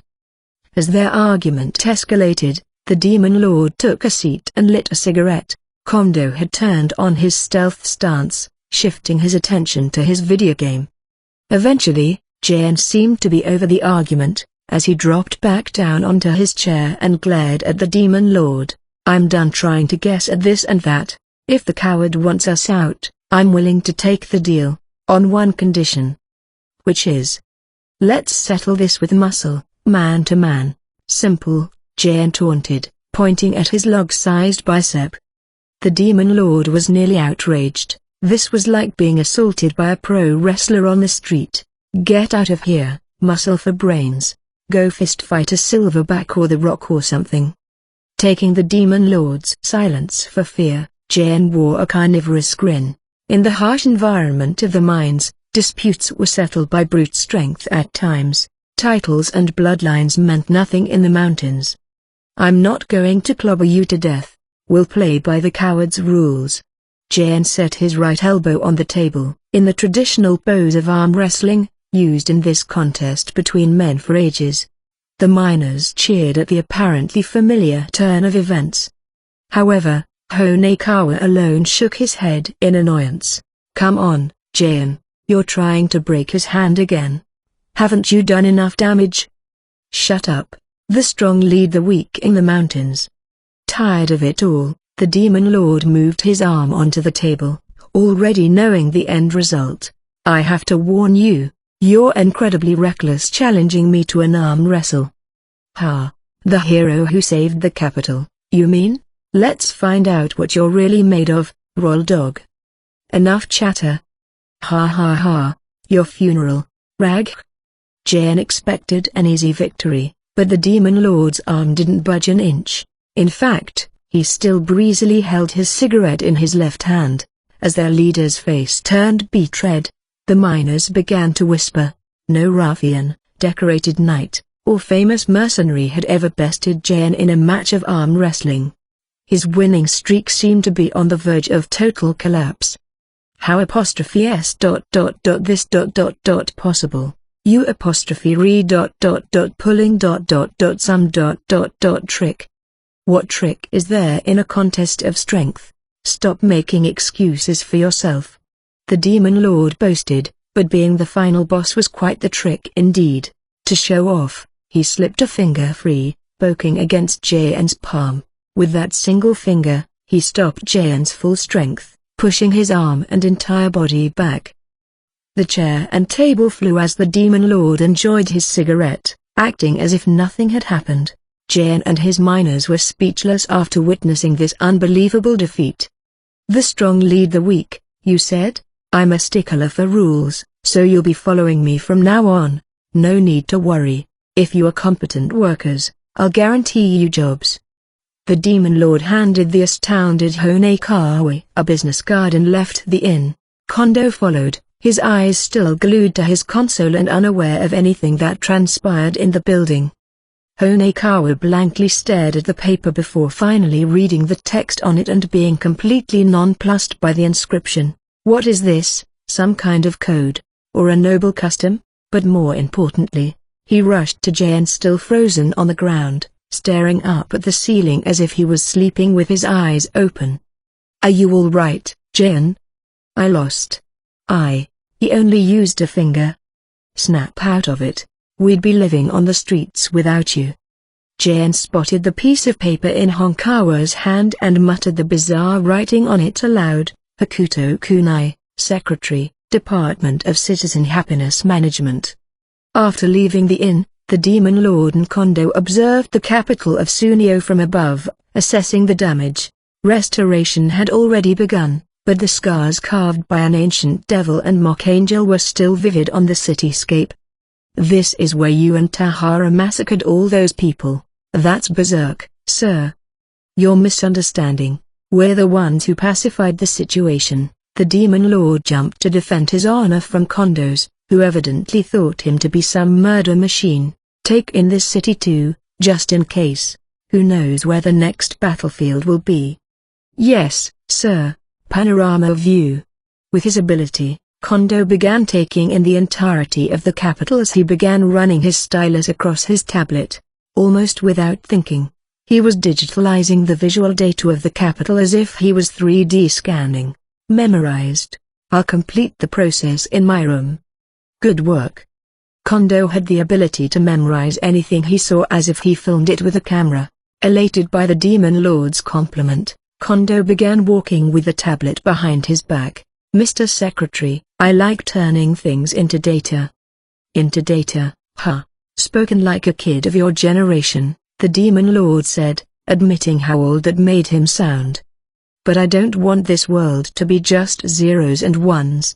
Kondo added, stopping the Demon Lord in his tracks. The old world ruled by the Empire was exactly that, zeros and ones. It won't be. We're rebuilding the world. The Demon Lord patted Kondo on the head and quick-traveled once more. They arrived at an expansive forest near the Divine Realm. This is incredible. Do elves live in this forest? Kondo asked. I've heard that they do, but I have not personally met them. They're a staple. Are we going to burn down the elven forest and sell them off to slave traders or the orcs? Kondo asked, grinning for some reason. It was clear how skewed his conception of elves was. Why would that ever be necessary? Don't be coy, sir. Even I know how to deal with elves. 9 times out of 10, they're sex slaves or breeding pods for orcs and goblins. Or are you going to take them into your harem, sir? You've already stained that dark elf with. Settle down, Kondo. I'm sorry, sir. I didn't mean to interfere with the vision of your elf breeding farm. When did I ever mention anything like that? The Demon Lord faced, seeing that his effort to detach himself from the cruel dictator image was entirely futile. All right, sir, I'll relinquish my secret design of A. That's weird. What's going on? Something's off with my vision, like pixelations in a XXX game or the mysterious white fog or light that covers up the important stuff in hentai. Can you describe it like a normal human being? Just as Kondo attempted to do so, an explanation came from above, speaking directly into their minds. Trying to get a peep of my shrine, you really need to discipline your henchmen better. Whoa, Mr. Secretary, sir, did you hear that cougar? That sounds like a secret nympho. To reiterate my point, you'll make a fine sacrifice on my altar, boy. The voice belonged to the Grand Priestess of the shrine. Hearing this, the Demon Lord began approaching the spot where he remembered the shrine to be. Perfect timing. I have some questions for you. Wait here, Kondo. Wait, sir. The elves will capture me and turn me into a sperm tank. Their libidos are off the charts. Nowadays, the orcs are milked dry and beg them to shut up and read a normal book once in a while. The Demon Lord continued walking until the space before him distorted, revealing an impressive Shinto shrine. Despite having only visited the shrine for the first time recently, he was awash with terrible nostalgia. You came back, evil face, must have been lonely without any friends. And before you ask, we'll never be your friends either. The juvenile foxes came trotting out with their usual comments, but the Demon Lord simply smiled. He had too much to do today. We apparently both have discipline issues. Go eat this and be quiet, you brats. The Demon Lord created a fried bean curd, a stamina healing item that was once found in the Six Realm Shrine in the game. The development team, rather obsessed with Japanese theological architecture, had created this area with insane detail. Don't think we'll take handouts from you, evil face. You must want to be our friend really bad, denied. Yeah, you think you can bribe us? The pair of foxes barked, but their tails were wagging. What better offering for foxes? The Demon Lord said. Apparently it was fried rat back in the old days. Rat? Brother, I think he's mocking us or something. Unfazed, the Demon Lord shoved the plated food in their faces. The kids' eyes lit up, their ears twitching in anticipation. HHMPH, I might be gracious enough to accept a humble offering. Our palates are too refined for anything you have to offer, evil face. If you say so, you little brats. The Demon Lord chuckled and went deeper into the shrine. The main shrine came into view after walking through a few gates and when an excited shout, "It's delicious!" from the distance made him stifle his laughter. A woman awaited him within the main shrine, wearing a Shinto priestess's dress that showed a large portion of her cleavage. She had fox ears on her head as the little ones did, but he couldn't spot a tail. We finally meet, Grand Priestess. Need an introduction? No, Demon Lord, I owe you my thanks. You've taken care of that troublesome Belphegor on top of keeping Kale out of our realm. This was exactly what the Demon Lord wanted to hear, but he didn't show a glimpse of his excitement. He only took his shoes off at the door and entered the shrine, smoothly sliding over a cushion as he took a seat. I wouldn't mind seeing a token of your gratitude. A token? Interesting. What do you want of me? The Great Priestess asked, anticipation glimmering in her eyes, for some reason. She seemed enthralled with the Demon Lord's every word and move. It seems you're a powerful figure in this country. Can you command your kin to stay away from the fortress on the border? The one in the so-called Republic? Yes, can you? What are you? What a bore. Is your face the only thing scary about you? Leave my face out of this. If you can, put that decree in writing. Boring. Someone's going to be disappointed. I didn't ask for those expectations. The Grand Priestess continued to grumble as she took an ink brush and ran it across a sheet of washi, then stamped her seal on it. The paper read, "Not interested in a mere human, be gone." How is this crap any sort of decree? Get on with it. Fine, fine. If it'll shut you up. The inscription "Stay away from the fortress on the border" was added to the paper, making it functional at last. While this was far less intricate than an official contract, it was a victory for the Demon Lord considering his relationship with the anima thus far. And you seem to know the Still Angel. The Demon Lord had broached the real topic he wanted to address. He set down his ashtray and lit a cigarette. Tell me more about it. Seeing this, the Grand Priestess stuffed her tobacco pipe and leisurely lit it. More? It is a fallen angel, as the rumors suggest. I don't understand. It was a normal angel before? The demon lord considered this, recalling how the still angel said it used to be white. Seeing this, the Grand Priestess began cackling with joy. You're the one who brazenly goes by the name Lucifer. Who should know fallen angels better than you? That's a matter of, I have my reasons to, anyway. The still angel was the one who summoned me. If there's anything you know, I'd like you to tell me.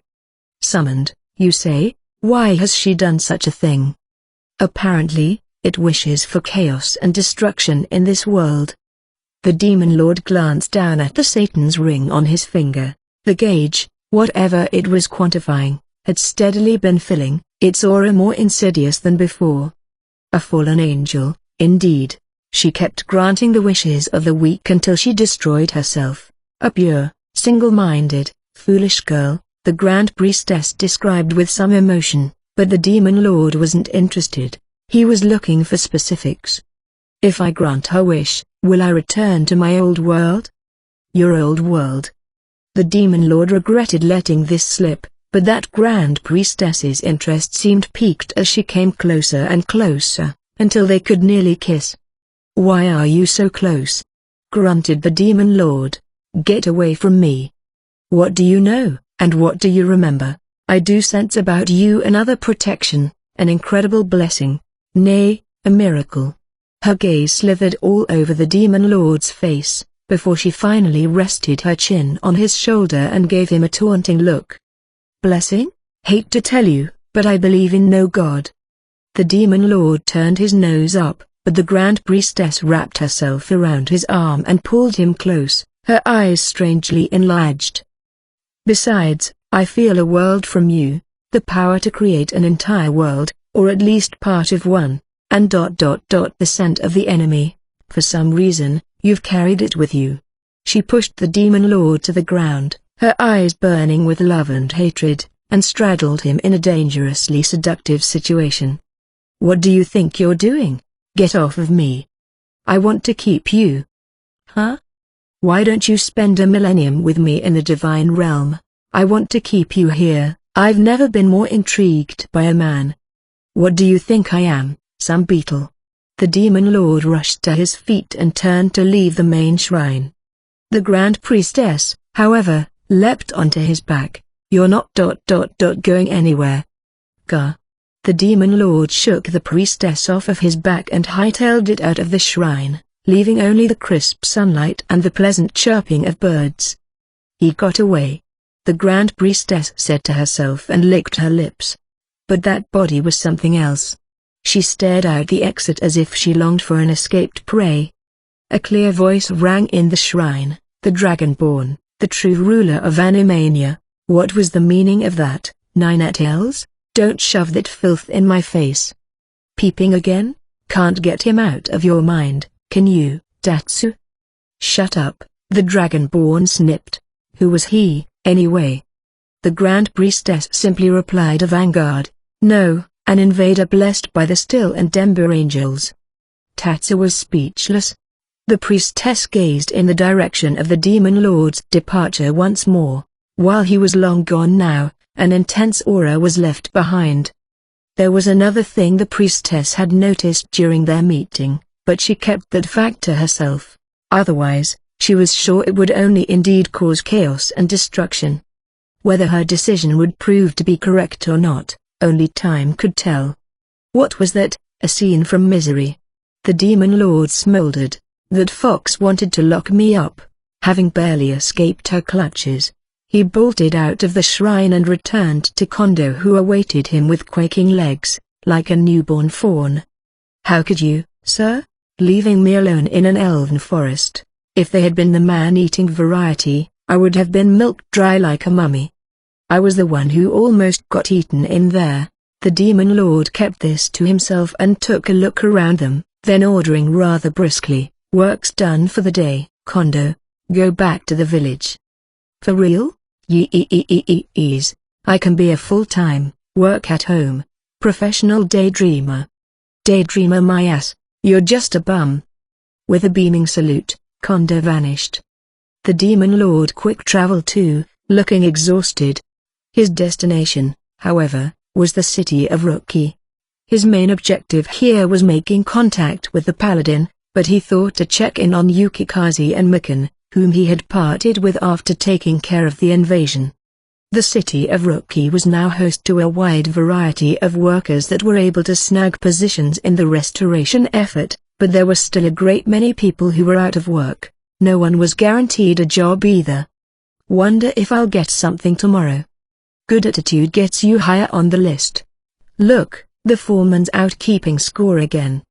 The bastard just picks kiss asses day after day.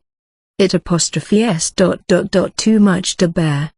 Most of them spent their days complaining about the current state of affairs. After the shutdown of the Bastille dungeon, the city's economy was all but dead since all of its business was targeted at adventurers bound for the dungeon.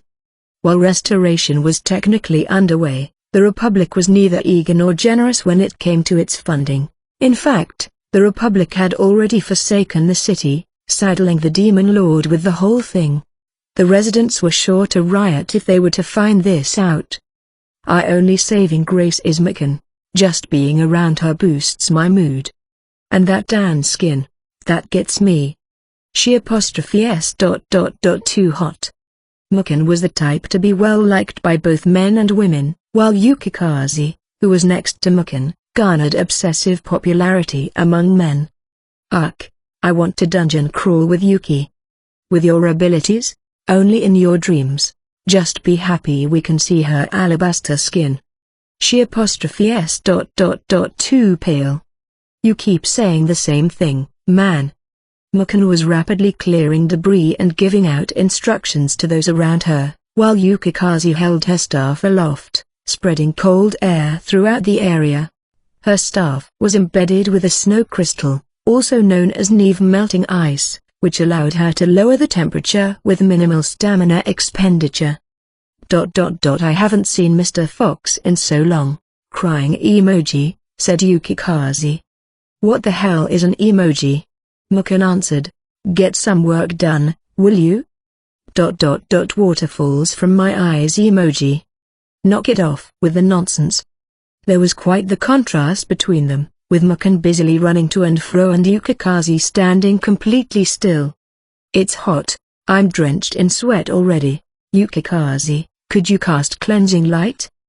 I don't have infinite stamina. You should wait until after work. You have a point, but it must be hard loafing around while I do the work, huh? Hard. Keep your mind out of the gutter, it's only noon. Have you gotten those ears of yours checked yet? Out of the blue, the Demon Lord appeared before them. Yukikaze immediately cast cleansing light upon herself. What happened to waiting? Mikan barked. Mr. Fox comes before all else. Talk about a two-faced thing to do. What kinds of things are you thinking about Two Faces doing? In the gutter again. Mikan tried to pounce on Yukikaze, but the Demon Lord stopped her. Upon noticing the Demon Lord, the workers around them began whispering amongst themselves, as it was rumored that he was the one who stopped the invasion. So that's the Demon Lord of Holy Light.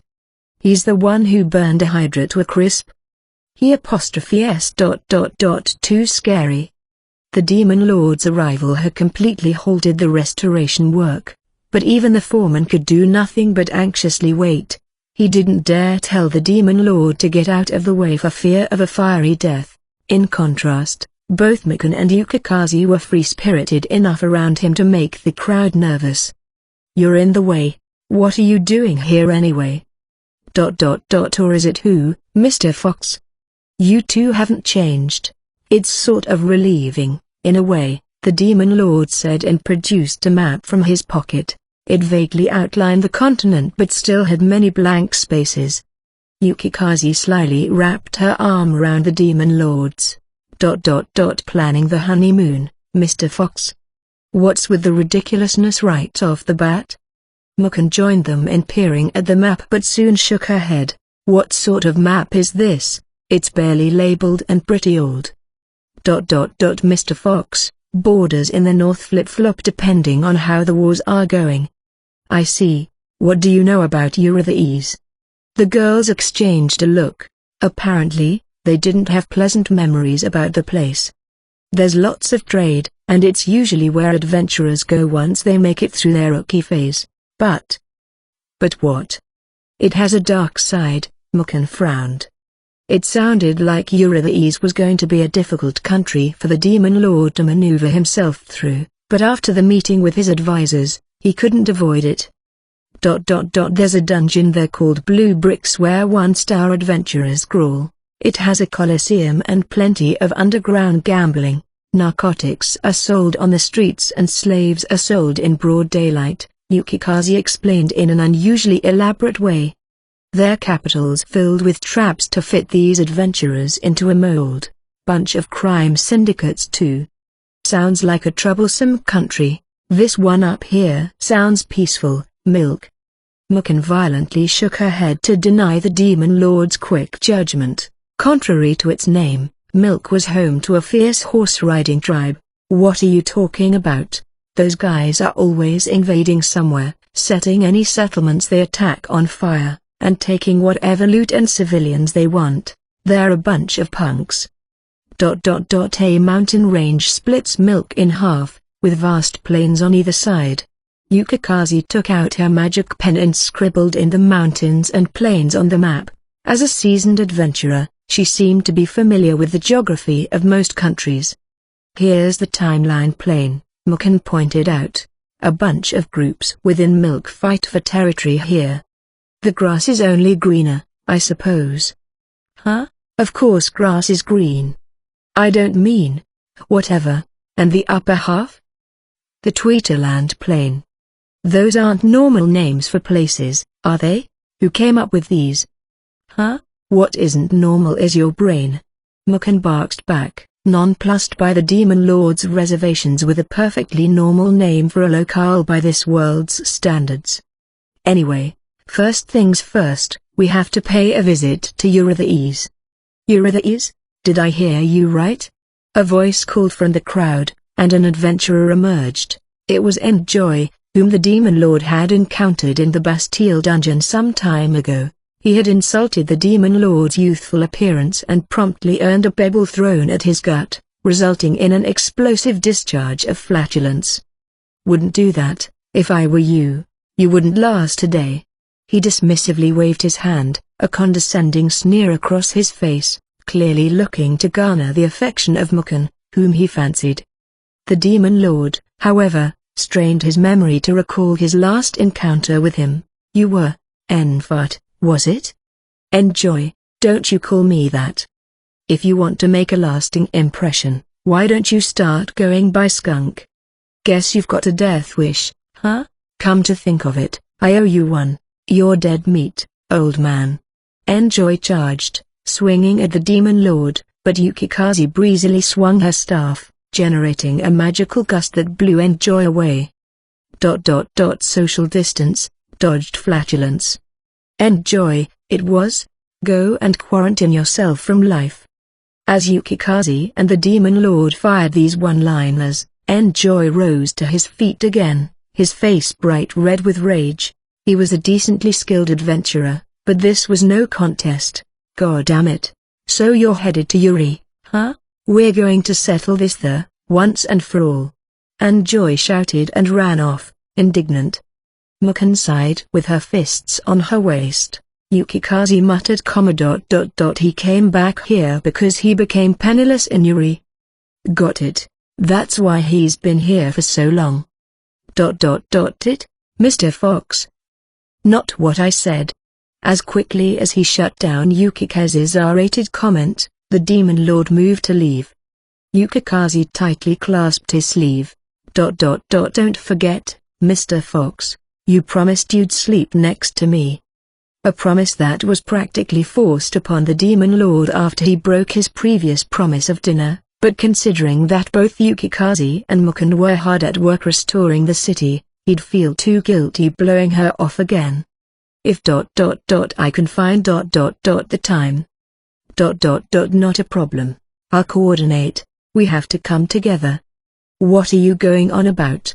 The Demon Lord groaned, then handed Mukun a coin.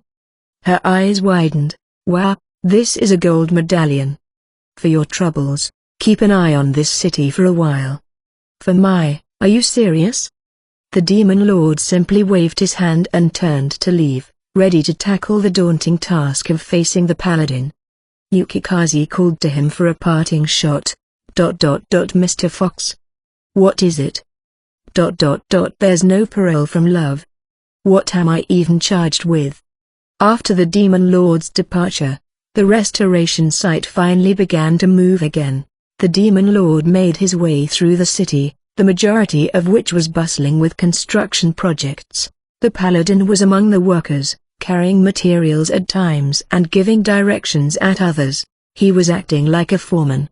The demon lord concealed himself through stealth stance and watched Weeb work with enduring interest. What a weird guy. Why is he always so eager to help others? Even the trinary that served Weeb, each of them notable knights in their own right, gave directions or carried rubble with their bare hands. Cheers and laughter followed Weeb wherever he went, as if he was effortlessly emanating the feeling of a bright future. I've seen plenty of non-profit volunteers and donation panhandlers on the streets. The demon lord thought. Each time he realized that the celebrity in charge of the so-called charitable cause lived in a mansion and drove expensive cars, it discouraged him from taking any part in fundraisers. He always suspected that selling a few expensive cars would have saved the lives of many more people than begging passers-by for pocket change. Of course, this wasn't a very altruistic outlook, but he wondered if more people shared his philosophy than he had thought before. And there he is, not only always leading by example but paying out of his own pocket. Despite his status in his home country declining due to his obsession with helping the needy abroad, Weeb never showed so much as a second thought for his rescue efforts. There were always a few outliers in any society, but not many would risk their livelihood to consistently help others. The demon lord was enthralled by this man, who believed in and acted upon his own convictions above all else. We're close to break time, Weeb called to his fellow workers. Let's keep up the good work. Yes, sir. The crowd answered, then continued cheering each other on as they worked. Even children followed Weeb, carrying what little debris they could. I want to help. Look, Sir Weeb, I can carry this big rock all by myself. Wonderful, everyone. I'd better try and keep up. Weeb went to lift a particularly large boulder but apparently failed. He chuckled and turned to the children for help, keeping up the act. Now this rock is a bit too heavy for me to lift alone. Do you think you can help me? Yeah, I can do it. Come on, Sir Weeb. What are you going to do without us? The children swarmed around the rock, and Weeb managed to lift the boulder with ease. The crowd, children and adults alike, burst into cheer. Wow! That's amazing, Sir Weeb. Can you teach me how to do that? He got a power boost, thanks to me. Such a wholesome scene drew laughter from the adults, even healing the tired hearts of the workers. Weeb was a picture-perfect hero, kindling courage amidst a city brought to ruin. Lunch break came for them soon enough, with hot food brought in from the campsite outside of the city. Much of the menu was nutritional dishes like oatmeal, bean and chicken soup, and sheep's milk cheese. Let's have lunch, everyone, called Weeb. We can't work on empty stomachs. Thank you. The workers chowed down on these dishes, groaning about how delicious they were. Weeb had hired a rations team out of pocket and even brought them to battlefields. There were plenty of so-called master tacticians in the world, but most of them would have ignored some of the practical aspects without a second thought. In contrast, Weeb prioritized this above almost anything else, always making sure to feed his men no matter how perilous the battlefield was. For working-class soldiers, the promise of a hot meal meant more than tactical strength. It seemed Weeb was a cunning general too. Once the paladin finished his food, the demon lord showed himself. Are you going to grind your life away for strangers? The workers cowered at his sudden appearance, and the trinary leapt to stand between him and Weeb in an admirable display of loyalty. The demon lord produced an item from the dark void and tossed it to the paladin. which the Trinary could not react to in time. "What is this?" Weeb asked. "It will heal your stamina." The Demon Lord had given him a Tower Raid, Scallion Girl Edition. This was a splendid item that recovered 40 stamina. As soon as Weeb saw the illustration of Scallion Girl on the label, a mysterious sensation shot through him like a bolt of lightning, which he barely managed to contain. "Sir Weeb, there is no need to risk consuming such a bizarre concoction." "Indeed. Look how cloudy the liquid is." Apparently he doesn't know that no poison will affect Sir Weeb. In fact, the box on Weeb's back protected him from any and all poison, on top of always purifying him. Perhaps the maker of the box knew that many a hero had fallen to poisoned food. "You can simply twist the top open," the Demon Lord said. "Thank you." Weeb took a drink of the beverage as the Trinary protested and was immediately awestruck by its sweetness and unbelievable healing power. "I feel weightless." Weeb had been starting to feel the wear and tear of leading the restoration day after day, but just a little of this beverage had washed all of his tiredness away. As the Trinary protested even louder, Weeb simply held out the plastic bottle to them. "It's not poisonous. This revitalizes you." The Trinary let out a collective sigh of relief, which only lasted for a fleeting moment. Now the trio was overcome with a different sort of tension. They glared at each other as if they were locked in deadly combat. Ko, their leader, took the bottle with a quivering hand, but didn't dare bring it to his lips. The other two would have snapped his arm without hesitation. While the Paladin and the Demon Lord had detached themselves from the commotion and began conversing, the duel of the Trinary had just begun, and each of them was willing to risk their life in this battle. "I was the one who took it. That much can't be denied." "It means nothing, you simply happen to be standing the closest. Neither of you filth deserve to share a beverage with Sir Weeb. Sooner would the continent freeze over." They knew that if one engaged another, the remaining of the three could swoop in to take the ultimate treasure for himself. "Rock, paper, scissors, fair and square." I will not engage in a contest of dumb luck." As the Trinary became deadlocked, the Demon Lord and Paladin were free to continue their conversation. Inadvertently, they had succeeded in keeping the troublesome and time-wasting trio away from them. "Where do you plan to go after leaving this city?" the Demon Lord asked. "To other northern nations, as I've planned." "Come to Ruby," the Demon Lord demanded so forcefully that Weeb could make no reply. "Behold the world of my creation. You won't regret it. I remember asking you this before. Do you plan to rule the night once more and stand against the great light? I've heard an earful about the goddess and divine punishment and whatnot. Now what?" The Demon Lord laughed. The Grand Priestess and Weeb were one and the same in his eyes. Blind zealots to whatever entity they projected divinity onto. The great light? That's more moronic than a fool's pipe dream. If such a grand deity existed, why would you ever need to toil away? Why wouldn't this light save the poor with a miracle or two? Well, I perform miracles in the here and now. You can be a part of these miracles, outside of any trickery or legends. Those words were like dark magic, beguiling those who heard them to chaos and madness, wreaking havoc on their morality and religious dogma that they had thought to be indestructible. At long last, we beheld the fallen angel Lucifer as a tangible entity who stood before him. Just as was the case with White, the myth had become reality. Any entity that brings no quantifiable benefit to this world but demands worship and money in return is a petty thief or con artist. They do nothing but harm the inhabitants of this world. Wow, that's too. Weeb stood shaken by the Demon Lord's exclamation. He had known of the rivalry between the Great Light and Lucifer but had not expected the Demon Lord to have such a visceral reaction. It was painfully clear that reconciliation was off the table. If the Great Light were to ever manifest itself in the world, Weeb had hoped to stand between the Light and the Demon Lord to mediate the mending of their adversity. He believed their reconciliation would become the catalyst to reshape the continent in its entirety. What have I done, on the other hand? Without asking for any devotion in return, I have tangibly improved the lives of the people, The Demon Lord began twisting his words in an attempt to convince Weeb. He had simply acted however he pleased, but the benefit he brought to the world was undeniable, so the Demon Lord was going to exaggerate his actions as much as possible and use them to his advantage. I defended the holy city against an insurrection and crushed the invasion in this city. I saved the capital of Sunio from ruination and rescued the enslaved from Hellion territory, taking them into my own village as refugees. Has the light done anything of the sort?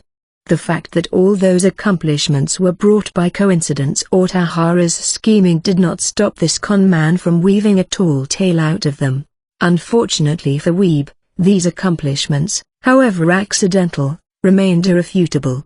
I would not describe myself as virtuous, but I do promise to bring progress to this world through the creation of mine, unlike a certain entity that might as well be taking a 1,000-year nap. Weeb had no retort to this, simply tightening his fists. Indeed, the light had vanished long ago, not showing a single trace of its existence. And one more thing, the Demon Lord added, one of my subordinates has acquired this city. No need for you to toil away here anymore. Weeb caught onto the deal that must have taken place behind the scenes. It was nothing unusual among the northern nations where borders constantly shifted.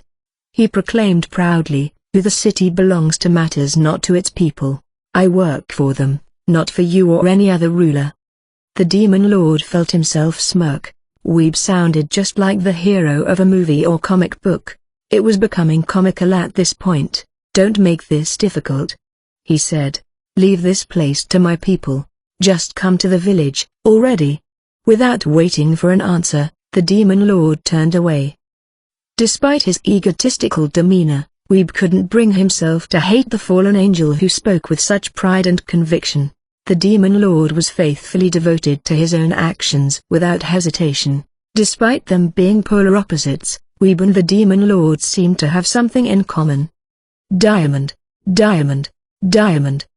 Renmia Oji. After leaving Weeb, the Demon Lord entered a dilapidated chapel that stood in an empty section of town, away from any people, the perfect location for an advisor's summoning. The interior had been destroyed by the invasion, vivid scorch marks left on the walls and ceiling.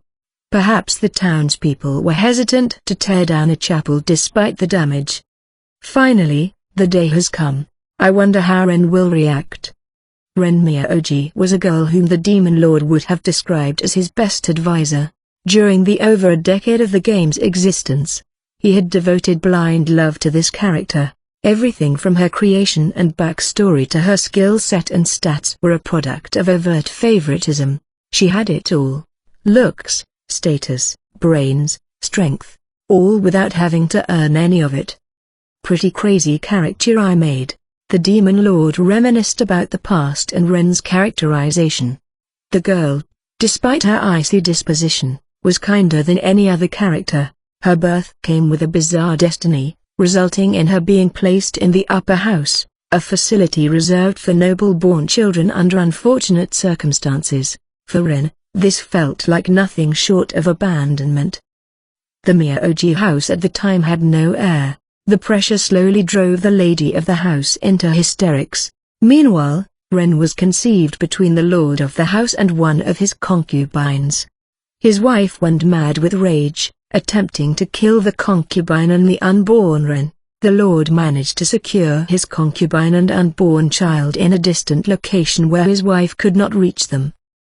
The child was born shortly thereafter and placed into the Empire-run upper house for her own safety. Despite being born into an imperial bloodline, her existence was wiped from all records. This tragic backstory had aided in garnering Ren's popularity among the players.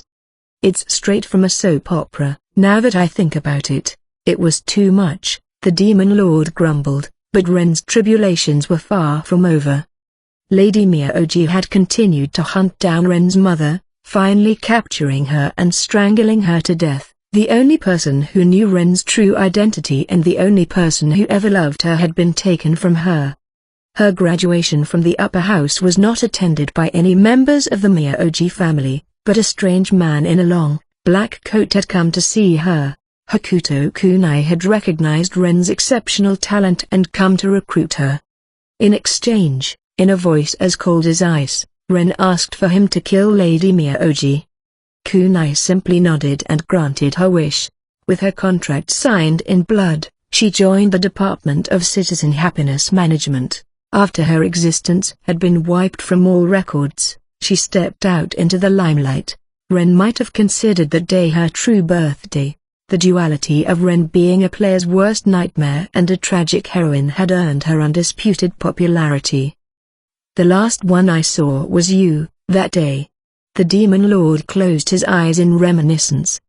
With the uprising of popular social media networks, numerous independently run websites had been swallowed up by a flood. Of course, Akira Ono's world was no exception. Akira had sworn an oath to Ren that he would rise again, but it would take years for him to accomplish this.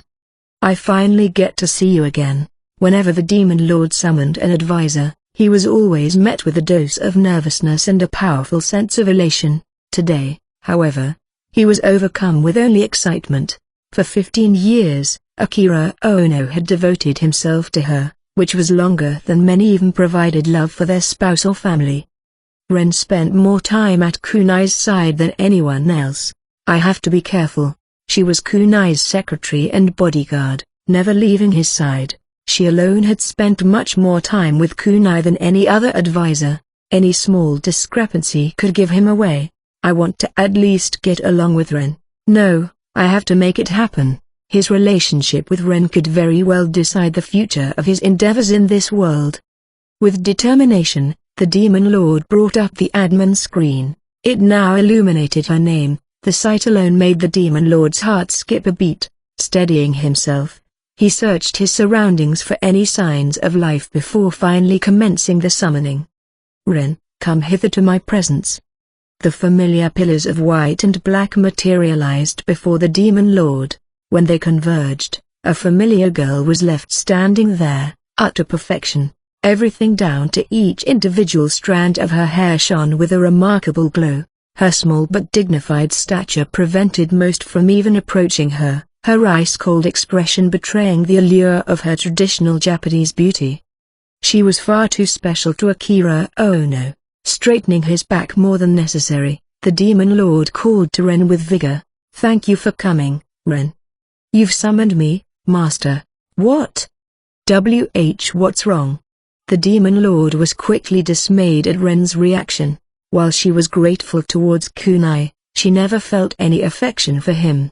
In fact, she felt strong revulsion towards the cruelty he wrought upon the world of the Empire through his game. Considering that fact, the Demon Lord feared if he had made a misstep in meeting Ren one-on-one. I understand, Ren. We are no longer in our original world, rather. I finally get to meet you. My true master. The Demon Lord froze for a moment before the realization of what her comment meant struck him. He felt his mind go blank. Why, you must be confused. Let me explain things one at a. I've wanted to meet you for so long. Akira Ono. No. His own name tightly bound the Demon Lord in place. Even after making it through all sorts of impossible situations with his guts, bluffing, and con artist manipulation tactics, he had never expected this. Calm down, panic and I'll only drown faster. Above all else, the Demon Lord never gave up. He deliberately took a cigarette from his pocket and lit it. I know this is sudden, Ren. Have you forgotten my name? I have not forgotten. How could I ever forget? The Demon Lord was dizzied by her icy look, and her dark eyes seemed to see right through him. Simply standing opposite from her made him feel overwhelmed by her exquisite grace, which existed where he could never reach. The air was heavy. Her every word rang with sophistication that seemed to straighten his back and awaken the slumbering cells in his body. I won't repeat myself. My name is Kana. You speak of another person, with another name. You are my true master. Snap out of it, Ren. We don't have all day. An existence I have felt from the moment I was born, a great love that envelops everything that I am. A magnificent entity filled with compassion for my entire existence. Everything I speak of, I feel it coursing from every fiber of your being. Her all-piercing gaze made the Demon Lord avert his eyes from hers. He couldn't bear to meet them. For whatever reason, Ren was undeniably convinced that Akira Ono stood before her. I have changed my name once. You know why? The Demon Lord slowly exhaled a cloud of smoke, brazenly dropping ash onto the chapel floor. In fact, he had originally given the Demon Lord of the Empire his own name. He only renamed the character once he began running the game on a global scale. After it grew beyond the scope of a simple hobby, he had made the perfectly normal realization that he shouldn't have the final boss share his full name. This was the case in the real world, and it was easy to invent an excuse for this in the world of the Empire. It would not have been strange for someone as hated as Hakuto Kunai to change his name or even his face. Terrorists around the world and all the players were constantly hunting him down. When the first name disappeared, I could no longer sense the great being, and the wonderful love I had always felt by my side had gone beyond the distant sky. But you've come back to me. Ren approached the Demon Lord, step by step. He exhaled once more, his mind racing to find the right next move. Ren seemed adamant not to accept any excuse, convinced without a shred of doubt that he was Akira Ono. How much do you know? The Demon Lord braced himself and finally met Ren's eyes. He let out another long puff of smoke as he dusted off a half-grumbled pew and sat on it. His question was an admission of Ren's claim as well as a gambit. I don't understand anything, except that your love was my only reason to live through all of the hardships in my life. Ren had been gifted with skills beyond belief, but her upbringing was tragic. Although her backstory served as the foundation of what made her character unique and complete, there was no denying that Akira was the one who had invented and then made Ren experience those tribulations. All artists would have done the same, of course, but now his creations stood before him with their own free wills. What if I told you that I created all of those hardships in your life? The Demon Lord's question was sneaky, in the sense that Ren could have taken this as Kunai speaking, since he was so intertwined with her being, having recruited her to a world of cruelty she never wanted to be a part of. However, in the truer sense, he had created not just her story, but the only world she had ever known. For better or worse, he was the cause of it all, and the Demon Lord had spoken as much with a certain degree of conviction. Still, Ren's expression remained unchanged. You are my everything. At last, she was close enough for the Demon Lord to reach out and touch her. This should have been a terrifying realization, but he was overwhelmed with a bizarre sense of relief. The very fact that Ren was physically near him gave him an irrefutable sense of omnipotence. Before he was completely drowned in the comforting sensation, the Demon Lord closed his eyes tight and forced his mouth open. That apostrophe a conversation for another day. There are plenty of things about this world I need to explain to you. He went on to tell her how he came to this world and what had happened since then, speaking in a manner much less grandiose than before. This time, he never met Ren's eyes or spoke with any real conviction. Ren simply listened without showing any reaction.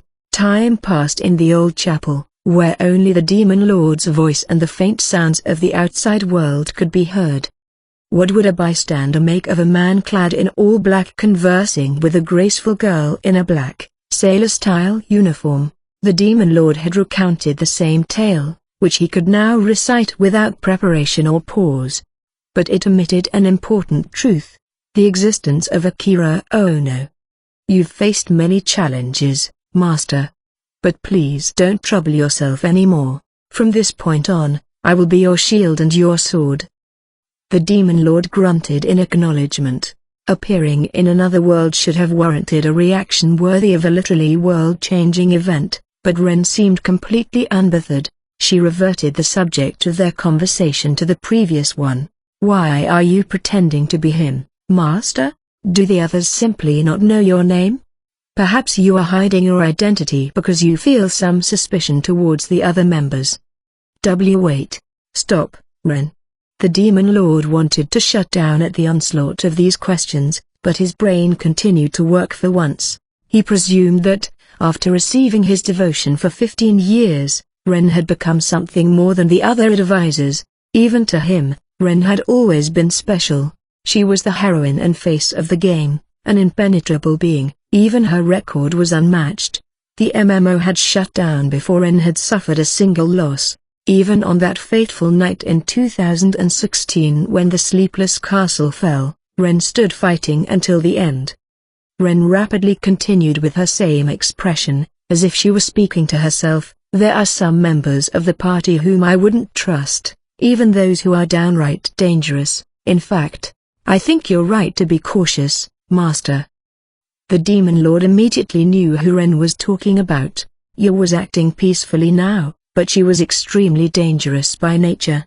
He didn't even want to imagine facing off against Tahara's brain. That being said, he couldn't afford for Ren and Yu, whose relationship was already strained back in the Empire, to deteriorate further, lest his entire team crumble to the ground. The advisors serve me well, no one bears any ill intentions towards me. That's because ... you are our true master. The Demon Lord finally looked up at this, beholding Ren's perfect face with eyes that seemed to swallow the world. She looked beautiful down to every eyelash, and it finally hit the Demon Lord that the creation of such a being was an unforgivable sin. There may come a time when I tell you many more things. But we will not speak of this until then. Not a word to the others. Ren remained silent for some time, driving the Demon Lord mad. Finally, she slowly spoke. Understood. But when we're alone, I will call you by your real name. What? Ren continued, and the others might already suspect something. Otherwise, I find it hard to believe that all of the party members are following you without question for so long. His method is an oppressive rule through fear and violence, the complete opposite of what you are trying to accomplish here, Master. The Demon Lord snubbed out his cigarette only to immediately light another. He was going overboard. He began to sense that, since Ren had spent more time with Kunai than anyone else, her knowledge on these things was closer to his own. I was going to bring you back to the village for introductions, he said, but I'll take you up north straight away. There's more I want to show you about this world. Venturing outside with you, Master ... is a dream come true. The advisors spent their lives in the sleepless castle for the most part, and they were rarely permitted to leave the premises. We're not going on a field trip. Ren, who rarely changed her expression, wore a smile. The subtle change knocked the wind out of the Demon Lord's sails. He cleared his throat and stood to escape the sensation. Ren pursued. She held out her arms and spoke. Here, welcome home, Master. The Demon Lord slowly approached as if was being physically drawn in. When he was close enough, Ren gently wrapped her arms around his waist. Her shoulders twitched, nearly imperceptibly, before she closed her eyes in relief. I knew you would return to me one day, she said, clearly directed at Akira. What am I going to do? Completely lost, he simply gazed up at the ceiling of the chapel and scratched his head. Ren Miyauji. Race, human, age, 16. Weapon ninja Mukatsu. A dreadful spear that pierces all, its blade renders all armor useless. Facing Ren spells certain death, numerous effects attached, infinite durability. Armor dance of the cherry blossom. It closely resembles a sailor-style school uniform but boasts an extremely high defense. Its form changes in battle. Infinite durability. Item World Queller. A national treasure bestowed upon the Miyauji family by the imperial family. Protects the wearer from all curses and unworldly threats. It was given to Ren by her father, whom she hated, so she'd always wanted to destroy the item. In this world, its effects are incredibly amplified. The item rejects any wearer who does not belong to the Miyauji family and provides no protections to said wearer. Level 1, HP, 20,000 20,000, Stamina, 600 Attack, 88, plus 50 plus X, Defense, 94, plus 50, Dexterity, 83, Magic, 0, Magic Defense, off the charts, Endless 9. Equipped skills, First, Flicker 2nd, Point Break 3rd, Outcry. Combat skills, Fake Out, Intimidate, Lock On, One-Shot Kill, Go Easy, Devotion, Ruler, Hammer Smash, High and Mighty, Hunter, Demon Spawn, Avenger, Critical Striker, Strategist, Mind's Eye, Overlord, Obliterate, Equal to None, Limit Breaker, Second to None, Breakthrough. Survival skills, Worship, Emotion Control, Deadpan, Bandage, Seamstress, Taste Test, Neutralize Poison, Recover, Fighting Spirit, Charm, Integrity, Breaker of Evil, Cooking, Medicine, Resistance, Meditate, Drum Up Courage. Dual skills, Gotta Kill Them All, Thousand Blooms, One Person Army, Sky Ruler.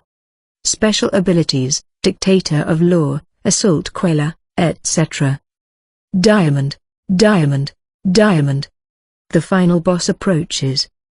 The Demon Lord had boarded a large carriage in the city of Retry and was now riding down the travel road. Unsure of what Ren might say upon arriving in Retry, he had decided to keep her to himself for a while. There were many other carriages around the Demon Lords, a mix of elaborate personal carriages and simpler public transports, with a group of adventurers encircling them all.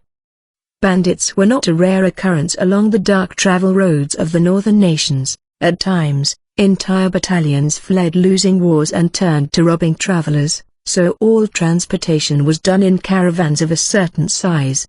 Guards were assigned to all public carriages, as well as those of the wealthy, their price fluctuating drastically depending on the number and skill of the guards.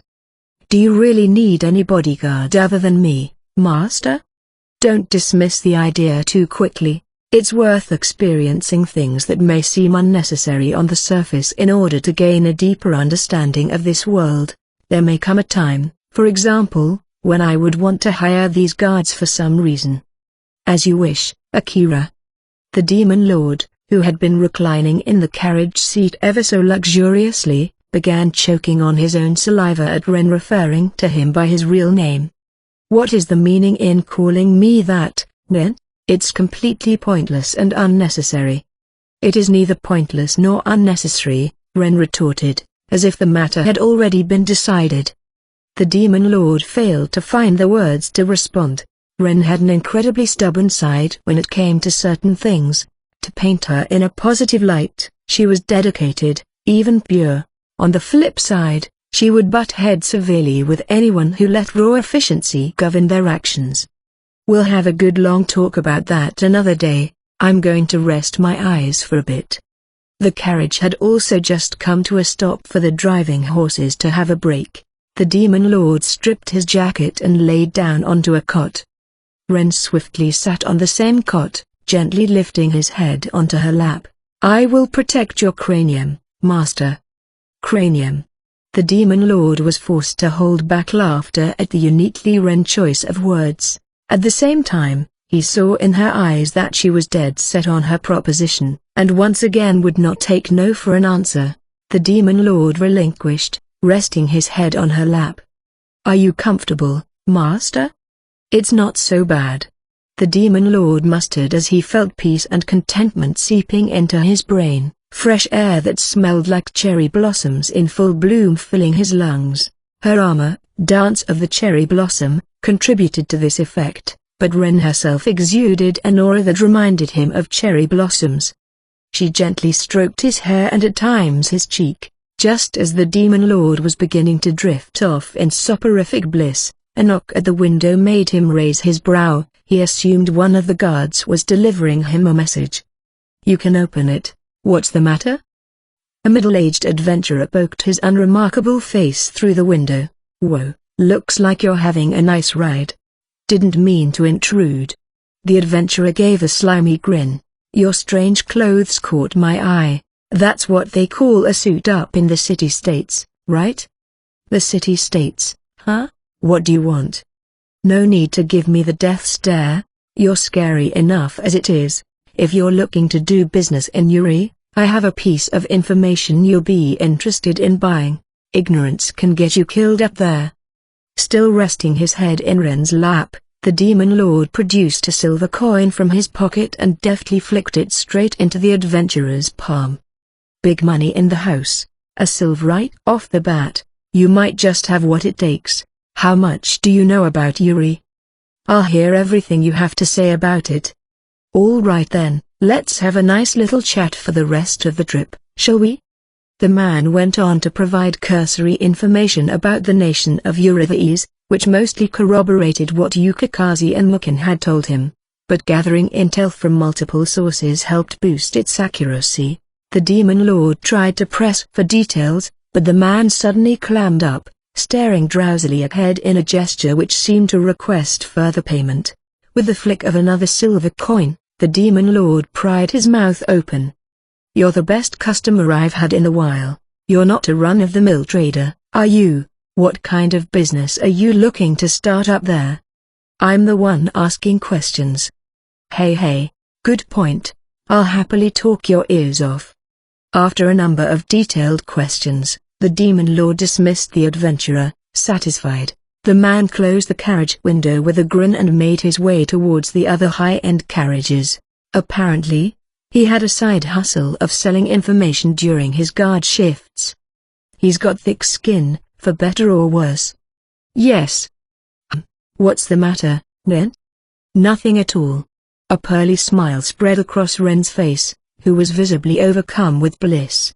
In fact, she felt as if she was floating in a pool of liquid that threatened to melt her away. She was so entranced that she wished for time to freeze.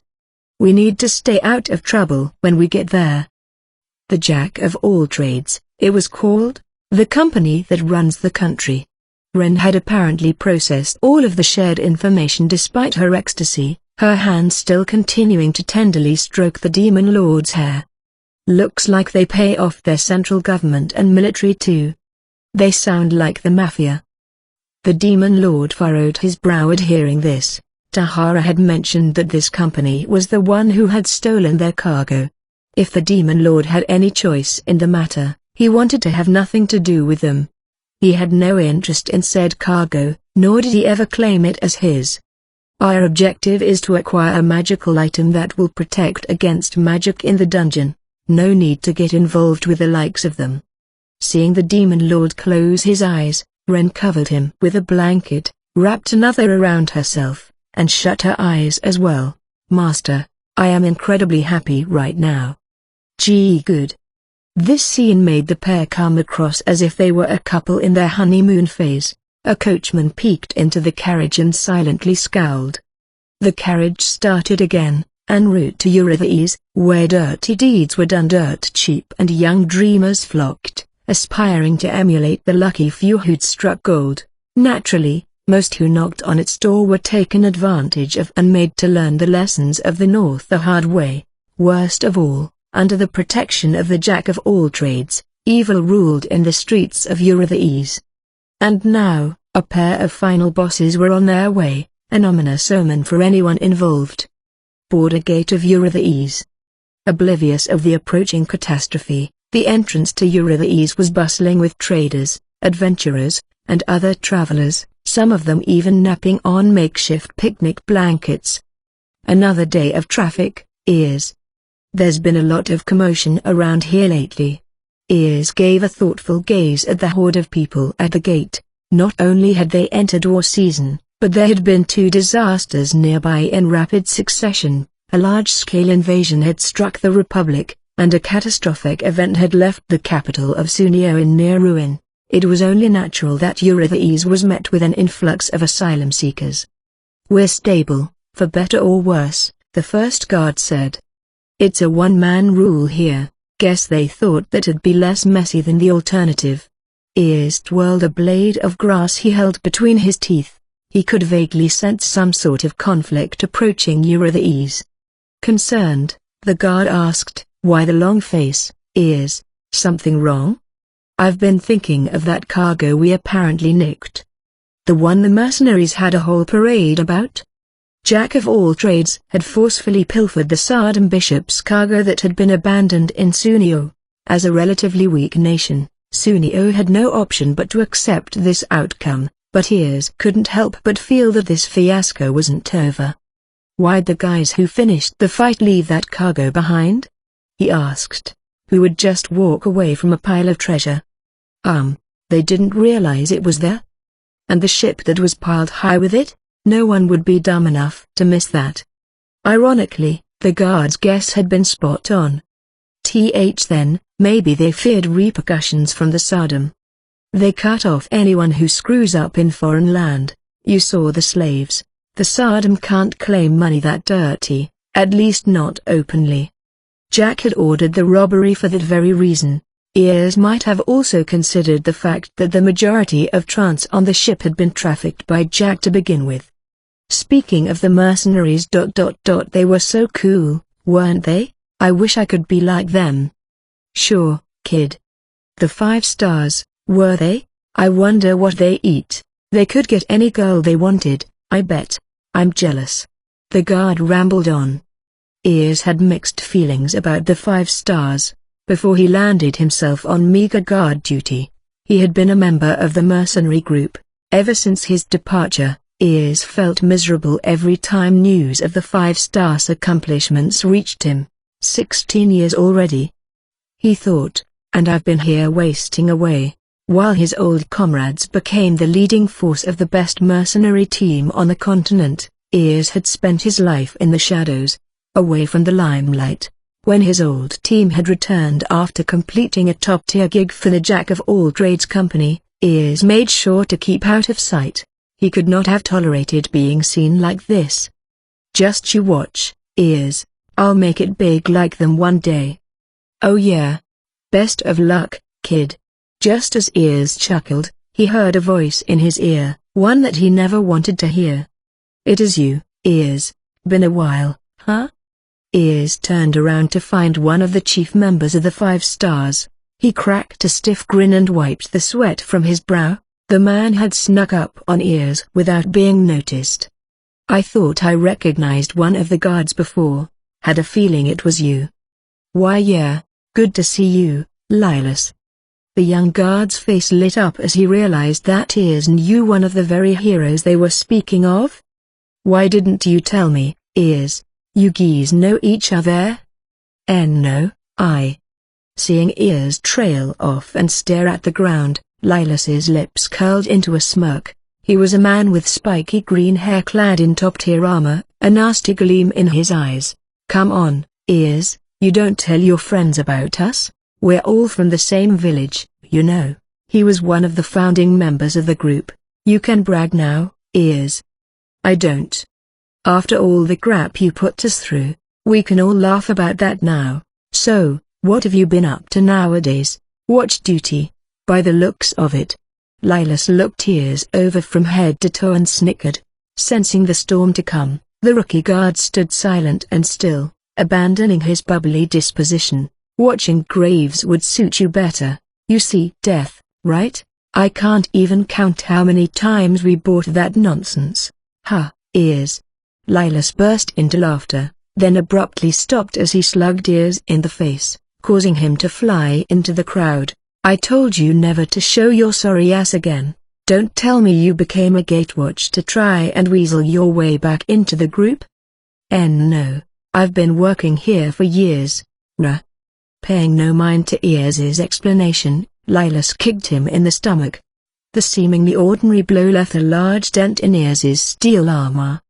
We busted our asses to get this far, unlike you, who's got nothing better to do than tuck your tail between your legs. Don't you dare spew crap like we know each other, got it? As the muttering of the crowd grew louder, a man with more delicate features arrived, straddling a gigantic horse. Now, called Ignacio, leader of the 5 stars, starting another scuffle. Lilas, you're hopeless. Oh, is that Ears? Ignacio's eyes widened at the sight of the panting Ears. He seemed stunned for a moment at the sudden reunion, but soon understood the situation upon noticing Ears's nosebleed and dented armor. Hey, Lilas, we're under Jack's employment for the time being, you remember that, right? You can't go beating up a little gatewatch. Hey, don't think you can treat me like any old fighter. Hearing the conversation of those that were once his friends, Ears silently wiped the blood from his nose. There was nothing to say. He was steeping in shame, realizing how much he had fallen behind despite starting at the same place as them. He wanted to disappear into thin air. Ignacio spoke in a nonchalant tone, in contrast to Lilas's brutality. Didn't think I'd see you working here. Let's grab a meal sometime, Ears, if we can make our schedules work. We've been invited to the palace, so we're a bit busy right now. I'll contact you again. Ignacio smiled and prodded his horse to move. Lilas glared at Ears and gave a condescending scoff before following his leader away. Once they were gone, the crowd began to talk. So that's the leader of those mercenaries. I heard the 5 stars can take on most armies around here. That Lilas made a guest appearance at the Colosseum and stabbed all the monsters to death. If Jack's keeping them around, no one could possibly take him down. Damn it, how long are we going to let that bastard run this country?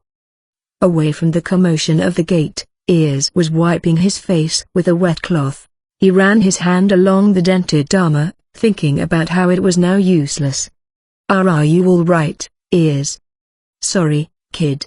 Not one of my best moments, huh?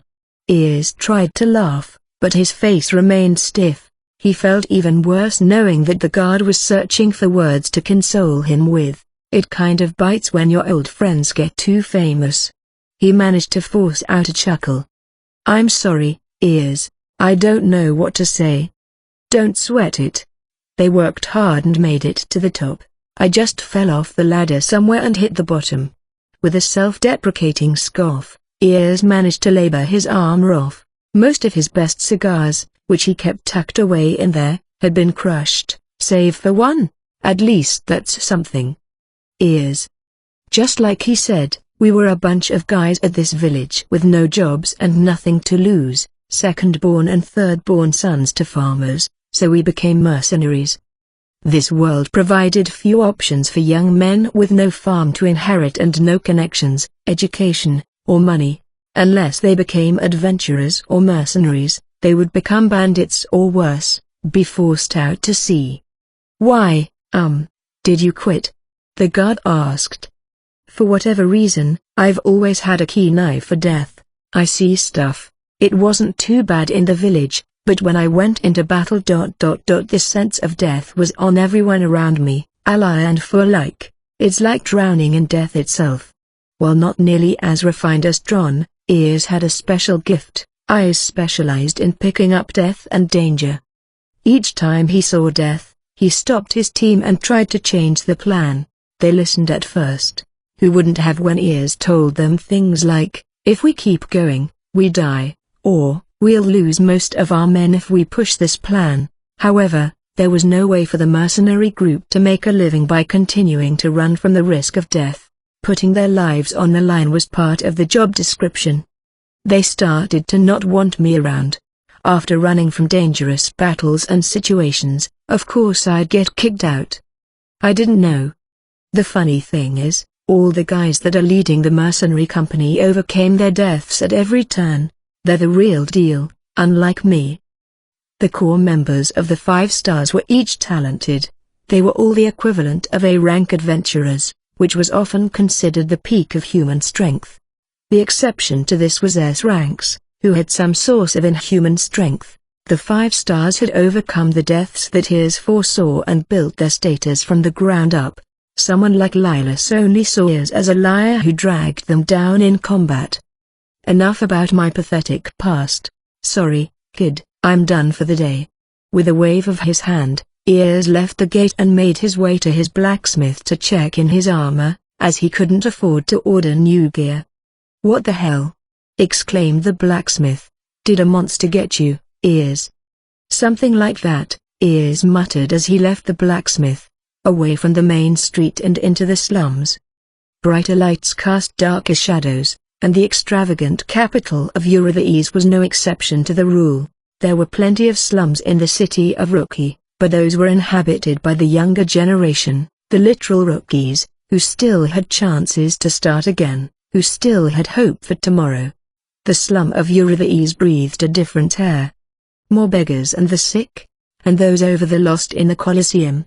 The alleys were littered with the agonized sick, those who had lost a limb, children scavenging the trash for food, beggars, dealers of unscrupulous substances, and women of the night.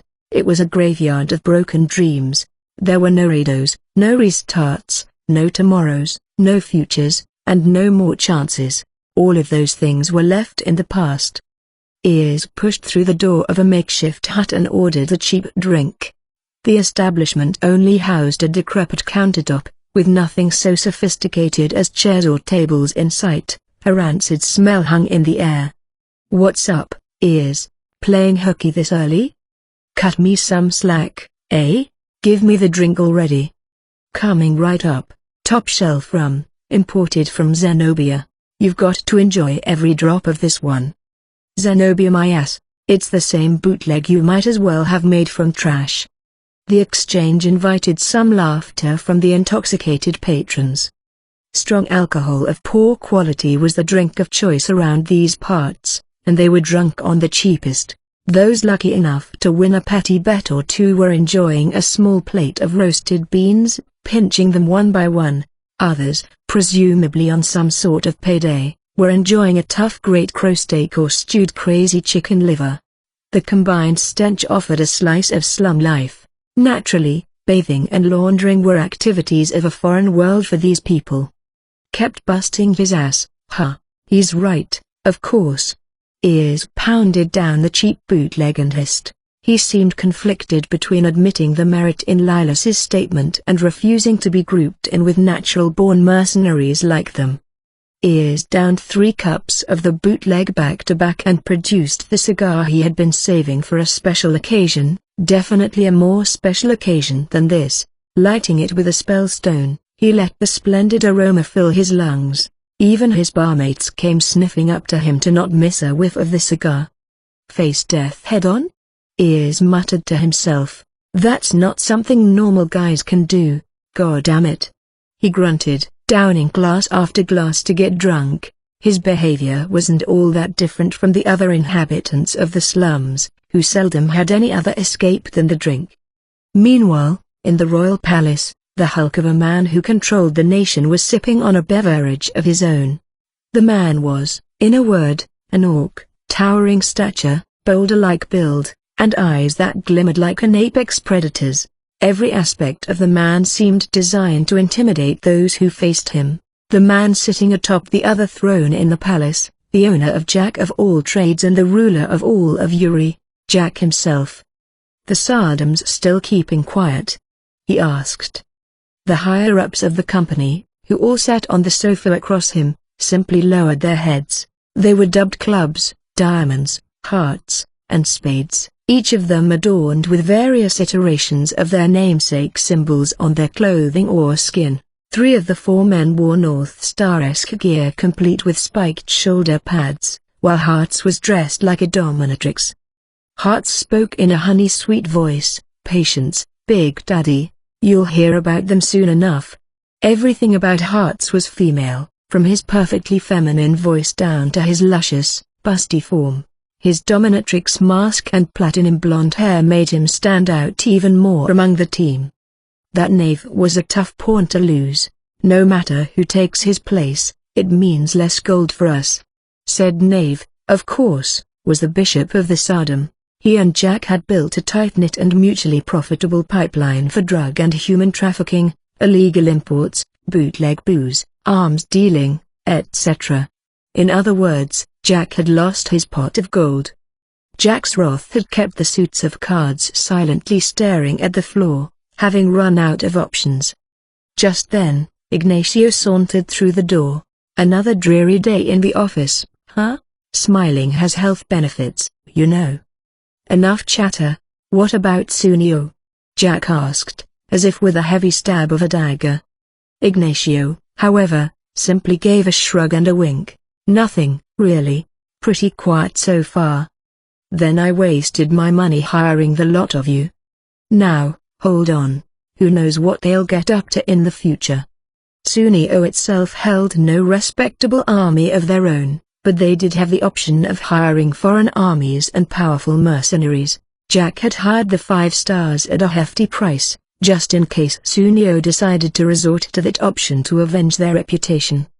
I'm looking forward to seeing my money at work. No doubt, we're the death-defying mercenaries, remember?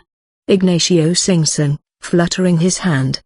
The gesture was met by irritated glares from the suits, which Ignacio was completely unbothered by.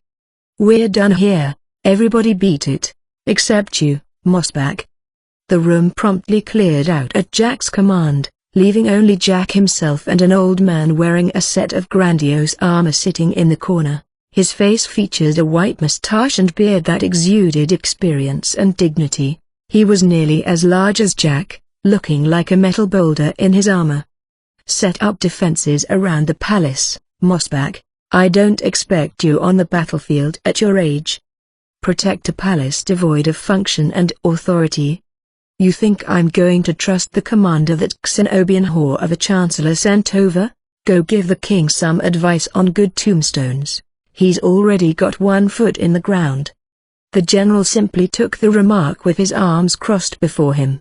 He had been sent to aid Eurystheus in conflicts but thus far had been practically ignored. The old general bowed at the command and turned to leave.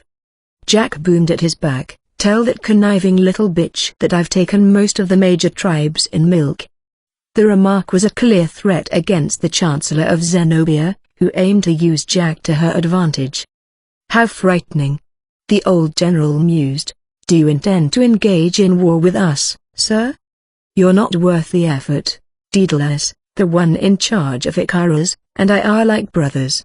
Once I'm done with Gorgon, I'll wring you dry. Jack laughed, and even the general couldn't conceal his disdain. The Gorgon Company was the top trader among the city-states, the wallet of the continent. Meanwhile, the Daedalus Company ruled the dark city of Icarus, where all underground industries of the continent congregated. If Jack were to gain the influence of these companies, the rulers of the East and the West, he would have the power to starve out any opponent without ever going into battle. Jack wasn't bluffing either, he was a world-class villain with the skill, brute force, and cash to make that threat a reality. Our nation has never forgotten our friendship with Eurystheus. I sincerely hope the feeling is mutual. Keep wasting your breath. I can see through anything that little punk with a fan can cook up. The general made no retort but simply bowed and left the room. Now alone, Jack crooked his neck to and fro as if to test how the throne suited him. Soon, he reached for a bottle and downed a large gulp of booze. "Rookfell, my dear, mad lion," Jack muttered to himself, rather cryptically. If anyone had been eavesdropping, almost no soul alive would have been able to decipher Jack's meaning. Behold my pride and conquest. With a great flourish of his cape, Jack left the room. The Demon Lord and Rin, a pair that was basically Firestarter personified, were fast approaching a country as perilous as a room full of dynamite. An explosion seemed inevitable, one catastrophic enough to obliterate an entire nation. Diamond, diamond, diamond. Dream on. The capital of Eurystheus. Despite the late hour, the city gate was still flooded with public carriages and the merchants arriving with their cargo. The capital truly was a sleepless city with its great influx of population. The area around the gate was illuminated with an array of spell stones of brilliant colors, lighting the grand entrance to the city as if it were midday. The incoming merchants swiftly brought their cargo to be inspected by the guards. Said inspections, however, were performed by personnel with a vested interest in not being suspicious of just about anything, thanks to the jack of all trades. Are these drugs? Very potent stuff. It is medicinal. But it looks a bit dangerous to me. No, sir, they're as legit as they come. The merchant deftly passed a leather bag to the guard, who seemed satisfied by the weight in his hand. The guard gestured the merchant along without another word, and the carriage was granted passage into the city. All it took was a little monetary encouragement to import substances into the city. These, despite being labeled as medicinal painkillers, were bona fide narcotics, and a highly addictive and dangerous variety at that. Trance. The next carriage was loaded with stolen goods, and the one behind it was stacked high with bootleg liquor. There were carriages now and again with legitimate merchandise aboard, but the illegal cargo became much more prevalent at night. One such arrival was a caravan of carriages full of slaves, all bound by collars and shackles. The merchants' carriages were followed by the public transport. By the time the adventurers arrived, the sun was rising, beginning to naturally illuminate the city. Damn, it's hot. It stinks in here. It itches. Which one of you gave me lice? They had just been transported like sardines for hours on end, leaving them disgruntled at their arrival.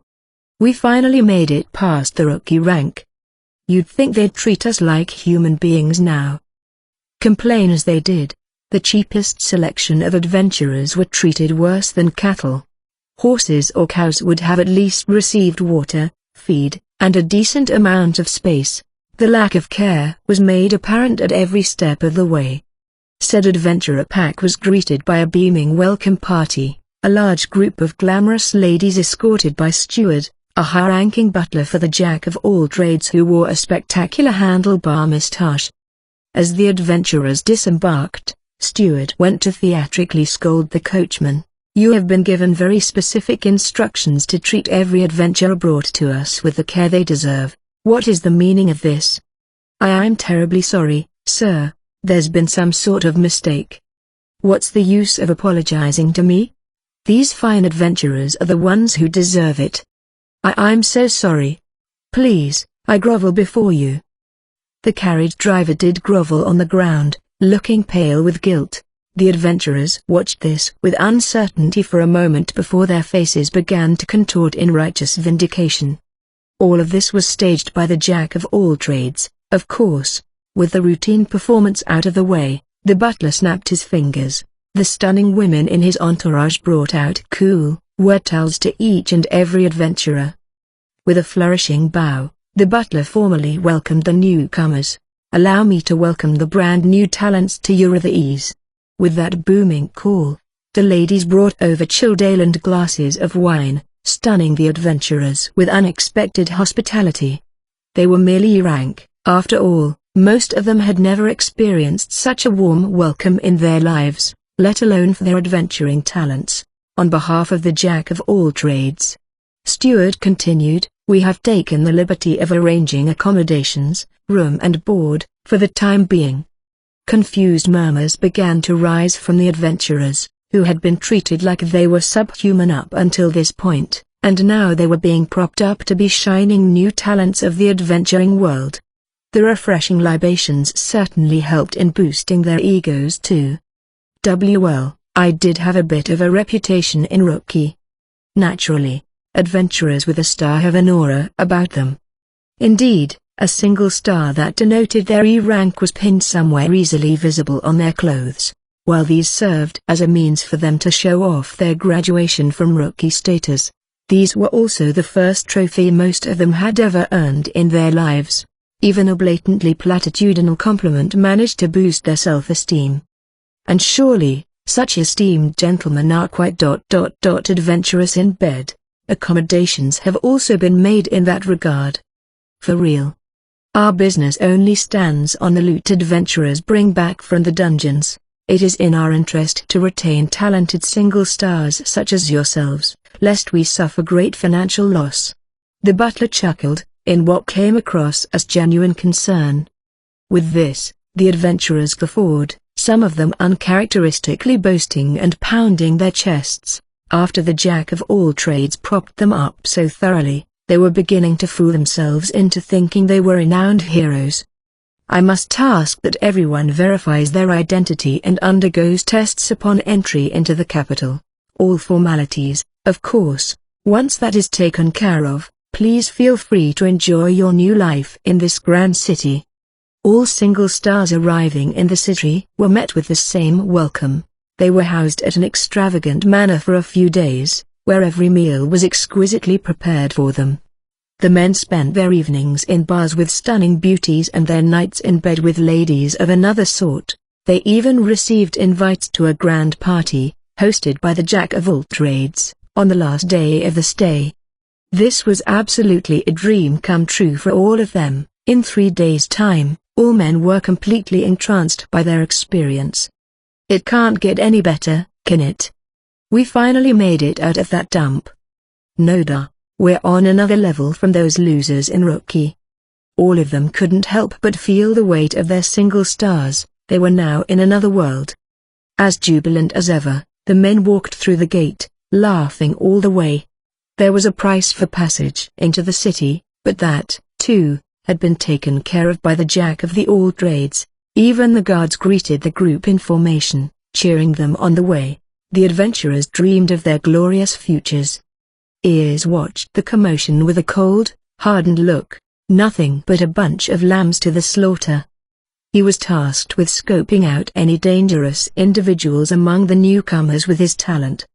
The rookie guard beside him simply asked, "Are they not going to make it? They're all drunk with power already. They'll be sucked bone dry." The Jack of all trades didn't go through all of this trouble out of the kindness of their hearts, of course. The elaborate welcome was intended to get the adventurers hooked on a lavish lifestyle, leading them down the road to a lifetime of debt. But they made it out of Rookie, didn't they? They won't realize how little they're worth until they get burned. Some of them won't even know it then. I see. Traffic through the gate showed no sign of stopping. As a group of female adventurers disembarked, they were approached by a group of stunning men and were met with the same welcome. "Those ladies won't make it either?" asked the guard. "Nothing worth living for. They'll end up in a brothel or fall for one of those prostitutes, maybe get addicted to trance." Ears's assessment was brutally honest. The dreaming adventurers were destined to be ruined in this city. Those coming from the countryside seemed particularly vulnerable to the charm of the city. Even still, people flocked to Retry because of the public perception that there were chances for everyone here. There was a precedent for striking gold in the dungeon or building a successful business from the ground up. Those cases, however, were mostly successes manufactured by the Jack of all trades. It's kind of depressing all around, isn't it? You'll get used to it, kid. As someone who struggled for years to keep up with the success of his teammates, Ears knew when to give up and accept reality. Booted from the mercenary group at 20, Ears could feel the weight of his age on his shoulders. 36, he had spent over a decade believing that he, too, had what it took to become a hero like his former comrades. Life, of course, had another destiny for him. He spent those years barely scraping by, and before he knew it, he was at an age where he could hardly be considered young. In fact, he was almost envious of the newcomers, if only for their ability to dream of a better tomorrow. Dreaming will only lead to pain. It eats at your heart like venom. Ears relinquished himself to middle-aged resignation. These were the thoughts that had been running through his mind since his reunion with his former teammates. What's so wrong with giving up, anyway? As long as you don't wish for more, you can have a decent life with what little you've got, can't you? Ears, who had been spending his days as an ordinary gatewatch, was revisited by a dream he had not seen in a long time. Out of the blue, this dream reappeared in the form of the highest-class carriage among the traffic. An incredibly graceful and beautiful girl emerged from it. One look told Ears that everything about her was out of this world. Whoa, is that a princess from somewhere? She's gorgeous. And look at that black hair. Maybe the daughter of some big-name noble, really could be a princess of a far-off land beyond the city-states. I think I'm in love. The newbie guard blurted out, prompting a laugh from Ears. Any young man would have fallen for her, he supposed. But Ears had lived through enough to raise his guard. The girl seemed too perfect. So, this is Retry. As a man emerged from the same carriage, Ears fell off the rock he had been sitting on. The man was clad in black from head to toe, a stabbing glare in his eyes. His mere presence seemed to settle the dust around him. He took out a small, white cigar and the girl swiftly lit it for him. Watching him stand there and puff smoke, Ears was convinced that he must have been some sort of ruler of the underground. Damn, that's bad. Yeah, it's bad. The guard chimed in. I wonder what her name is? You moron, look at the guy next to her. Why would I look away from such a beauty? Eek! He screamed, flapping his mouth like a fish out of water. Even his newfound infatuation stood no chance against the shock of beholding this man who appeared to be the Emperor of Hell. Unlike his rookie co-worker, Ears had a far more sobering vision, an endless field of the dead, hundreds, thousands. It looked like the population of an entire nation was to be decimated. Go run a message, kid, a bad one just came in. Who is he? Judging by that get-up, he's from the Gorgon Company in the city-states. Sunio might have sent him this way to get back at us. There's going to be a huge clash. No. Go, now. The rookie guard went off sprinting and Ears covered his face. He didn't know what the man in black was after in the capital, just that unprecedented death surrounded him. Ears was reminded of a long-forgotten dream on this day, a terrible nightmare. Diamond, diamond, diamond. Fireworks. As always, the main street of the capital was bustling with a disorienting amount of foot traffic and carriages. Unlike the roads in the under-construction village of Ruby, the streets of the capital were not wide by any means. Most settlements on the continent were designed to hold as many businesses and residents as they could within a limited space. In that sense, the remade village of Ruby would be a huge exception to the norm. Along the main street, a group of loan sharks had captured a pair of sisters, one of them now kicking the younger sister full force in the abdomen. The older sister, who had already tried to protect her sibling, was lying on the ground, beaten and broken. Pedestrians passed them by all the while, none of them willing to risk trouble for themselves. If you're not going to pay up, we're going to hold on to your little sis, one of the loan sharks spat. Wait. Leave my sister alone, I'm the one who borrowed the money. Our point exactly, you've got a job to do. She was at a loss for words, thinking about the cruel prospects of her future. You're going into the Colosseum, the loan shark added, much to her surprise. That usually comes with pay, but you're not seeing a single bronze coin of it, got it?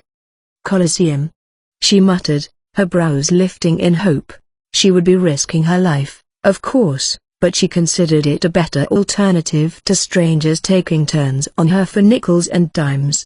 With the overpopulation of prostitutes in the city, untrained women were often tossed to the Colosseum for catfights. The jack of all trades constantly took people hostage over debts and set up various matches in the Colosseum with them. Given that it was packed with spectators day in and day out, especially wealthy tourists flocking from neighboring nations for big events, the Colosseum provided massive income for the company in the form of gambling. The first fight's against another broad neck deep in debt, second one's against a real Colosseum fighter, and the third is against one of our beasts. If you make it through all three alive, I'll tear up your contract then and there. A fighter and a beast. You can't be serious. What's that? You're the one with the serious interest racked up. Oh okay, just don't hurt my sister anymore. Now that all depends on your attitude. If you beg on your knees, we might think about it. The loan sharks burst into laughter. This scene was all too familiar on these streets. Loans from the company were jacked up with sky-high interest rates. Nonetheless, Jack made sure that they were forced to pile on even more debts. This was the tried-and-true tactic. He gave the newcomers into the city a relentless assault of luxury, trapping them in financial quicksand. Alas, it was only human nature, the taste of luxury was addictive. On the other hand, you want to tag in that hot mama of yours? She's still got the goods. Don't you dare, my mother is sick. The men laughed even louder, seeing this turn of events. This family seemed to have been set up for this fallout from the beginning. In fact, they had not gone into debt for a temporary taste of luxury. Their father, a seasoned fisherman, had damaged his boat and had acquired debt to fix it. Interest snowballed until the further was taken away to the Colosseum, followed by their mother falling ill from the stress. Pedestrians carried on, keeping their gazes downward. Traps were laid throughout the lavish cityscape, and many who walked the streets of the capital fell all the way down the ladder into the slums before they knew it. Furthermore, the fallen received no sympathy from the residents of the city, only looks of disdain for the foolish and gullible. "That's what you call rock bottom," they would always say, their looks too cold to be directed at fellow human beings. The jack of all trades had intentionally constructed a bottom-feeding class in the city to make the rest of the lot feel better about their lives in comparison. The pair of final bosses traversed through the capital, drawing all eyes to them. Quite lavish, though the roads are narrow. "Be careful, master." The crowds in the streets parted at Ren's untouchably dignified aura, then promptly shook upon beholding the man behind her, whispered musings about a new higher up in the company or the invasion of a new syndicate buzzed through the populace. "I'll eventually bring Tahara to scope the place out." "Wonderful idea, master." The Demon Lord's casual comment would have struck the jack of all trades like a lightning bolt out of the blue, though he only meant to expose Tahara to different cities around the continent for reference. "We can't stick to the main street, Ren. We're going over there." The Demon Lord pointed towards the hut-lined slums. "Into such a precarious sector?" The Demon Lord would have never been eager to approach a slum like this, but he must have been reminded of the paladin, who worked tirelessly for the working class. "We have to see what lies in the shadows," the Demon Lord mumbled. Ren's expression softened ever so slightly. "You want to pay close attention to the poor," she said. "No, I wasn't thinking about that." "Of course you were, master, with how kind you are." "Pump the brakes," he thought, as he had never so much as considered solving poverty in foreign lands. He simply wanted to experience a glimpse of what the paladin saw in this world. Weeb seemed to have piqued Ren's interest too. "He sounds compassionate like you, master." "Don't get it twisted, Ren. I'm no saint like that guy is. I'm only ever driven by my own will and objectives." "Is it your will then, master, that you hold me with your great love?" The Demon Lord halted his step. "Wait, what are you talking about?" Ren stopped with him. Their unapproachability created a gap in the crowd as if they were shooting a film. "I always wanted to ask why you showered me with so much love." "The subject has completely changed, Ren. It's unrecognizable." "No, your love hasn't changed in the slightest, master.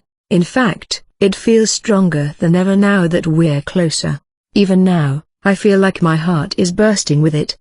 "That's not what the topic of our conversation has. If it is your will to embrace with even greater love, I will accept it with great pleasure, master. I am yours." "Stop it. I was only talking about investigating the slums. What are you talking about?" Despite the Demon Lord's panic, Ren spread her arms and gave him a longing look. The crowd around them gave a hushed stir at her beauty. "Master." What now? What is it?" "I love you." What are you? There's a time and place for." Passers-by watched the impromptu soap opera with bated breath. A stunning girl that seemed to threaten to steal their souls with her looks alone had just proudly declared her love in the middle of the street. What's more, the man she professed her love to was quite obviously a man of the underground. She just said that out in the open. The girl's a knockout, killer outfit too. That godfather must have blackmailed her, poor thing. Is he from the city-states? How much did he pay for a stunner like that? The crowd began to voice their own opinions, which led to the Demon Lord hastily clearing his throat and straightening his back, but any semblance of his dignity had already been lost. The Demon Lord's face contorted terribly at this public execution. "Guess you don't care about your little sister now, huh?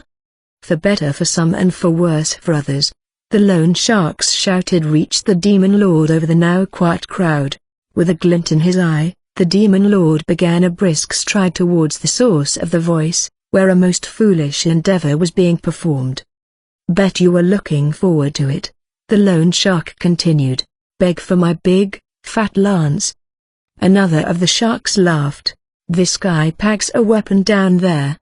As if to put his erect spear on display, the man wiggled it back and forth, all the way up to the woman. Despite the tears in her eyes, she defiantly stared back at him. She was ready to do whatever it took to protect her sister and mother. Passers-by averted their gaze, wanting no part of the heinous deed done in broad daylight. Now, however, there was a man who threw a wrench in the status quo of Eurythies. A pathetic twig. Is there a competition for the most unimpressive rod in town? This drew a drastic reaction from the loan sharks. Not even a trance addict could have picked a fight with the jack of all trades in this town. This allowed the sharks to assume that they were speaking to an ignoramus from the middle of nowhere. Who the hell's this idiot? Where you at? Some hick that just came into the city. Better teach him a lesson. Much to their surprise, the man who parted through the crowd was someone who seemed born to rule in the shadows. Even the jack of all trades sharks were taken aback, especially by his attire. Those clothes. You're from the city-states. From Gorgon. Bring it on. You want to take on the jack of all trades? We'll show you what for. We work for spades, punk. You don't know what you've gotten yourself into. The demon lord did not respond and frowned upon seeing the child fallen by their feet. She seemed unconscious, with marks of torture inflicted by the sharks. She reminded the demon lord of Aku, which only made his face sterner. Encouraged by the demon lord's silence, the sharks grew louder. Hey hey hey, he's quiet as a mouse now that he's heard we work for spades. Got the look but nothing else. Don't tell me you're backing out now, you Gorgon dog. What's this? Did you come to give us that cutie over there? I'll give her a taste of my fat spear too. The self-proclaimed Fat Lancer shook his hips at Ren. Seeing this, the demon lord produced a bronze coin from his pocket and flicked it with his thumb. The coin nailed the Fat Lance and the man let out a hideous scream, foam frothing from his mouth. He shook violently, waterfalls of tears gushing from his eyes until he eventually fell silent. The demon lord had no sympathy for the shark, whose tool of the trade might have been obliterated. He laughed mockingly. No matter the time. The screams of scum like you are so irritating to hear. The demon lord thought he would lean into Kunai's character, partially because he thought that it would betray some of the extreme faith and illusions Ren regarded him with. You bastard. So Gorgon wants war, huh? You'll regret this. The Gorgon name don't mean shit in our country. Gorgon? The demon lord scoffed. I've never heard of any such name. The sharks twisted their faces, assuming the demon lord was going to keep the Gorgon name out of his mouth while he caused mayhem in Uri. The company could demand restitution from Gorgon all they wanted, only to be explained that they employed no such character with a grin across their faces. This tactic would have been moot without a skillful agent with nothing to lose. In fact, if Jack of all trades were too late to demand answers from Gorgon, the sharks calculated, Gorgon would claim slander and use that to justify a full-on war. All of this talk of Jack and spades, apparently you haven't realized you stand before a king. With a boasting sneer as if he had said something clever, the demon lord activated one of his combat skills, Intimidate. The defense of each enemy dropped by 10%, a powerful pressure pulsing from him. The pressure caused many of the onlookers to fall and the color to drain from the sharks, a natural reaction for anyone who was looking death in the face. So, which maggot is going to make me regret it? As the demon lord took a step forward, the company sharks took a step back.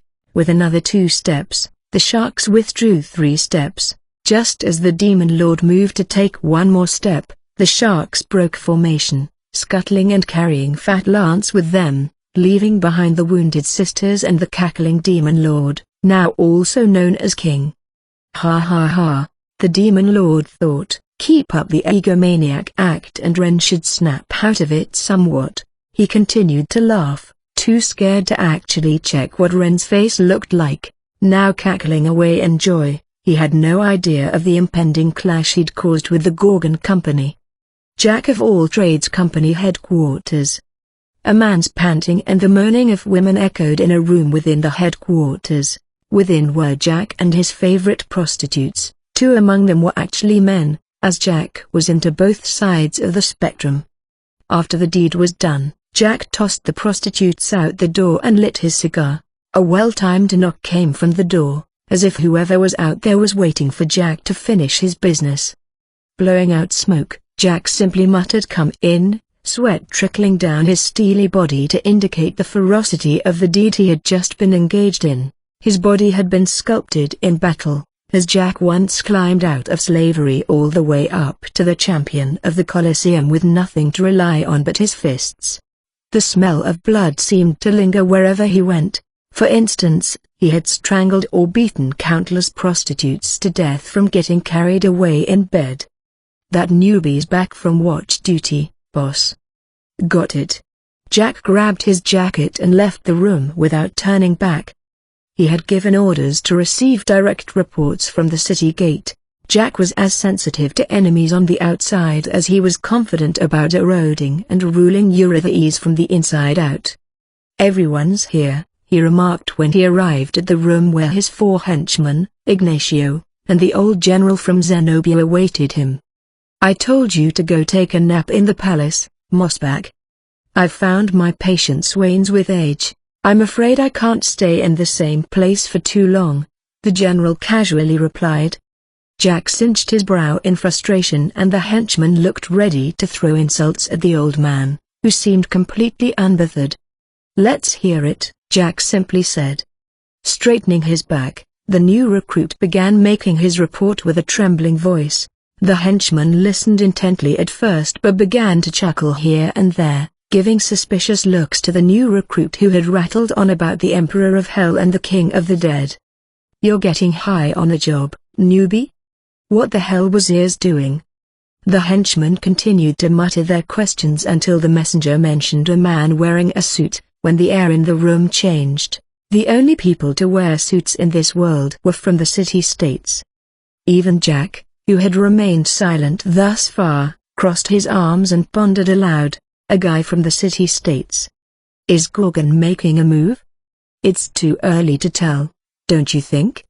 What's the worst a couple of Gorgon's men could do?" Some more speculation continued until a group of Spades' men ran into the room. They relayed how the man in a suit had started a fight with them on the street and scoffed at the mention of Jack of all trades. The men who experienced the Demon Lord firsthand kept mentioning the Gorgon Company. Jack asked, as if to double-check, "Gorgon, huh? What did the guy say?" He kept sneering, claiming not to have heard of the Gorgon Company before. Hearing this, Jack's expression shifted. Not even he had expected the Gorgon Company. Likewise, his henchmen struggled to come up with a solution. "Should we interrogate Gorgon, just in case? You'll just give them an excuse. But if we don't do anything, they'll send in more agents. Then our reputation goes kaput." They felt cornered. Now that they had missed the first move, they were forced to be on the defensive. Jack finally uncrossed his arms and declared, "It's time to send our idiots to them. An eye for an eye," which was a natural course of action for them. If they didn't retaliate, they would continue to face attack after attack. Making eloquent apologies and insincere statements like Sunio had done after the attack on their capital would do Jack of all trades no good. If they didn't deal with this issue now, they believed it would run the reputation of the company to the ground, negatively affecting Jack's rule over the country. "What's his name? What does he look like?" Jack asked. Spades' men mentioned the name King. It was an almost refreshing alias, but Jack assessed that it would have taken him some serious balls to declare himself that. He didn't believe that a disposable pawn would call himself such a thing. At this point, Ignacio gave a yawn and spoke for the first time during this gathering. "You know, I'm starting to think he's the king from Heaven's Ward." While his tone was lethargic, the content of his remark was highly serious. Shock ran across each of the suits before they started nodding along. "Damn it, that's what he's. That king, huh? He's got guts, like they say he does.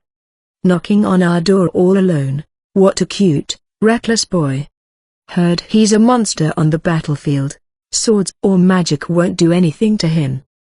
There were numerous famous mercenary groups scattered through the war-torn northern nations, not only the 5 stars. Heaven's Ward was one of the most infamous. They were often used as spearheads during full-on clashes, and everyone in the room had remembered that king, a valiant fighter with head-to-toe armor, belonged to Heaven's Ward. Who is this king, Ignacio? Stupid strong, for sure. When king's on the other side, all of your fighters die left and right, so it's never worth it. Sounds annoying. Jack grumbled. Would he change sides for money or women? I can open up a chair on the sunny side of the government too. As fearsome as King was supposed to be, he was still a mercenary. Jack considered giving him a high-ranking position in Eurythes or even knighthood. No. No, no, no. Mercenaries have a code. Even if King himself is cool with it, everyone at Heaven's Ward wouldn't let it happen. He'll keep getting assassins crawling through his window for the rest of his life. So the only option we have left is to fight him off. Oopsie. Jack felt the urge to clobber Ignacio's chuckling face, but didn't forget to check. What if we outbid whatever Gorgon's paying him? No can do, Phil. If a mercenary turns for money, they'll never be trusted again, costing them their career. For example, let's say I flipped to Gorgon because he gave me lots of cash. You'd never hire us again, would you? HMPH. Bet your sorry ass on it. Jack snarled, yet couldn't help but agree with the assessment. Mercenaries may have had the stereotype of doing anything for money, but this wasn't always the case in practice. Most of them kept honest policies and clean records. No one would hire them if any ill rumor or image arose during their background check. Most mercenaries wore a fake smile for any nation they dealt with, secretly hoping for war season to last forever. So, this sort of attack was completely asinine. Without the name of Gorgon on his back for protection, the only fate awaiting such an infiltrator was death. King, the monster of the battlefield, must have been one of the only ones capable of such a sting. Heaven's Ward, huh? Looks like Gorgon's all riled up. Jack could feel his blood boil. This was far beyond the previous scuffles between two trading companies. This was a war between Eurythes and the city-states. He knew that the two were destined to clash, but it was far sooner and bound to be deadlier than expected. The general, who had remained silent until now, tauntingly said, "Perhaps your savage ways have incited their ire." What?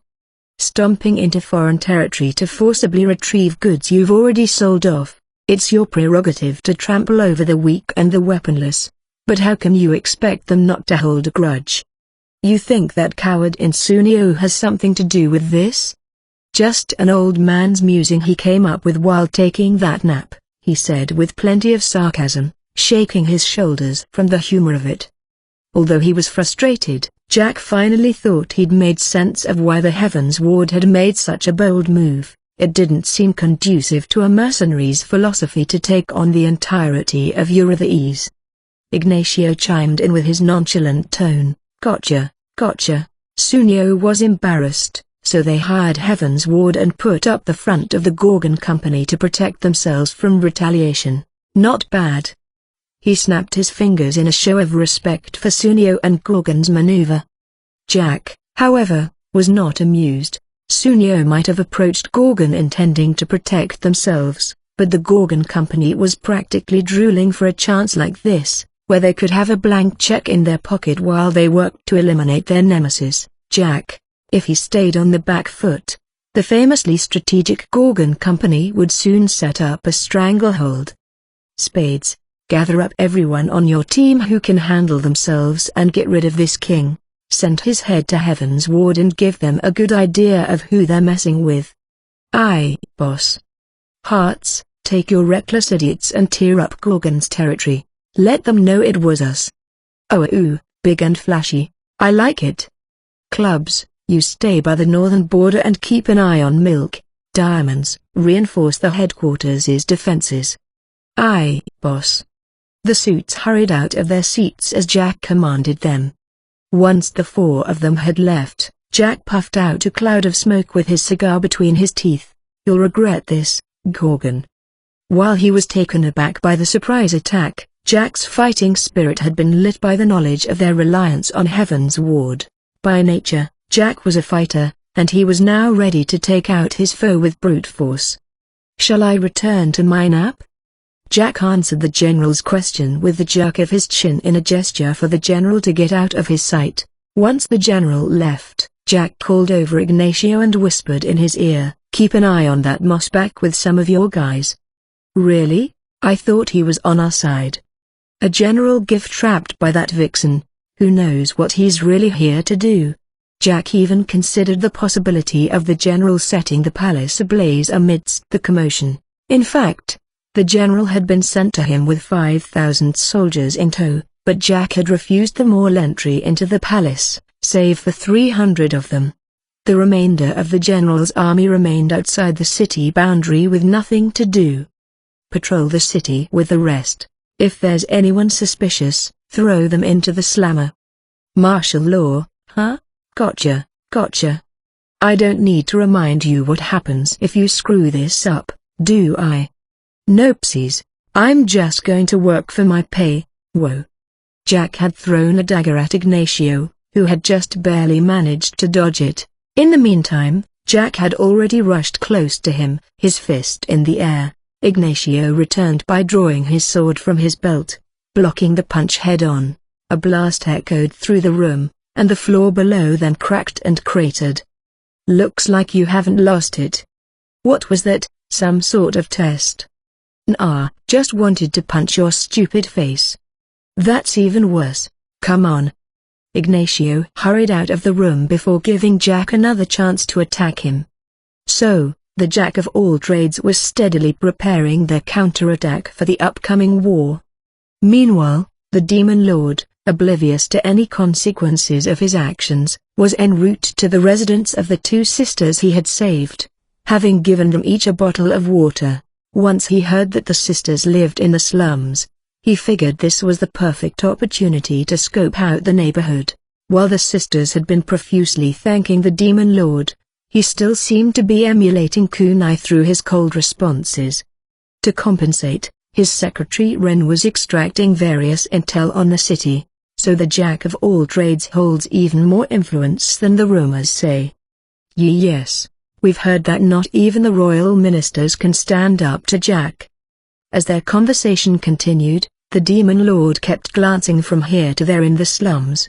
There was a gloom about the neighborhood that betrayed the early time of day and filled the air with a particular stench. As they walked through the alleys, the residents watched Ren with a sinister grin before spotting the Demon Lord behind her and fleeing into darker alleys. Perhaps they mistook the Demon Lord to be a higher-up in the company, or maybe they recognized his suit and sussed out a conflict in the making. The slums have their own hierarchy as well. The Demon Lord mused as they progressed further. The more they walked, the worse the air seemed to become, as if the physical distance between a resident and the edge of the slums directly represented the difficulty for them to escape their situation. Even now, children were diving in the trash searching for anything useful, which reminded the Demon Lord of a documentary he had once seen on TV. There were various characters in the slums, such as those handing off illicit drugs, those who had merchandise lined up on a tattered piece of fabric, children skulking to nick someone's wallet, and those serving cheap drinks in a run-down hut. One mistake and you end up here, another and you'll tumble further down. The Demon Lord muttered. Ren answered with her clear voice, perhaps misfortune has no bottom. HMPH, if they don't like their circumstances, they can crawl out of it with their own two hands. The Demon Lord chuckled, realizing how much he sounded like Luna. While he was far from superstitious, he could agree with some portions of Holy Light's doctrine and shared their sentiment. The fact that he would assist Luna even as he grumbled about her was because he acknowledged how far Luna had come with her own merit and respected her for it. Master, I believe he's involved with the Jack of all trades. The Demon Lord followed Ren's gaze to find an unsavory-looking man collecting coins from the makeshift street vendors. His leather pouch was filled to the brim, indicating that he had collected a respectable sum. Hygiene fee for the week. Pay up 2 bronze medallions. T. This week. We're out here making sure you filth stay clean. You can't pay? As the man went threatening the residents of the slum, he used his fists liberally to encourage smooth payment. Despite the excuse of a hygiene fee, the entire place looked hardly swept. Ren glanced at the Demon Lord meaningfully, but the reply she received was cut and dry. Don't say anything, Ren. They have their own rules here. No need for us to intervene. Yes, Master. The man stopped his collection efforts as soon as he saw Ren and leapt up towards her. A new girl in town, huh? With a face like yours, you don't need to live on there. At this point, the man backed off in shock upon seeing the Demon Lord and his clothes. What the hell? What's a guy from the city-states doing here? Nothing in particular, just taking a walk around the block. The Demon Lord had answered honestly, but the man, of course, didn't take it that way. With the city-states sharing a border with Yuri, they were long-lasting enemies that had often clashed. A member from said enemy nation just taking a walk was nothing short of a threat. One of Gorgon's pawns, huh? Leave the chick and get lost. I'll let you live. Let's say I do leave her with you, what happens to her? What do you think, punk? This one'll be big in any brothel, whoa. The Demon Lord grabbed the man by his collar without a word and threw him like a baseball. The man's body bounced across the ground and towards the entrance of the slums. The area went so silent that one could have heard a pin drop. I thought we weren't going to say anything, Master. What are you talking about? I haven't said a word to them. With his usual twisting of semantics, the Demon Lord tossed the remaining leather pouch towards the man. As usual, the Demon Lord seemed to have no use for bronze medallions. The residents of the slum only gave a longing look at the pouch, keeping their distance for fear of retaliation. Let's go, the Demon Lord urged the sisters, without so much as a second glance towards the collector. Are you sure you want to come to our house, Mr. King? That's fine, he answered, resisting the urge to demand to know who in the world King was supposed to be. However, he decided to leave it alone, as he couldn't be bothered to correct them every time. Calling him Demon Lord wasn't much better of a title here. The younger sister, too, pleaded with the Demon Lord. Mr. King, she said with a small, childlike lisp. Please, help Daddy and Mommy. I only came here to observe your lifestyle. If you want help, ask that great light of yours. Mr. King. Please, Mr. King. Who is this king, anyway? Stop calling me that stupid name. The Demon Lord finally blurted out. He meant no ill will towards the sisters, but having them repeatedly call him king sounded to him like an insult.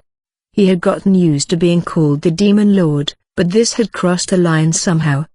Master, their mother is on her sick bed.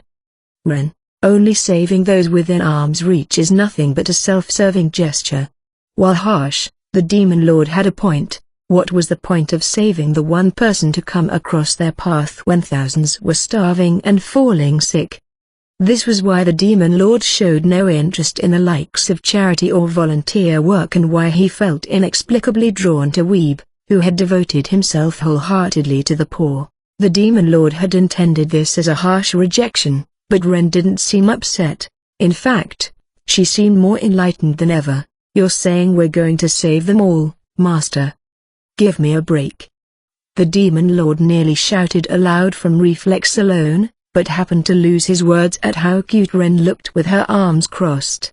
Her pure aura threatened to engulf anyone who stood before her. What's with this devotion? Does she think I'm some sort of saint? With a sigh, the Demon Lord pressed on, passing filthy shops and restaurants, serving who knew what in their pots. Some places were selling knickknacks on mats, while some featured women who could be seen leading men into the shadows of alleys by the sleeve. Oh, Mr. King, this is our home. Welcome, Mr. King. I'm still being called King. A muscle twitched in the Demon Lord's face, but he was Akira Ono, the king of the entire world, to Ren. She had no reason to deny the title. In fact, it only seemed natural to her that he should be addressed as such.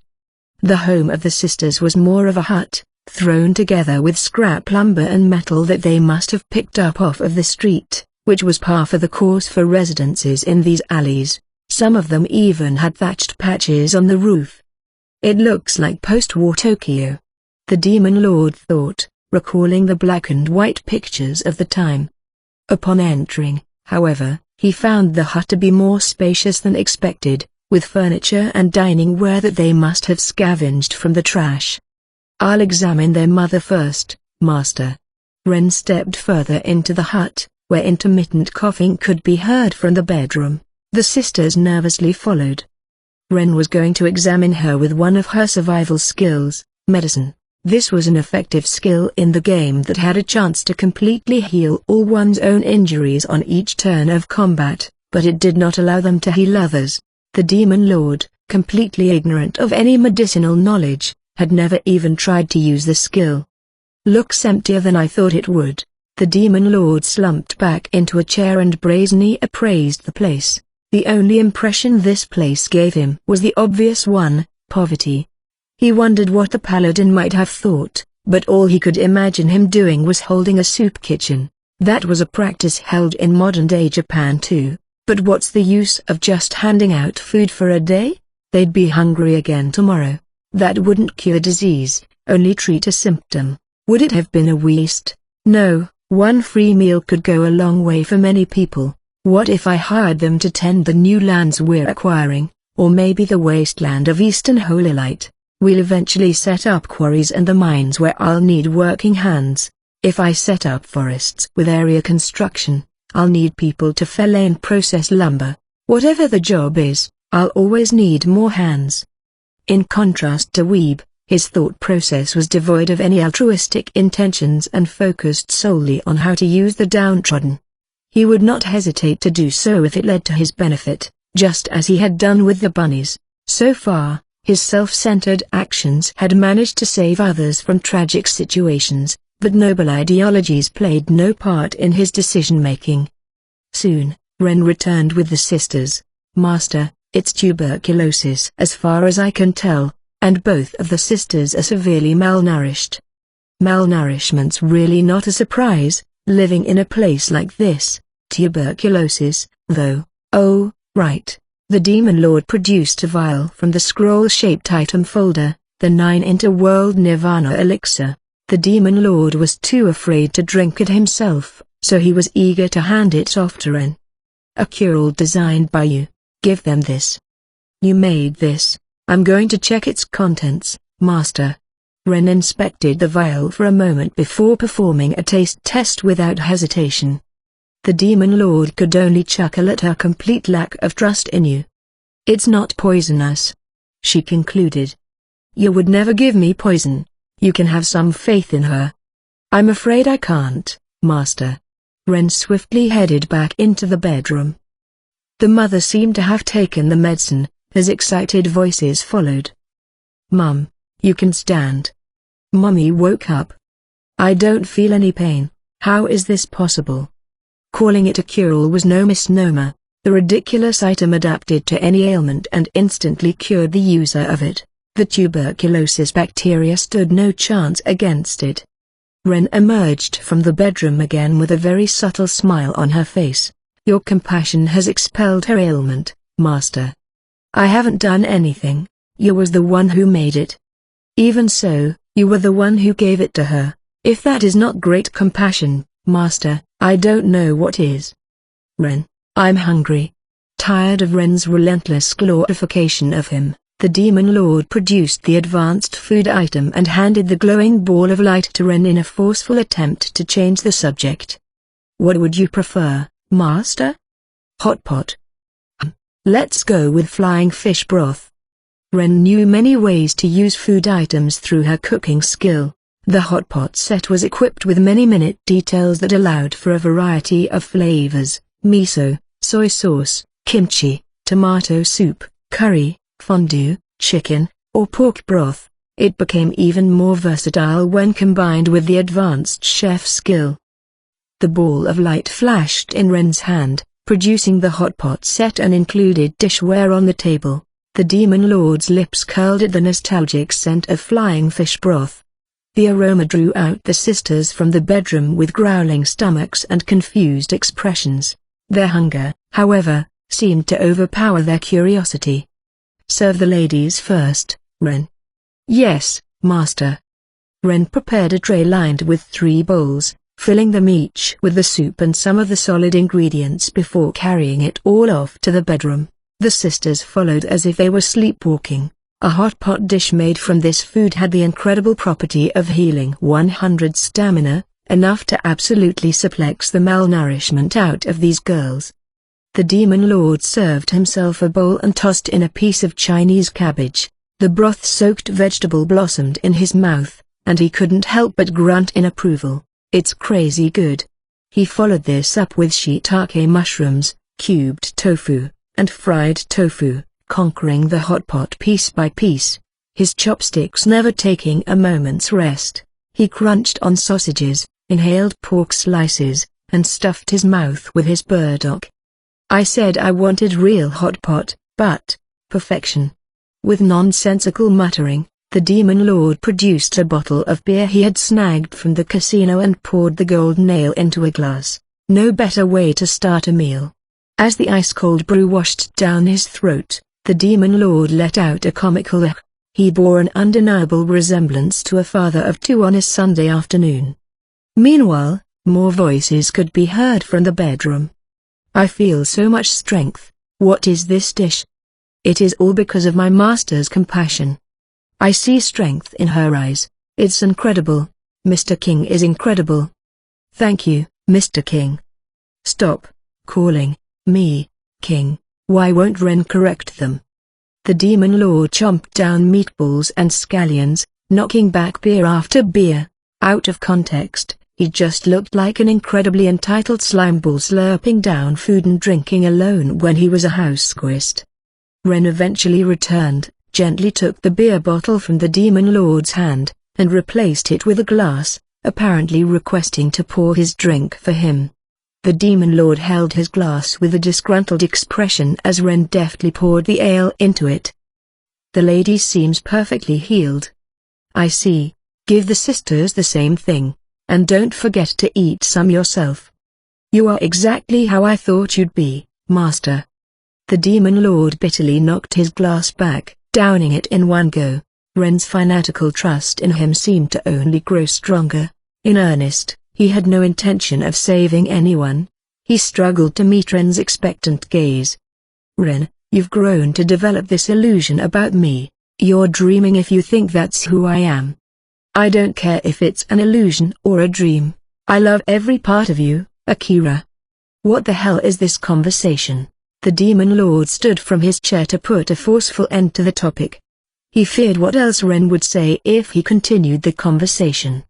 "I'm going to get some fresh air, show the sisters how to eat hot pot." With that, the Demon Lord rushed out of the hut and began to light his cigarette. Unfortunately, a man marked with spades and his henchmen came down the street, a team of Jack's goons specialized in violence. "The you are, King." "What's up, King? Thought we wouldn't be able to find you in the slums?" The Demon Lord felt something snap as his hand slightly quivered. "Bro, he's shaking, and he calls himself King. The King of Cowards, more like." Little did Spades and his henchmen know, the man they called King was reaching a critical level of stress, approaching imminent explosion. The air was tense once Spades and his men had come stomping through. It wasn't an uncommon occurrence for the Jack of all trades to perform executions in the slums, and the residents reacted like they expected another. "Who screwed up this time?" "I saw it," the sisters down the took in a city-state sky. What the hell were they thinking? The guy in all black, a magnet for trouble. The bystanders spat out more curses, dreading their humble alleys becoming the battleground of some disastrous clash. They knew they could very well be wrapped up in it if it got serious enough to cause more casualties. The elder of the slums, too, turned blue in the face upon seeing members of the company's troop. Not good. Lord Spades is here himself. We're going to catch some heat too. What do you mean heat? We'll be punished for harboring someone from the city-states. They'll raise the hygiene fee, I'd expect. Like we can afford that. Let's get that bastard out of here ourselves. The residents of the slums flooded out into the streets with old lumber, metal pipes, and rusted knives in their hands. They had to prove their disassociation with the man in black, lest the company blame them for anything that was about to happen. Seeing the quick response from the locals, Spades snickered. Thought you'd be safe here, King? Sorry to disappoint you. He turned to the locals approaching him. Whose side are you, filth on? The residents of the slums each desperately declared their allegiance. Falling into bad graces with the company was a death sentence. We'd never protect anyone from the city-states. That's right. Get the hell out of here. They shouted at the Demon Lord. Spade curled his lips again.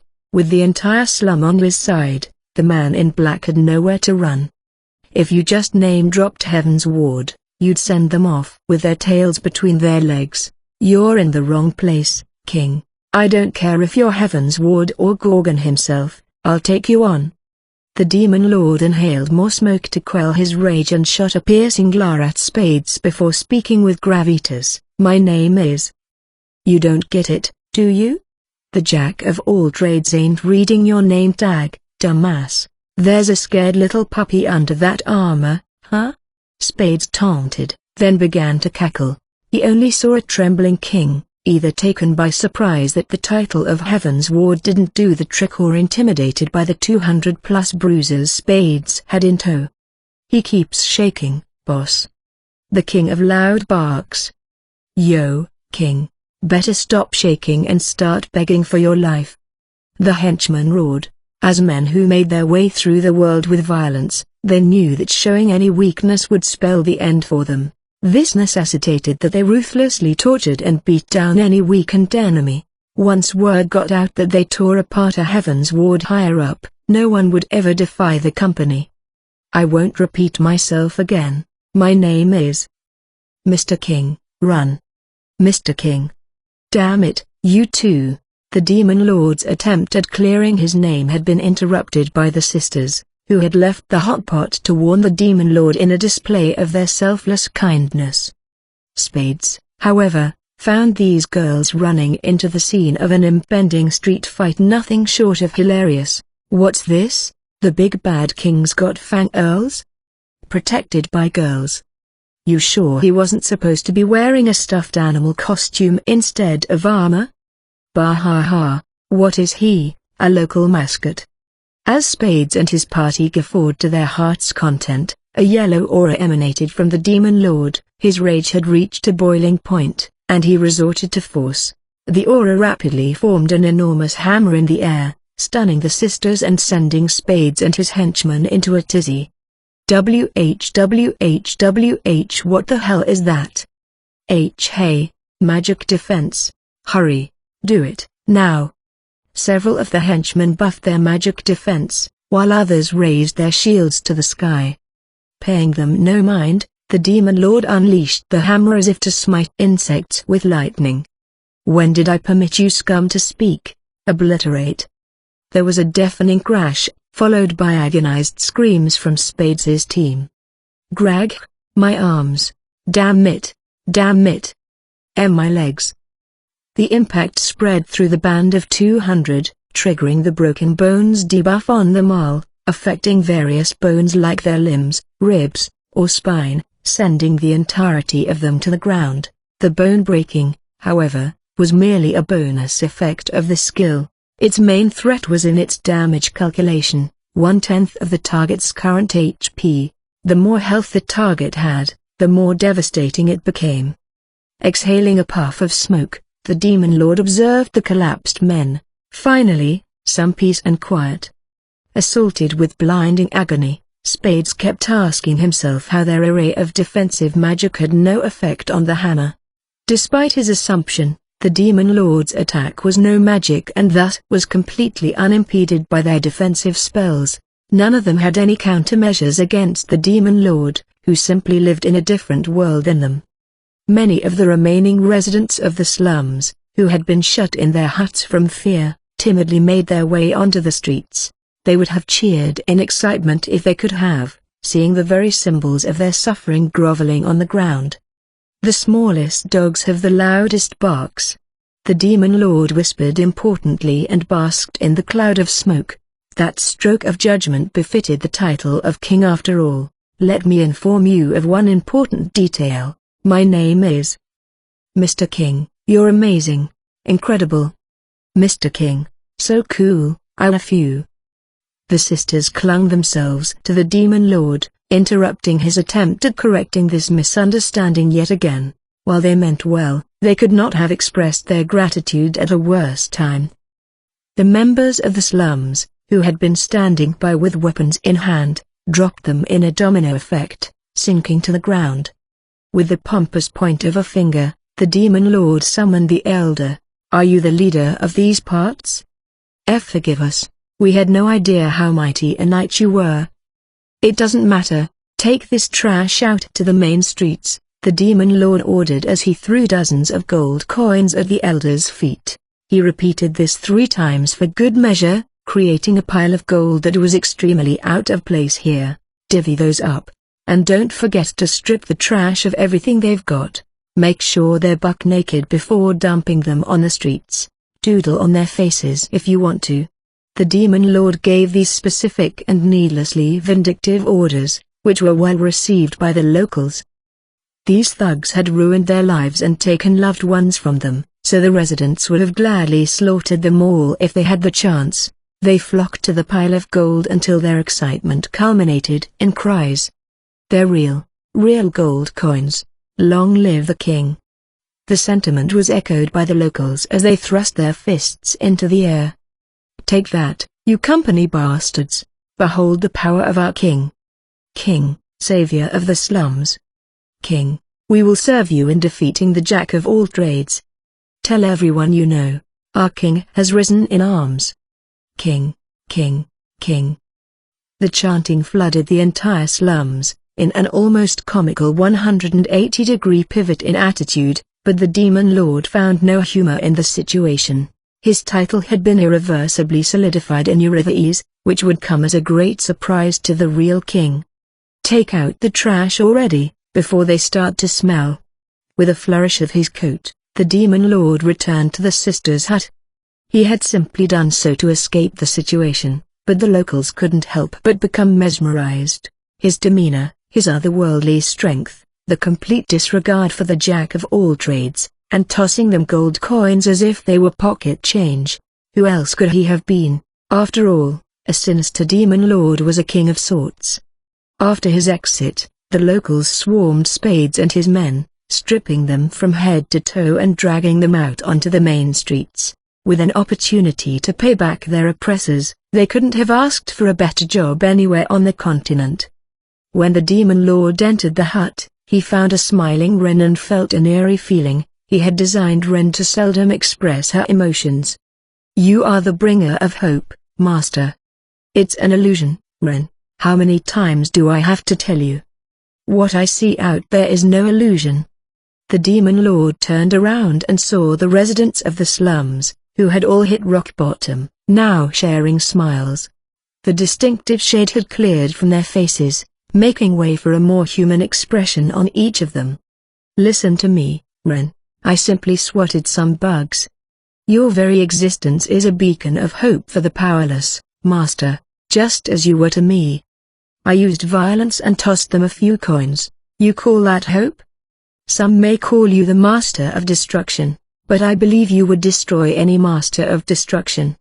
Who am I, Lauresia? The Demon Lord kept the obscure reference to himself as he saw the mother of the sisters emerge from the back, who looked to only be about 30 years old herself. How are you feeling, miss? I can get up and move around, all thanks to you. I don't know how to. No need. Enjoy the hot pot, a family dinner. Take it from here, Wren. The Demon Lord went into the bedroom and lay on the mother's bed. He spotted a family portrait atop the dresser. Mom, Dad, and the two girls. They must have been a happy family. As the Demon Lord was met with an uncharacteristically sentimental spell, more joyful talking could be heard from the front room. On top of healing a ridiculous amount of stamina, the hot pot was a delicious dish in its own right. Someone once said that hunger is the best spice, and this dinner was shaping up to be one worthy of celebrating the mother's health. Mom, isn't this meat? It looks like it. Mommy, what's this white block? It's called tofu, very nutritious. Miss Rin, what is this star-shaped vegetable? Those are carrots. Sea carrots? No way, how much did this dish cost? Listening in on the family dinner, the Demon Lord closed his eyes, exhausted. It looked like dealing with the dungeon and the cargo would have to wait. Little did he know that the spark he had caused in the slums had already begun to spread fires all over the place. When he would finally make his move, those flames would threaten to burn down the entire country. Diamond, diamond, diamond. Brawl. Near the border of the city-states. While the Demon Lord sowed chaos in the slums of Eurythes, Hearts had begun his operation to tear up a portion of Gorgon territory, starting a full-scale riot with 1,000 of his fighters. Let's get this show on the road. Hearts cracked his BDSM whip to commence the infiltration. The cross-dressing dominatrix, despite his complex characteristics, was one of the top 4 of the jack-of-all-trades and more than a competent fighter as such. The news of their infiltration and disruption of Gorgon's territory rapidly reached its leader. Jack, huh? The city-states was a unique nation composed of several sovereign cities, each with their own laws, culture, palate, and more. Complex hierarchies and business arrangements formed a system among the city-states where countless trading companies competed day in and day out. One of them was the Gorgon Company, aka the city-states Alpha. I had expected something like this from him. Gorgon chuckled. His eyes shone as sharply and coldly as a blade of ice behind a pair of sophisticated glasses, which did nothing to mask the cruel, calculated nature he showed in his gaze. He had inherited the Gorgon Company at the young age of 23, his slender stature clad in a pinstripe suit. In short, he was a racketeer. In fact, the Gorgon Company had begun as a mercenary group. They had always had a place in the underground, which they used in combination with their legitimate business to become the syndicate they were today. He's earlier than expected. It seems the fall of the bishop did the trick. Gorgon was not surprised by his company clashing with Jack's. That much was a result of natural progression. He simply regretted the change in his intricately designed timetable that, unbeknownst to him, had been caused by the Demon Lord. The Jack of all trades. An elderly woman sitting beside Gorgon leisurely set down her cup of tea. How frightening. Gorgon's mansion was occupied exclusively by elderly women. Although Gorgon's appearance was striking even for men, he was a severe gerontophile, so much so that any younger men or women in his vicinity would cause him anxiety and nausea. No need to be frightened, Catherine. The rabid dog had nowhere to run but here. Gorgon went on to patiently explain, his ruthless demeanor completely replaced with what appeared to be kindness. To the north of Retry lies milk and its vast pastures. The mad dog holds no infrastructure to sneak dairy and leather products into circulation and provide merchants with them.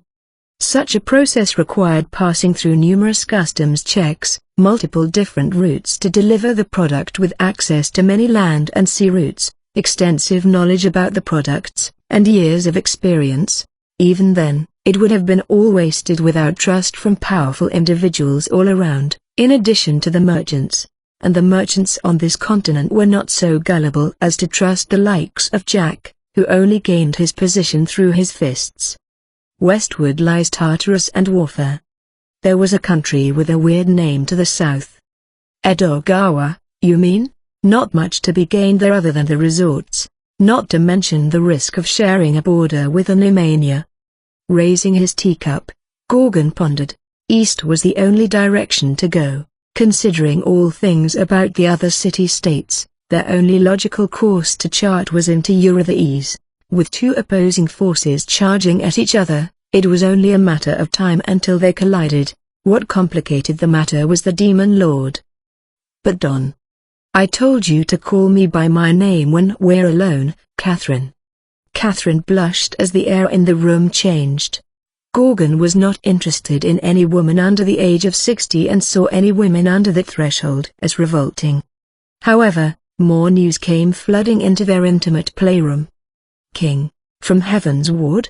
A document provided by another elderly woman was inscribed with a name that had no reason to be there. It seemed that Hearts and his men were vengefully mentioning the name as they rioted, starting rumors that members of Heaven's Ward were participating in the attack. "Why are they in our territory?" Gorgon muttered. They were a mercenary company working in the far west of the city-states. They had no business meddling in a conflict here. Gorgon would have considered it too risky to attack the city-states if he had been in their shoes. They chose publicity over profit. Gorgon's eyes glimmered. With the shared origin as a mercenary between Gorgon's clan and Heaven's Ward, he felt a powerful disgust for them. Arrogant fools. A newly founded group had taken a swing at them, one of the best established and long-standing mercenary companies on the continent, and this was an unbearable insult to Gorgon. "Catherine, will you tell Jake to swallow the rat whole, please?" I will." The cat and mouse game between the Gorgon Company and Hearts' guerrilla team. This, of course, was only the opening act to a much larger conflict.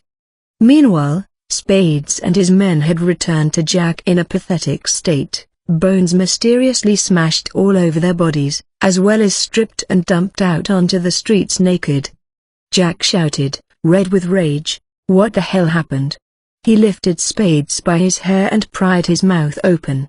Spades panted, "Some spell, never seen it." His men confirmed this, groaning in pain.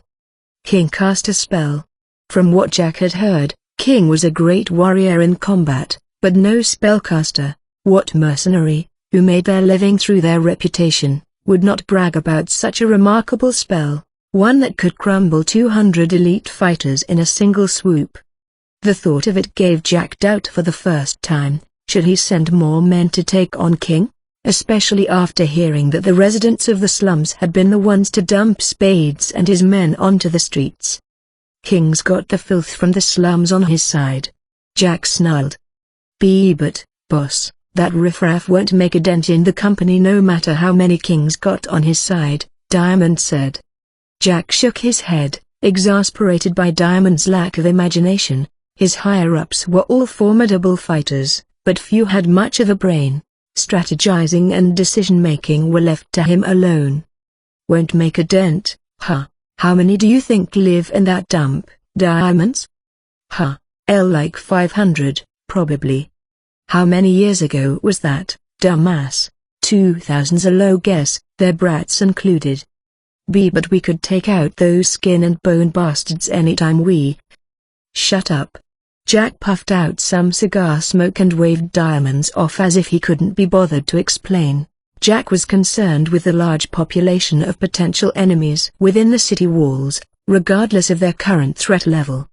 He feared no signs of foreign invasion, but a potential terrorist group of 2,000 lying dormant within his territory was another story.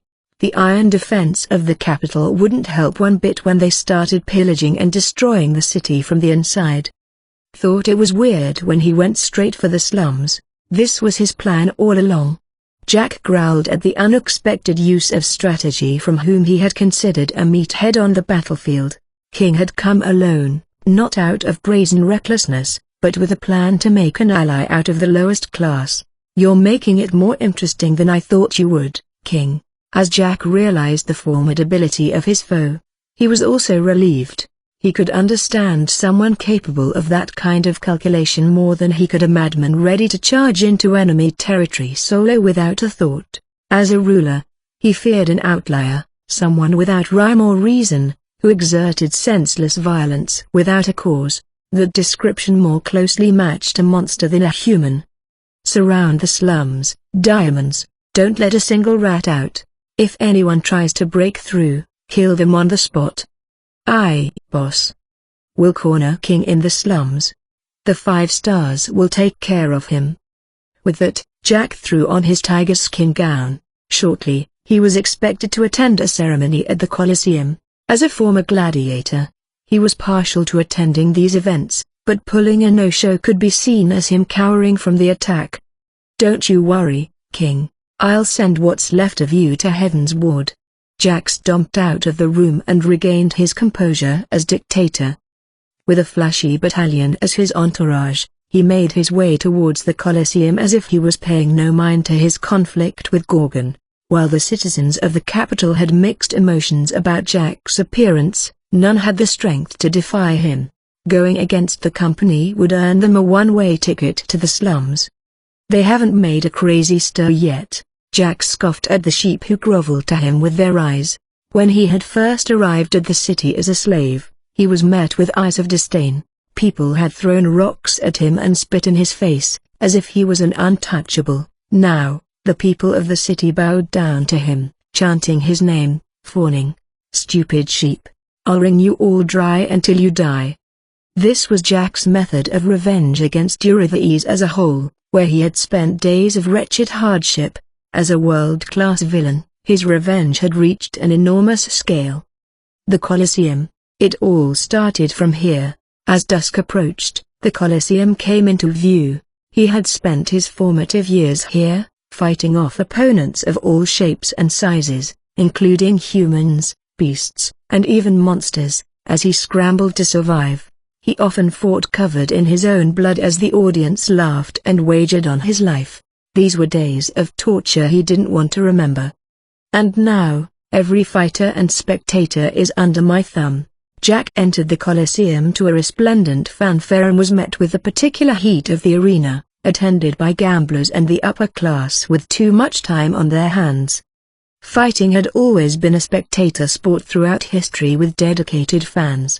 In the Colosseum, bets were openly made as to who would survive, expensive wine bottles being opened left and right. As fighters killed to survive, the rich and their professional escorts discussed the fighters and their predictions as if they were master fighters themselves, drinking bottles of wine each priced around the average salary of a commoner in the city.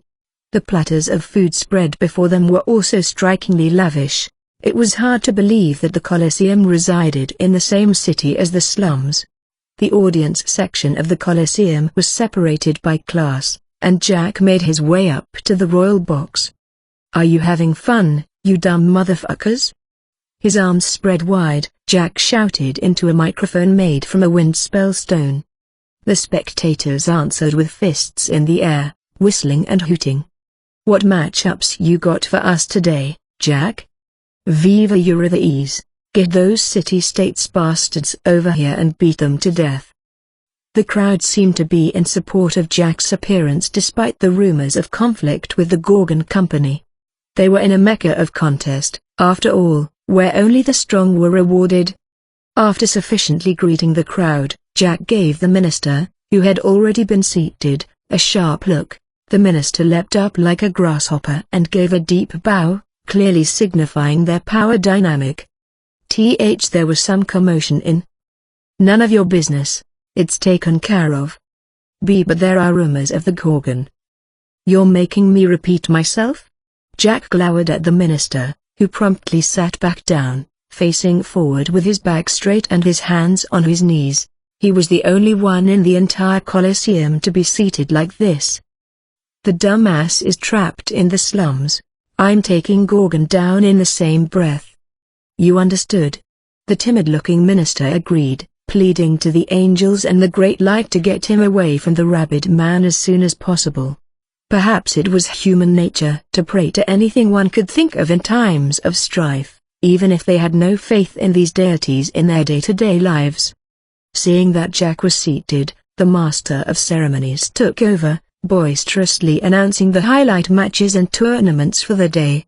At each announcement, the audience was fired up hotter and hotter, their cheers growing louder and louder. Soon, combat commenced in every corner of the arena, filling the Colosseum with bloodshed and betting. The life-or-death contest provided unparalleled entertainment for the guests. Night fell as the matches progressed and the audience became more intoxicated. Cheers were becoming more common, and some spectators in the first-class boxes had even begun engaging in lascivious acts, making for a blood-stained festival. Jack let out a low chuckle as he imagined his profits for the night. Now, where to drop that crack? That'll be a huge pile of gold.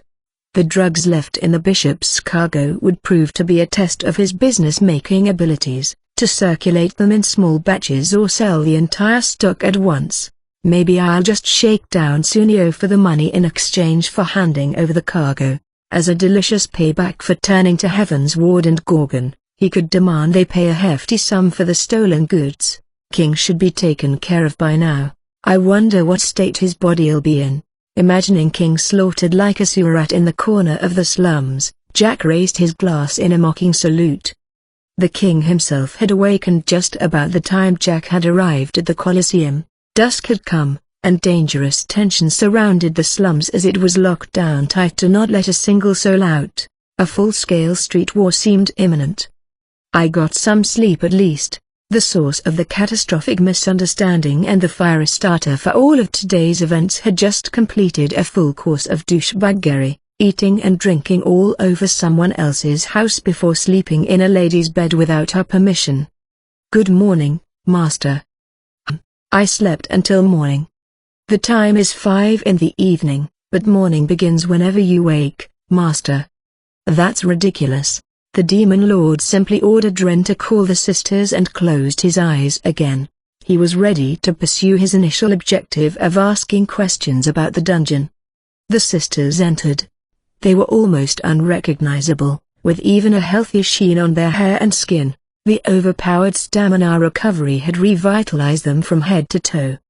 Mr. King, thank you so much for providing my mother with such a valuable medicine. Thank you.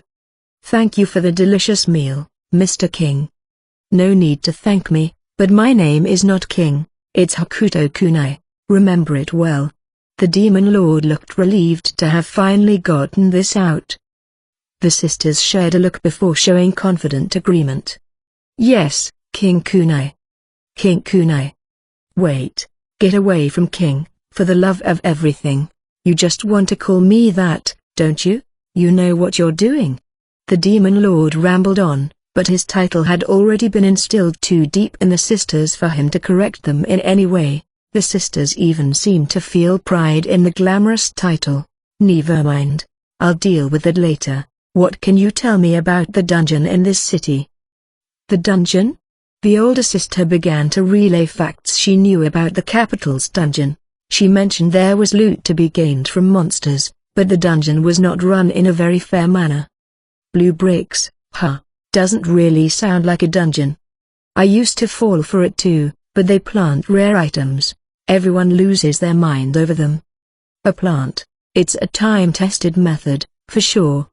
At this point, the Demon Lord was informed of the names of the family: Warin, the older sister, Urin, the younger sister, and Marin, the mother.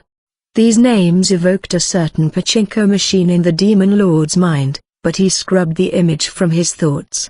However, it led to an idea. If dungeon crawling is a form of gambling, they would need to show off big wins every now and then.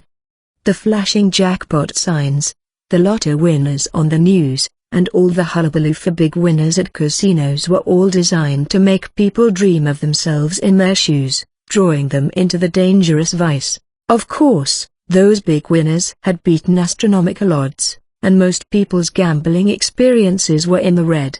It simply would not be called gambling if one could keep winning without cheating. They've demanded I enter the Colosseum to repay my debt. People die in there every day and they think it's a game. My father is still imprisoned there. A game. Lying down on the bed, the Demon Lord scowled at the ceiling. If the Colosseum had been mere child's play, he wouldn't have paid it any mind. But a game of life or death. He had some expertise in that. He even felt a tinge of outrage that they would dare host a life or death game without him. Half of his life, after all, had been spent with a battle royale that encroached upon the real world. What do you think, Ren? I can't imagine it's anything good if it's run by the jack of all trades. Let's go take a look, then. Ren held the Demon Lord's hands in hers, picking up that he was going to quick travel, a method of transportation that seemed ordinary to them, but would be an unbelievable nightmare for Diamonds, who had the slums surrounded so tightly he could prevent a single bug from escaping. "I'll be out for a bit," the Demon Lord announced. "Make yourselves at home." In the blink of an eye, Ren and the Demon Lord vanished, their presence and all. The sisters exclaimed in surprise, but there was no one left on the bed. "Mr. King is an incredible mage. Mr. King's king magic," the sisters cried. The simple act of entering stealth stance followed by a quick travel appeared nothing short of a spectacular magic spell. This decision would soon lead to another bizarre misunderstanding in the slums, which, in all fairness, was entirely the fault of the Demon Lord. Once they were out on the main street, the Demon Lord and Ren walked along the road, remaining comfortably undetectable among bustling foot traffic, speaking to each other via communication. As they went, they enjoyed the dazzling cityscape of the capital, illuminated with countless light spell stones. "The city seems more prosperous out here," the Demon Lord communicated. "A drastic change from the slums, it's like." Ren trailed off, uncharacteristically. "Of course," the Demon Lord caught onto the words that would have followed. "A life or death coliseum, glory to the rich, and misery to the poor. You see the empire in this city." "I wouldn't have." "You're not wrong to think so. There's one definitive difference, however." "What is it, Master?" "It's not nearly enough," the Demon Lord answered mysteriously, and they went further into the city until they reached the entrance of blue bricks, which led out into a large plaza that was congested with pedestrians. According to Wherein, the dungeon was built from literal blue bricks that could withstand any impact, physical or magical. "Hey, there were 3 blue mirrors today." "For real? 6 gold coins a pop. Why can't I ever get one? You could party for months." "It will be me, next time. I'm going to do it." The adventurers all reacted to the news in their own dramatic way. The Demon Lord immediately saw through this, however. A plant, like Wherein had mentioned, produced into a grand spectacle by Jack and served up as cheese on a trap to lure adventurers into the dungeon. All scripted. It's almost adorable how hard they're working to keep this up. "This is a place full of deceit." The Demon Lord cackled when a pair of men fell back onto the ground. How is he here? He's supposed to be trapped in the slums." "Oh, no. It's that guy." The Demon Lord's and Ren's expressions changed, knowing that seeing past stealth stance required a certain threshold of skill. Don't say my name, you idiot. What if he remembers it?" Wait, don't choke me, ears. Please, ears. Shut up." The pair revealed themselves fully. As soon as the Demon Lord put a cigarette in his mouth, Ren lit it. "City guards, by the look of it," the Demon Lord said. "Good eye. Ears. That's not my name. This newbie right here, he's a serial liar, born and raised." "That's horrible, Ears. Don't call me a liar, Ears. Why would you say something like that, Ears? Stop calling my name. You know what you're doing, don't you, huh?" Watching Ears and his partner wrestle, the Demon Lord chuckled. He felt a strange sense of sympathy after being relentlessly addressed as king. A patrol unit, composed of Lilas and his men, overheard them and came over. "What's going on, damn it, Ears?" Lilas scowled at Ears from atop of his horse, reminded of the numerous times when one of Ears's outbursts halted their mission or travels. Then, he spotted the Demon Lord in his suit and discerned him to be king. "Going to suck up to Heaven's Ward now, Ears?" "No, That's why you'll always be a loser. The only thing on your mind's to ride on the coattails of someone else who has what it takes. You disgust me." Lilas spat in Ears's face. Ears wiped it off with a filthy piece of fabric that could barely be called a handkerchief. No matter how miserable he was, he couldn't make a retort. "And sucks for you," Lilas added. "He doesn't have what it takes. just a loser about to be executed. He raised his arm, which called 100 mercenaries to come in formation, all pointing their weapons at the Demon Lord and Ren, almost happy that they were spared the hassle of cornering them in the slums. "What's up, King? First time seeing you without your armor." "You are mistaken. My name isn't King, and we've never met before." "So that's how you sound. You're a quiet man on the battlefield, but you've got a good bass voice." "I'm..." "Come off it, man. None of this. You're not King Bull. You think no one would know who you are with your armor off?" With an exasperated laugh, he moved his men forward. Ren took a step forward as if to stand between them and the Demon Lord. "They are hostile, Master." "Come on, King, you're going to hide behind this cutie? Kind of disappointed, if I'm being real here. Pathetic without your armor on." The Demon Lord had been quietly enjoying a smoke but decided to ask, just to confirm, "You are trying to kill me?" Just like the thugs at the slums, it seemed evident that they were specifically after his life. "Huh? What are you? You came swinging at Eurythes, at the jack of all trades. You think you can make it out of the capital alive? Your head belongs to the 5 stars now." "I see. Then I'd best fight back." "You screwed up, King. You let a bit of infamy get to your head, puffed your chest at the wrong guy. You two losers would have gotten along." Lilas's lips curled. The Demon Lord, too, wore a bitter grin as he was reminded of his younger self in years. When the world of Akira Ono was crushed by the flood of social media craze, a section of the internet had been populated by heartless comments. "Ono's site crashed and burned, LOL, what a loser. He's toast. His games were so dated." At the time, Akira plunged himself into the depths of drink and debauchery, spending his days at rock bottom. With his savings drained, he had begun working at a video game company only to find no fulfillment there. Rinse and repeat. Of course, Akira had not given up. He bided his time for a long, long time, before throwing his heart and soul into the fires of one last retry. Reminiscing about old times, the Demon Lord muttered to himself, "From the market crash and the jobless era to my temp and contractor days, people like you have always preached about victors and losers. Every single one of them was as paper thin as you." Huh? Winning, losing, what it all means, those are only inside each of us. Nothing is as comical as a complete stranger giving a lecture on what it means to win at life.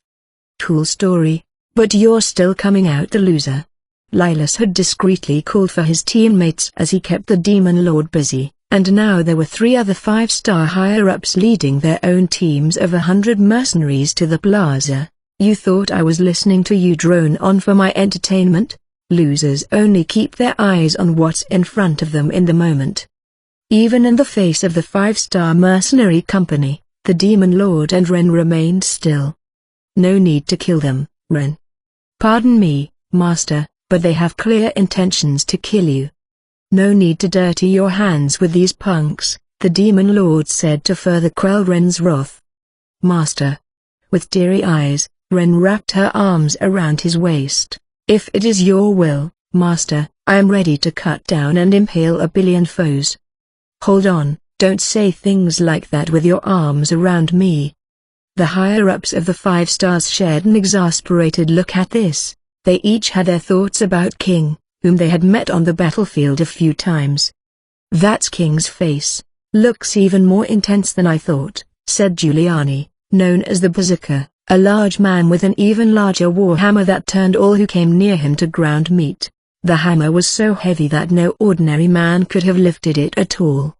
"I thought he'd be a bit younger. Too bad," said Warden of Hell Marietta. She was a serpentine woman who had become a warden of slaves in the renowned gold mines of Goldstone during her time off from mercenary work. There, she left behind a pile of bodies. Her scimitar was all golden from its handle to the edge of its blade. "Age is but a number in our business. King should not be viewed lightly," spoke the famed sage Arios, the Fire of Sota. He had become a sort of local hero after burning down an entire goblin's nest in the Sota Mountains to the north. HMPH. With all of us here, we could take out a firebrand. Lastly, there was Lilas the illusionary sword, who had gained his fame as a monster hunter after solo hunting a unicorn bug. Every one of the higher-ups was a top-notch fighter, and the rest of their battalion was better trained than most armies around. It was only natural that they grew to become one of the most popular mercenary companies on the continent, considering that Ears had it bad in more ways than one when he was working alongside them. Giuliani moved his horse forward, his warhammer on one shoulder. "We're both mercenaries. Choose an honorable death and I won't make it painful." "Don't interrupt my time with my master," Ren quietly said, her arms still embracing the demon lord. Giuliani brushed his clean-shaven head, looking a bit troubled. "Come on, little girl, we're not here to play." "I'm not playing. My love for my master is as real as it can be." Hey, little girl, could it be you using me to confess your love to this guy? Is that what's going on?" Giuliani shouted, his face beet red from anger and jealousy. The demon lord decided to play off this reaction and said, "A request for you, Ren, entertain them for a bit." After a long silence, Ren regrettably relinquished her hold on the demon lord. "Yes, master." She faced her foe. The demon lord took his cue to scuttle off to one of the chairs in the plaza, where he situated his ashtray and a bottle of shotcha he had taken from the casino, ready to become a perfect spectator. "Go easy on them, Ren." At his command, Ren produced a long lance from a dark void that materialized in the air. Her weapon of choice, Ninjin Mukatsu, had sent countless players to their graves. The point was formed by a spiral of several blades that emanated an ominous red glow, its length longer than she was tall. "Resistance is futile. Surrender now." Ren's masterful stance and the eerie presence of the lance froze the members of the 5 stars, even despite their exceptional prowess. It was precisely because of their talent that they felt in their bones how dangerous the lance was. By their estimation, it was at least a legendary and almost certainly an ancient fragment. Overcome with fear, Lilas cried out, "And not fair, King. Why you got a lancer like that? You were just boasting up and down how successful you are. What do you have to fear in anything a loser like me has up his sleeve? Go big or go home." "You won't be going home after this, though. Are you kidding me? This is like cheating. And you call yourself a mercenary? You crossed the line, man. You're afraid of a little girl with a lance? Is that what it means to be victors? Man up. Go big or go home. You won't be going home after this, though." That was important enough to bear repeating. The demon lord tore them to shreds with his words as he sipped his shochu on the rocks. Such a professional scumbag he was that he didn't forget to goad his enemies even after resigning himself to spectate. Giuliani whirled his warhammer as if to blow this miasma of fear away. "It's a bluff. The hell are you scared of that girl for?"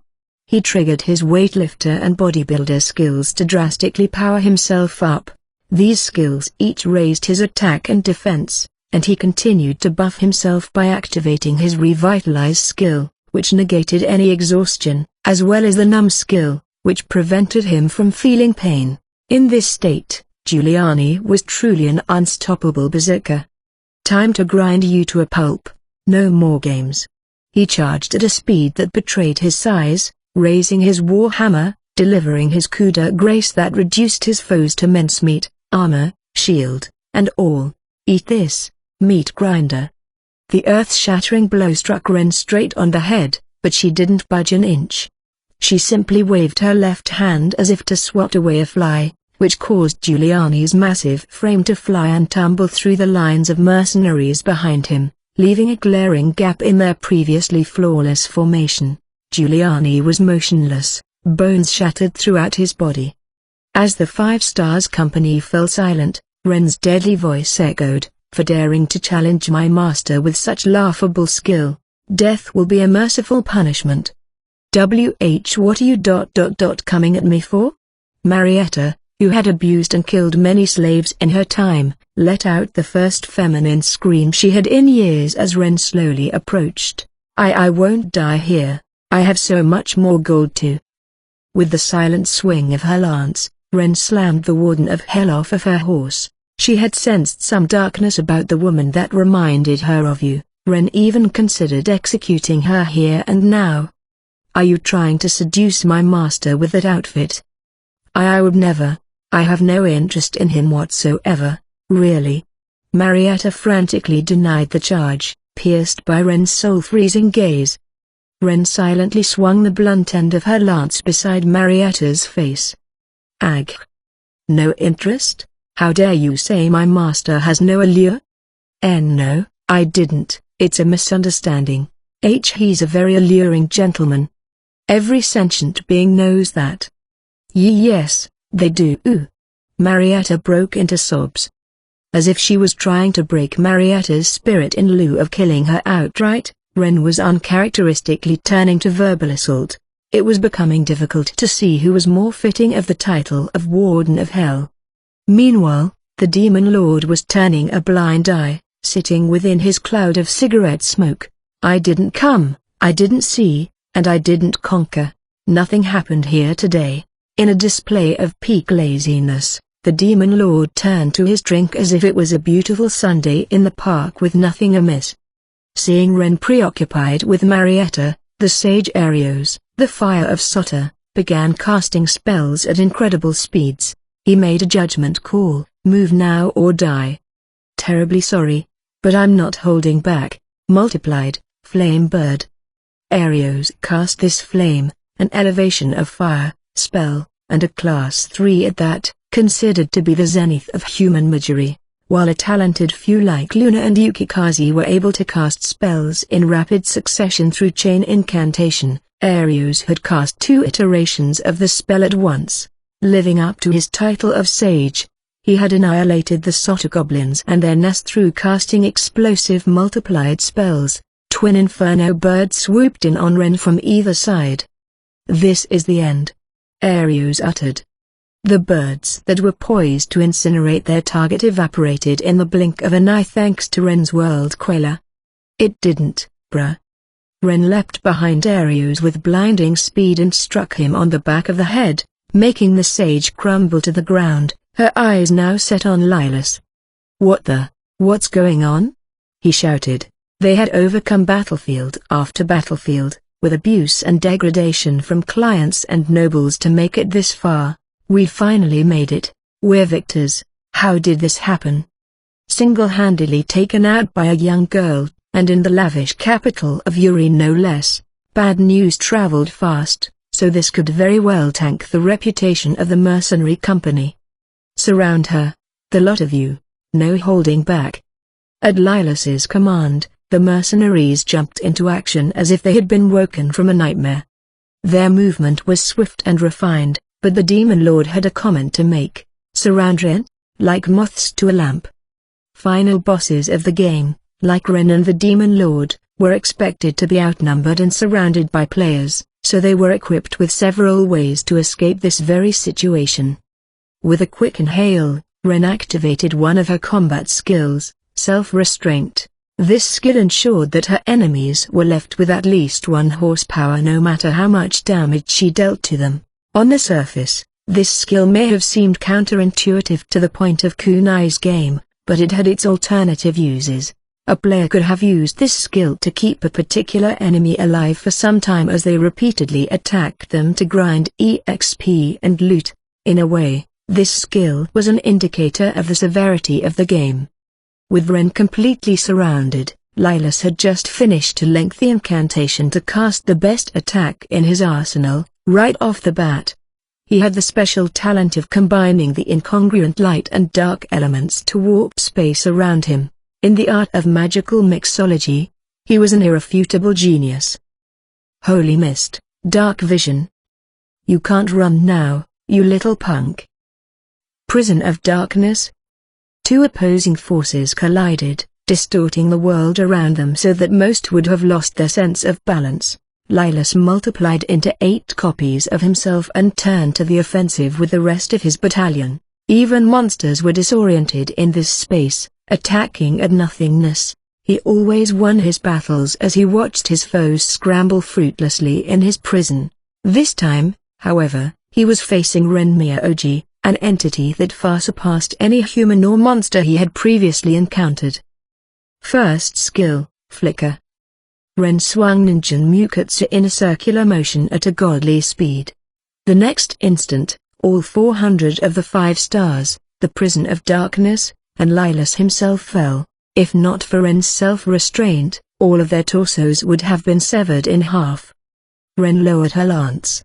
Masterful arts of combat are often described as dance-like, and this was a stunning performance. Illuminated by the light spell stones of the dusk-fallen capital, Ren even appeared mystical. It was then that jarring applause pierced the silence of the plaza, coming from Ignacio, leader of the 5 stars, and his team of 100 men standing behind him, frozen with fear. I've been watching from a safe distance for a bit, but you're out of this world. Total cheat, if you ask me. Are you even human? Keep it short. You're wasting time I could spend with my master. I wish I could just walk away, but we're on the verge of collapse here. A smile plastered on his face, Ignacio drew his sword and approached Ren head-on. Ren had a strange feeling about this but decided to let things play out. Soon, Ignacio leapt far above Ren's head. Sorry, I'm not going to touch a monster like you with a 10-foot pole. Ignacio's cape was enchanted with the power of high jump, which allowed him to reach far higher in the air than any wingless man could reach.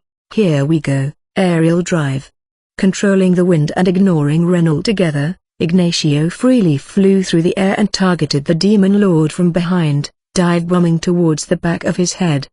Ignacio's sword was a one-of-a-kind design to absorb the impacts on the blade and store up the accumulated damage. He preferred to strike like a bird of prey, leaping high into the air and swooping down from the natural blind spot of many creatures, ready to escape back up into the air for another swoop should the first fail. Sword impact. He spoke as he unleashed all of the damage stored up in his blade. An incredible impact rang through the air as the earth rumbled and dust clouds rose in the plaza. No matter how powerful a monster or hell beast, the stronger the opponent, the more destruction his sword wrought. As the air cleared, Ignacio saw, despite feeling the kill in his swing, that the Demon Lord's assault queller had entirely blocked Ignacio's attack.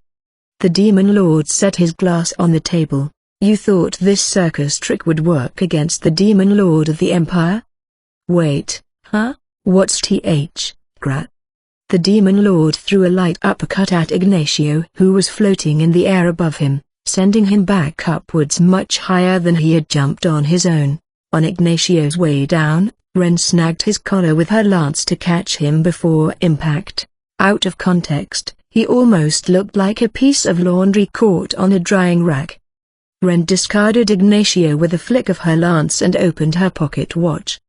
5 minutes and 4 seconds, Master. And if you had pulled out all the stops? 8 seconds would have sufficed to eliminate them all. I see, the Demon Lord acknowledged as if he was training an Olympian. He approached Ignacio, who remained sprawled on the ground in complete shock. I have a question for you. Where's the cargo you stole? Way to kick a horse when it's down. Who do you work for anyway?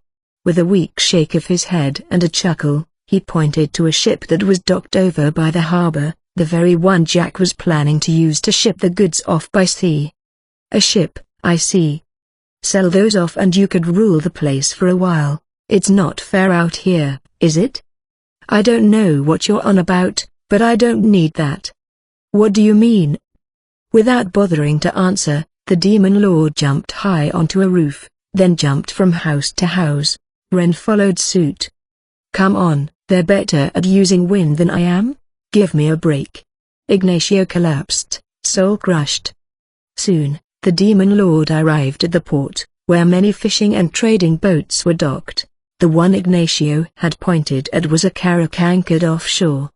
No one's on board either. Perfect. What cargo is on the ship, Master?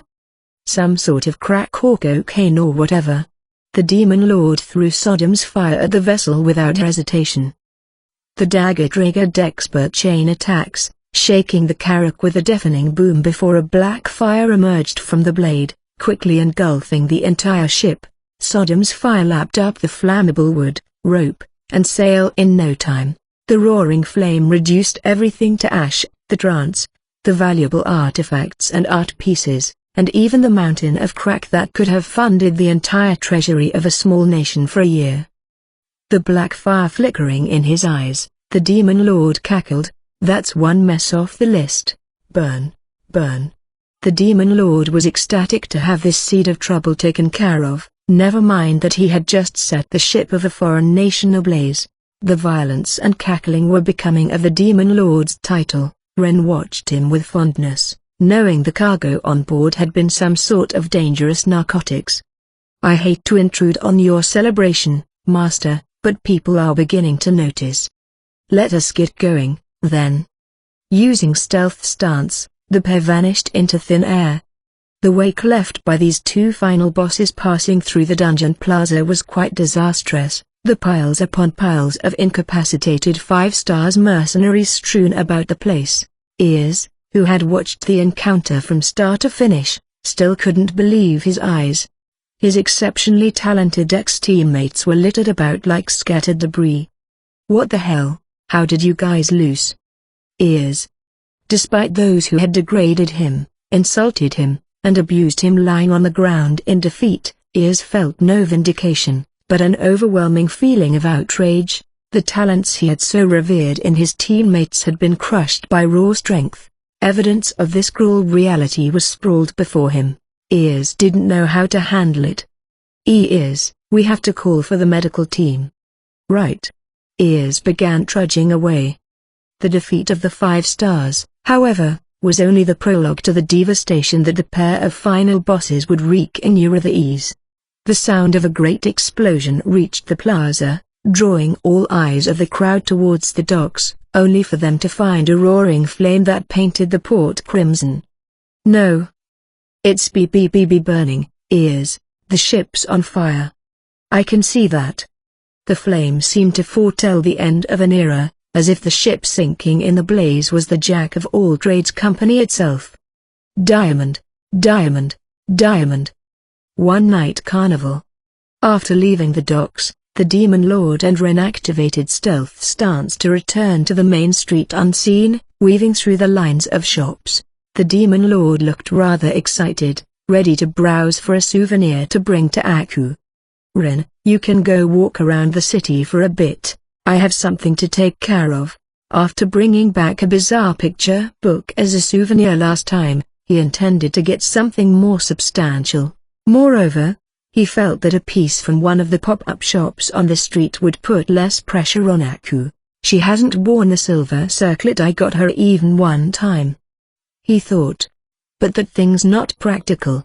The Demon Lord began to ponder what sort of jewelry would suit Aku's life in the village. A gift for a woman was one thing, but picking out a gift for a child was proving to be quite the conundrum for him. He communicated to Ren, "We'll meet up somewhere later." He noticed that Ren had taken off her tie and bound their hands together with a heart-shaped knot. "What are you doing, Ren?" "It's dangerous to leave you alone, Master." "You don't think I'm going to set something else on fire, do you?" "You may get lost, Master." "Am I a child to you? I'd just feel better like this."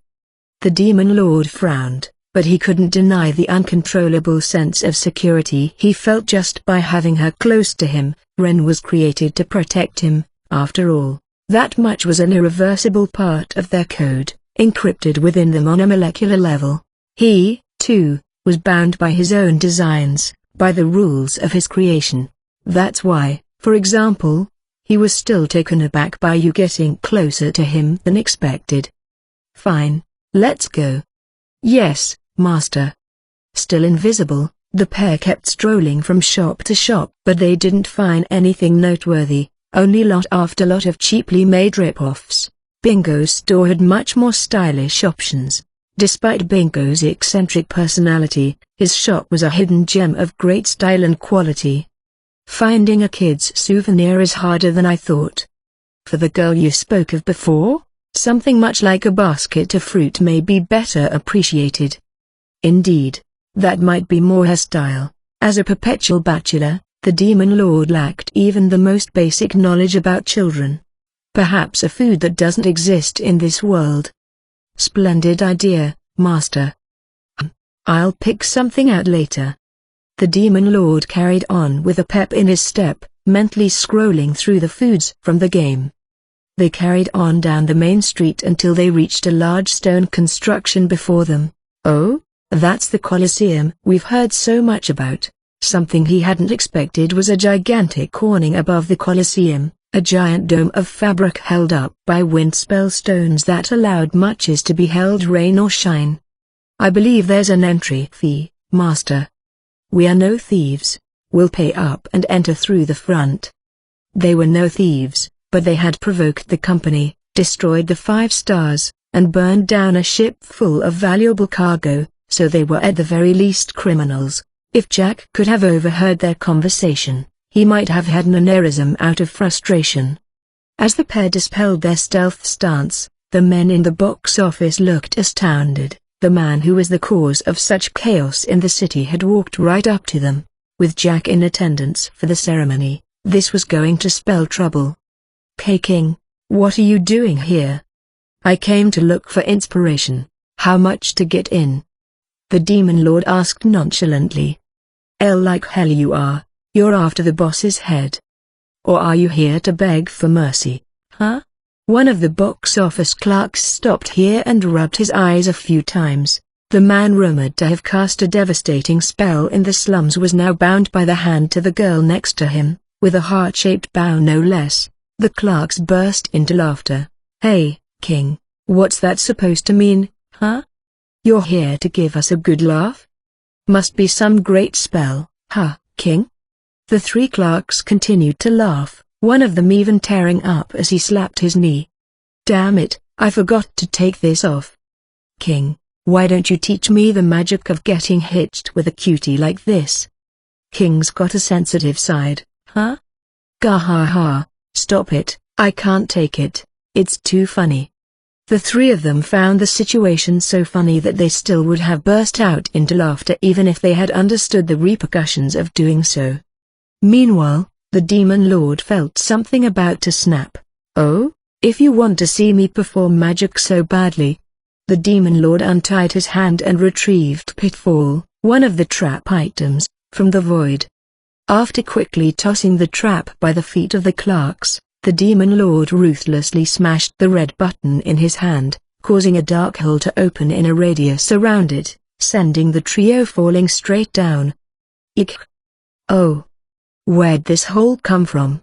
Wait a minute, I'm afraid of the dark. While the trap only inflicted 5 damage, its true usefulness was in keeping the target occupied until they managed to crawl out. Setting this against an active pursuer was a difficult feat to accomplish, but it proved quite effective against 3 men defenselessly guffawing. The Demon Lord created a series of anvil trap items and began throwing them down the pitfall at full strength. This was yet another cartoonishly pointless item that only dealt 1 damage each, but it was quite an effective weapon at pissing opponents off. What are those? The men shouted as the comical sound effect of anvil crashes echoed through the entrance, followed by a stereotypical laugh track. Despite its lack of tangible damage, the anvils dealt significant damage to their dignity. Gah, that hurts. Who the hell is laughing like that? King, just because you have a hilariously sensitive side and we laughed at it, grah. Afraid of the dark, you said? For I am merciful, let there be light. The Demon Lord created another batch of prank items, firecrackers, and lit their fuses with the solemnity of an Olympic relay runner passing the torch, tossing them one after another into the pitfall. Ah, what there? Hot hot hot hot. Hot, it's so hot. King, you, hot hot hot hot. Ha ha ha ha, what, you rats don't want to nibble on those crackers? If you manage to make it back up here, I'll Mufasa you back down. Even though he was wasting precious SP, the Demon Lord was having the time of his life. As he clapped his hands in delight, He realized that Ren was watching him and swiftly put on his stoic mask. That's enough of this detour. The Demon Lord stuck a cigarette between his lips and Ren smoothly lit it, with a happy glow in her eyes. She simply seemed happy that her master was happy. You do show your youthful spirits sometimes, master. Perhaps embarrassed by Ren's endlessly soft and embracing gaze, the Demon Lord kicked down the steel door to the Colosseum in an attempt to show his Demon Lord of the Empire-ness. He was too little too late, of course, but he was going to play his part until the bitter end. How cheap and tacky. Is this Jack's little playground? Regardless of his true feelings, the Demon Lord appeared as domineering as he possibly could be to the spectators, drawing all eyes to him. Many of them had already heard the rumors of King and immediately recognized the brazen intruder as such. At the same time, their anticipation was building. Could he bring about an unscripted surprise? The arena constantly craved blood-pumping, hair-raising action. As if to quench their thirst, the Demon Lord gave the arena a once-over and boldly announced, "Let's see the best this Jack of all trades has to offer." The Demon Lord walked straight down to the front row and commandeered a seat. Ren took her place next to him, leaning into him. "Don't mind us," the Demon Lord called, "carry on." From that undeniably royal behavior, the secret hope for a surprise event quickly reached a boiling point among the audience. Jack himself was visibly shaken by the intrusion. He recognized instantly that the impudent man in black was the rumored king but had no idea how he could possibly be there. Meanwhile, the master of ceremonies turned to Jack for direction as to how to proceed. Jack's temper was nearing an explosion, but he gestured with an aggressive wave of the hand for the MC to carry on with the show. What the hell is Diamonds doing? He might as well have glass eyes in that dumb skull of his. There was King, sitting in the front row of his Colosseum after he'd ordered Diamonds to lock the slums up airtight. While Jack cursed his failure, Diamonds was merely a victim in this case. No one could have expected that this target could turn invisible and even teleport. And what about those 5 stars bastards? Even they screwed up? The mercenary company he paid top money for, completely wasted.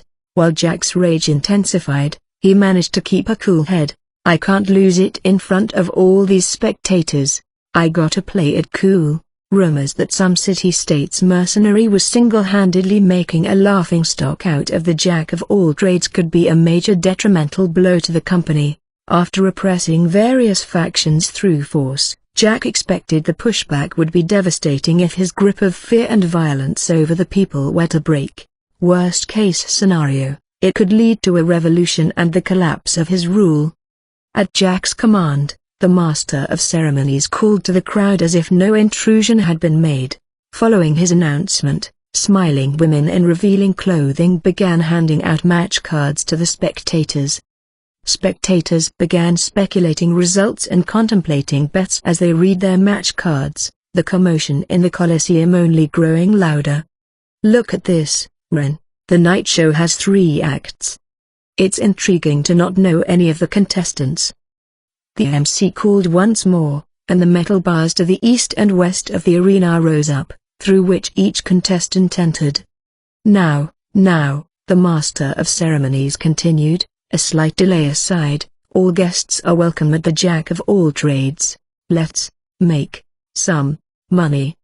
The first ones to enter the arena were not hardened warriors. It was an emaciated man and a neurotic-looking woman. Neither of them looked like they knew what they were doing, the weapons in their hands too big for them. "They're shaking," Ren remarked. The fight began without fanfare, and it evolved into a cheap spectacle. 2 untrained randoms from the city swinging their weapons round teary-eyed was more like grown-ups playing sword fight. They lost their breath after a few swings, and they cried out in pain at any slight draw of blood. The spectators couldn't get enough of the skit, clapping and laughing their heads off. "It is peaceful in a way."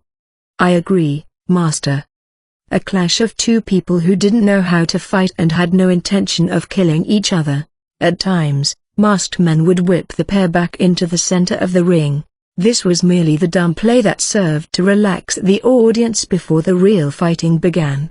Wine and snacks here. Salespeople came weaving through the stadium, but the Demon Lord simply waved them by. Producing the item folder from his pocket, he withdrew an elegant table he had picked out when he left the village and set it up before them. He followed up with a bottle of sparkling wine and 2 glasses, all of which he had taken from the casino. The Demon Lord had done this without a second thought, but his neighboring spectators couldn't believe their eyes after seeing these items materialize from what looked to just be paper. They forgot to breathe at times, their wide eyes turned to the Demon Lord instead of the match. What kind of spell is that? It has to be some sort of magical item. I've heard there are some bags that can hold more things the more magic its wearer has. But he put a table in there? He began to garner more attention, as his performance was far rarer than a cheap fight in the Colosseum. Not that the Demon Lord paid any mind to the other spectators, but he continued to produce salami and sausages from the void, each of them popular items in the game that yield 20 horsepower. Ren gingerly poured his glass of wine, and he held it to his face as if to savor the carbonation and aroma, a gesture so irrefutably kingly. It seemed the eyes of the entire audience were glued to the Demon Lord and his mysterious powers. Perhaps they had picked up that he had strength to back up the all-threatening pressure that he exuded. Child's play isn't much for entertainment, he uttered with grandiosity. The next contestants are more experienced. Many of them have the look of a fighter. The dumb play concluded and made way for fierce clashes of swords and axes, with even some fire and wind magic spells. The Demon Lord watched the matches with interest, but Ren seemed to lose hers after a few fights and began paying more attention to the spectators, in part because the two of them had been garnering more attention than the action in the arena. We have many eyes on us, Master. Offering them fare and libations may garner their favor. Not a bad idea. The Demon Lord pulled food after food from the void, with Ren transforming them into cheesecakes and strawberry tarts. It was a grand spell for those around him, and the Demon Lord must have felt generous after raking in loads of SP from taking down Spades and his men. Courtesy of my master, please pair them with your wine. Ren's otherworldly offerings were immediately well received by the women for their cute presentation and sweet scent. Some of them timidly took their first bites. It's so delicious. Incredibly sweet. What's happening? My mouth feels happy. Everyone from high-class ladies to glamorous women of the night exclaimed in innocent excitement, which led to their dates trying a bite as well and breaking into silly grins. The cheesecake was just the right amount of sweet and even healed 25 stamina. The strawberry tart healed 50.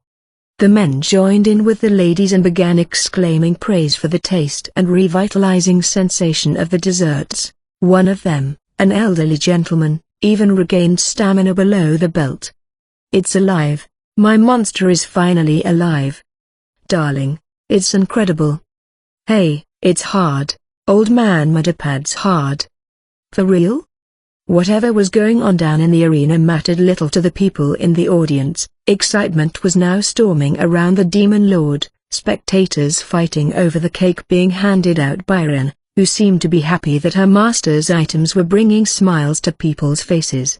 Even the Demon Lord watched this scene with contentment. He certainly didn't mind people praising items of his creation left and right. Meanwhile, in the royal booth, Jack was outraged by the blatant sabotage of his business. King, you bastard. Jack slammed his fist on the table, making the minister jump in the corner of the booth. The minister, however, only dabbed his sweaty, pale face, not daring to say a word. What magic is he using? Jack grumbled, and understandably so. He had just witnessed someone pull out various things from a piece of paper before producing a glowing ball of light and changing the ball into food, all as if he was some street magician. At this point, Jack had confirmed his suspicion that King was able to wield bizarre magic spells. Sipping on his glass of wine, the Demon Lord was back in spectator mode. The MC joined in, desperate to redirect the attention of the audience to the fighting. Are you tired of sitting on the edge of your seat? Are you out of breath to bait? Then I have just the contestants for you." The spectators answered the MC with thunderous excitement. Apparently, the next fight was a fan favorite. "Let us enjoy the luxury," the MC continued, "of watching from safety and comfort as despicable scum battle it out." The spectators were now jumping to their feet in excitement as the fighters made their entrances. "We're bringing out the best right off the bat," a man kicked from his party for looking intimidating but ultimately being useless. "Night King. Winter is coming. The most deadbeatest of deadbeats, the legendary bum who's been kicked out of 43 parties for spending their funds on gambling and hookers. Vegas Dad. Tee-hee. The master of unrealistic wet dreams, a piece of crap who is routinely ejected from parties for incessant sexual harassment and stalking. Fanfic via Tumblr. Fanfic demands it. All females will fall for me without reason." As the crowd went wild for the fighters, the Demon Lord muttered, "Are these all gonna be party rejects? This is a strange world, Master. One couldn't hope for much better in a party dropout. A man completely useless except for his ability to find one bronze coin a day. Leroy Jenkins. Wow. Another party fiery. A man who wouldn't simp for his stuck-up love interest and tried to be reincarnated in the countryside for a slow life with female slaves and women that are definitely over 18 but look 9. OP, Chadster. I just wanted a quiet life." The Demon Lord was at a loss for words at these introductions, and even Ren had a furrowed brow. They were starting to lose track of what kind of event this was to begin with. It was starting to look more like a contest of douchebaggery than a Colosseum fight. "There's more of them," the Demon Lord muttered as the anticlimactic fight began, the dropouts insulting and fruitlessly striking each other. Ren poured the Demon Lord another glass of wine as he read ahead to the next event. "The veterans are coming out soon. Despite the acts thus far, seasoned fighters, star adventurers, and famed bounty hunters engaged in high-level combat that tested their brains and guts. Now these ones are not dropouts," the Demon Lord remarked. "Up next." He squinted at the upcoming contestant's name on the match card, while Ren waited quietly for him to explain. "Ren," he said, "the next match will end in fire." Such foresight before the match even begins. Ren stared at her master, wide-eyed. Written on the match card was Enjoy vs Zippo. When Enjoy entered the arena, he spotted the Demon Lord in the front row. What the hell are you doing here? I'm merely a spectator." "Hey, then drool as you watch me win glory and fortune," Enjoy boasted and turned to his opponent.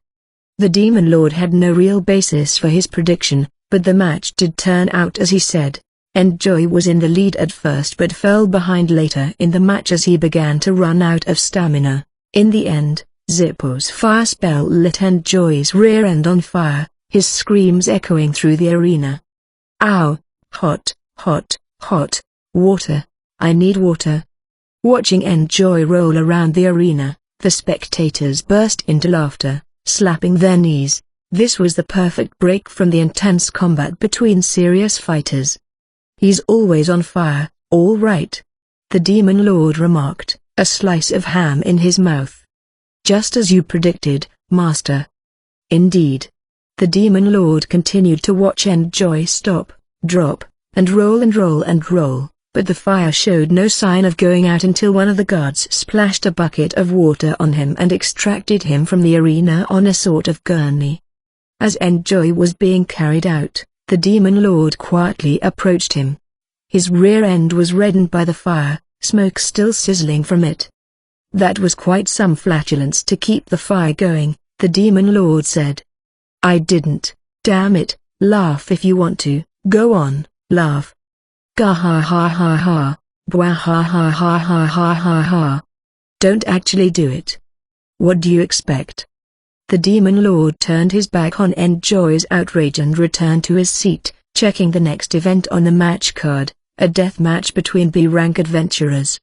"Apparently the next match will continue until one of them dies, Master," the MC announced. To the east, Battle League's Master Gorder, A mountainous man entered from the eastern gate, who seemed quite the fighter by the Demon Lord's estimate, but less so than Mukan. To the west, Alvord, the sword flash.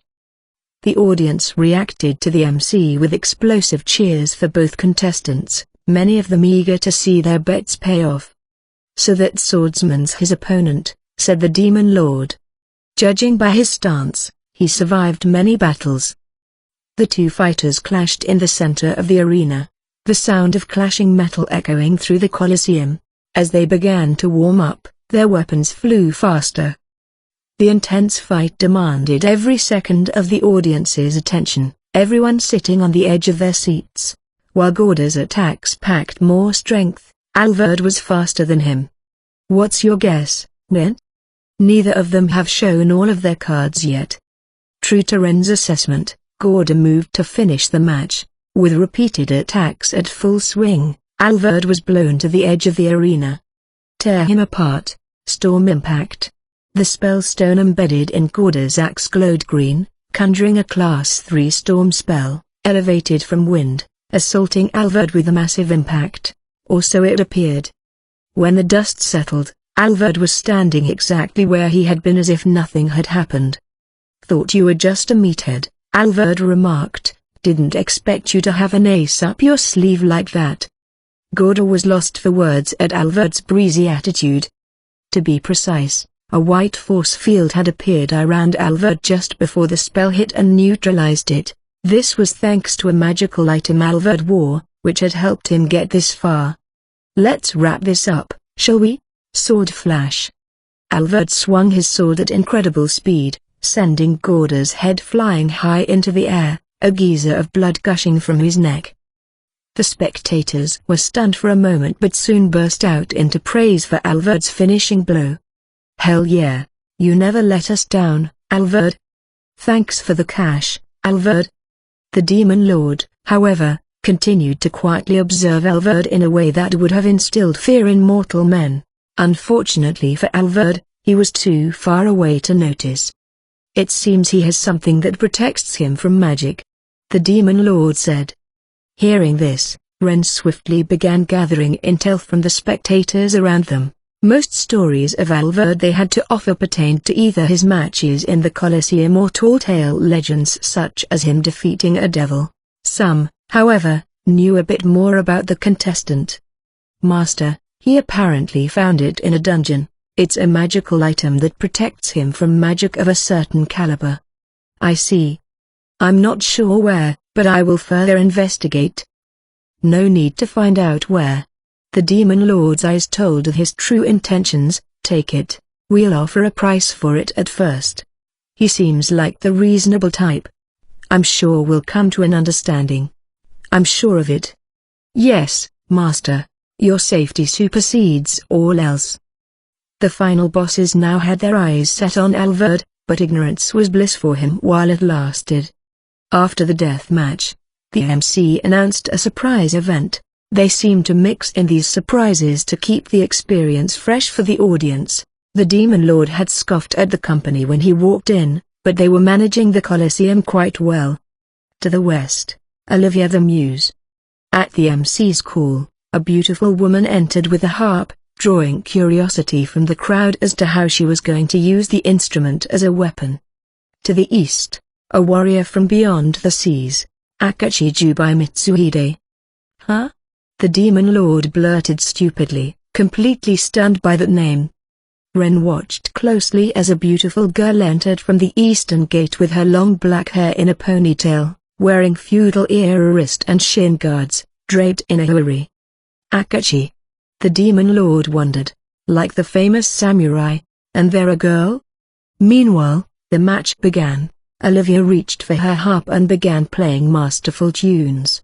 Her harp was no ordinary instrument, but a magical item that afflicted her enemies, its power magnified by her own magic. "Dance to my music," she uttered. Her music would have even affected the likes of hell beasts, but this time she was out of luck. Akachi had plugged both of her ears.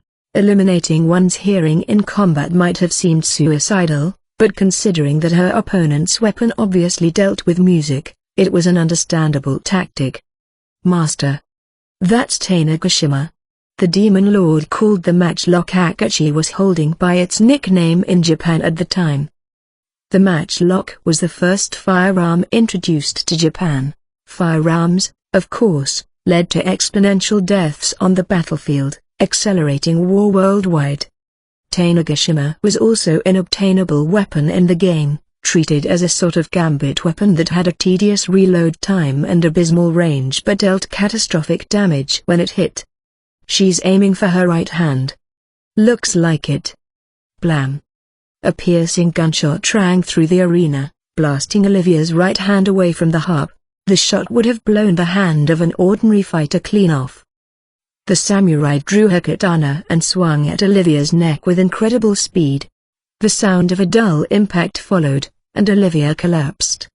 "I'll leave you with your life," the samurai said and sheathed her katana before turning to leave the arena. The spectators sent her off with applause and whistles. The Demon Lord Enrin, too, watched her ponytail bounce with polite applause.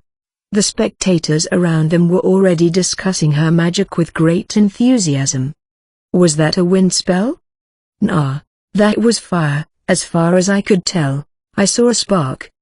You idiots, she sent a rock flying. She was totally cute, though. The collective audience seemed ecstatic at the birth of another fighter, who was sure to only grow in popularity with beauty that matched her strength.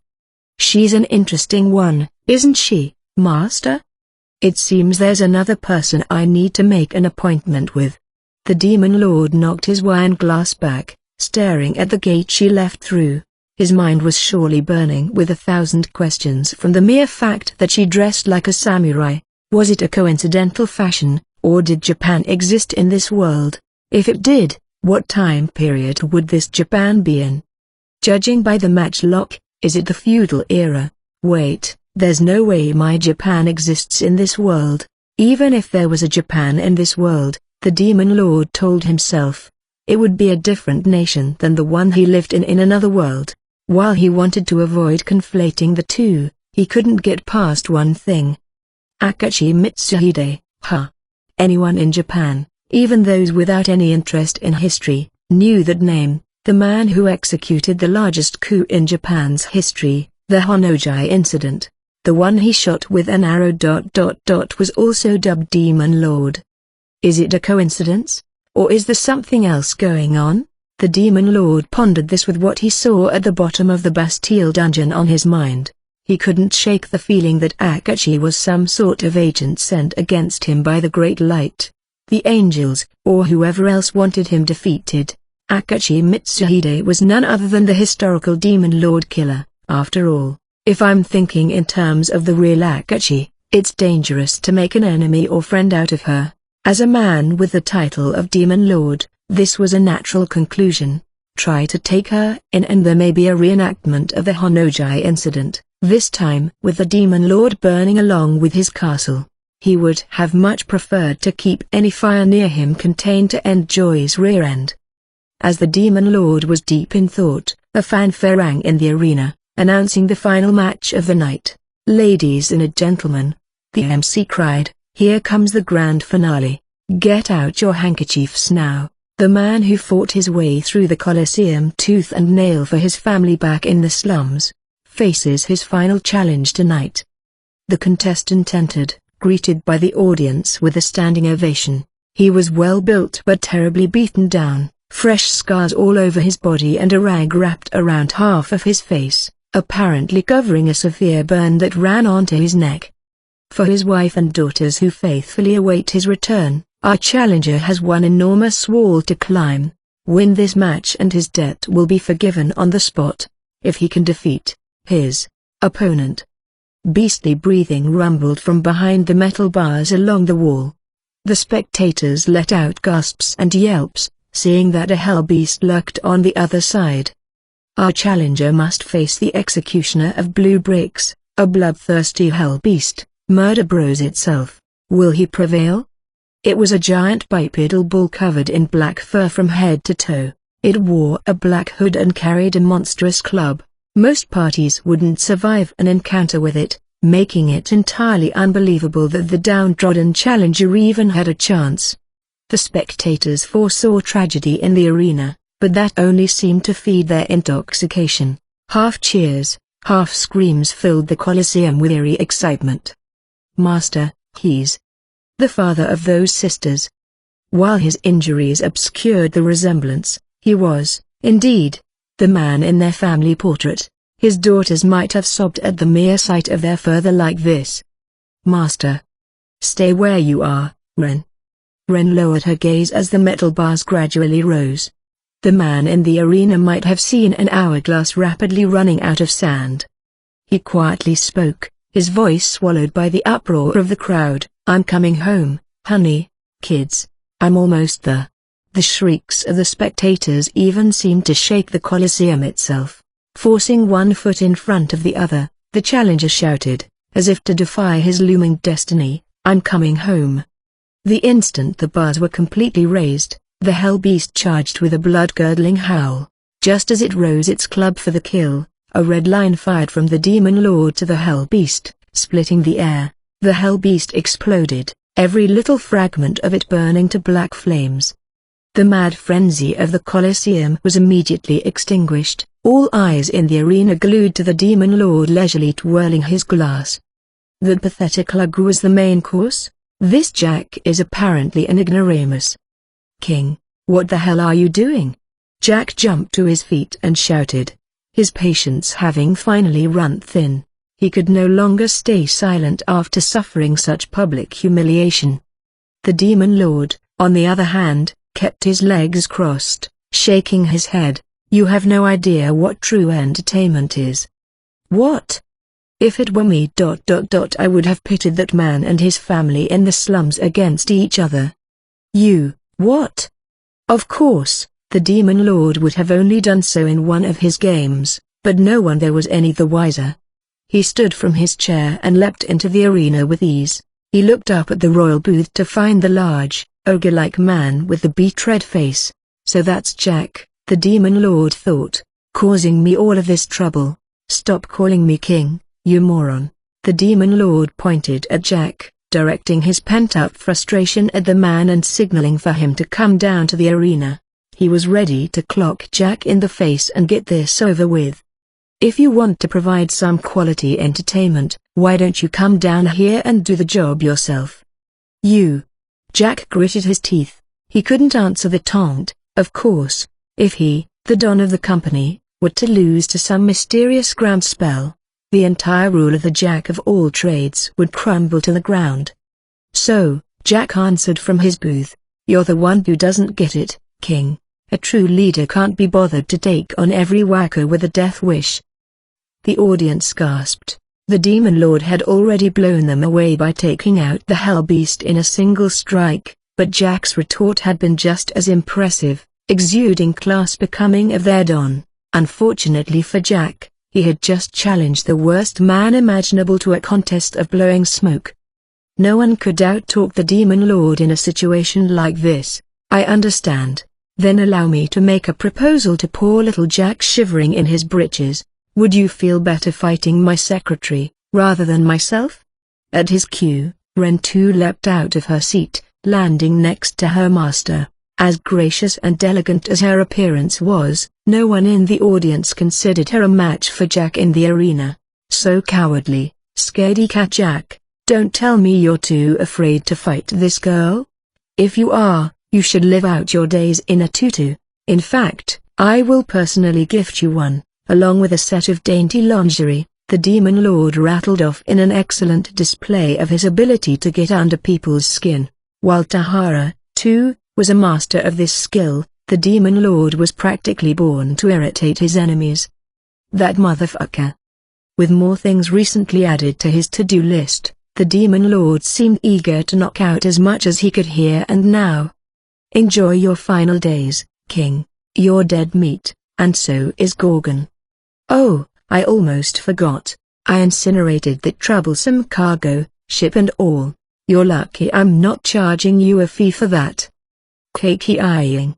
Jack roared and finally jumped down into the arena. He would not be satisfied by anything less than tearing King's head off with his own hands.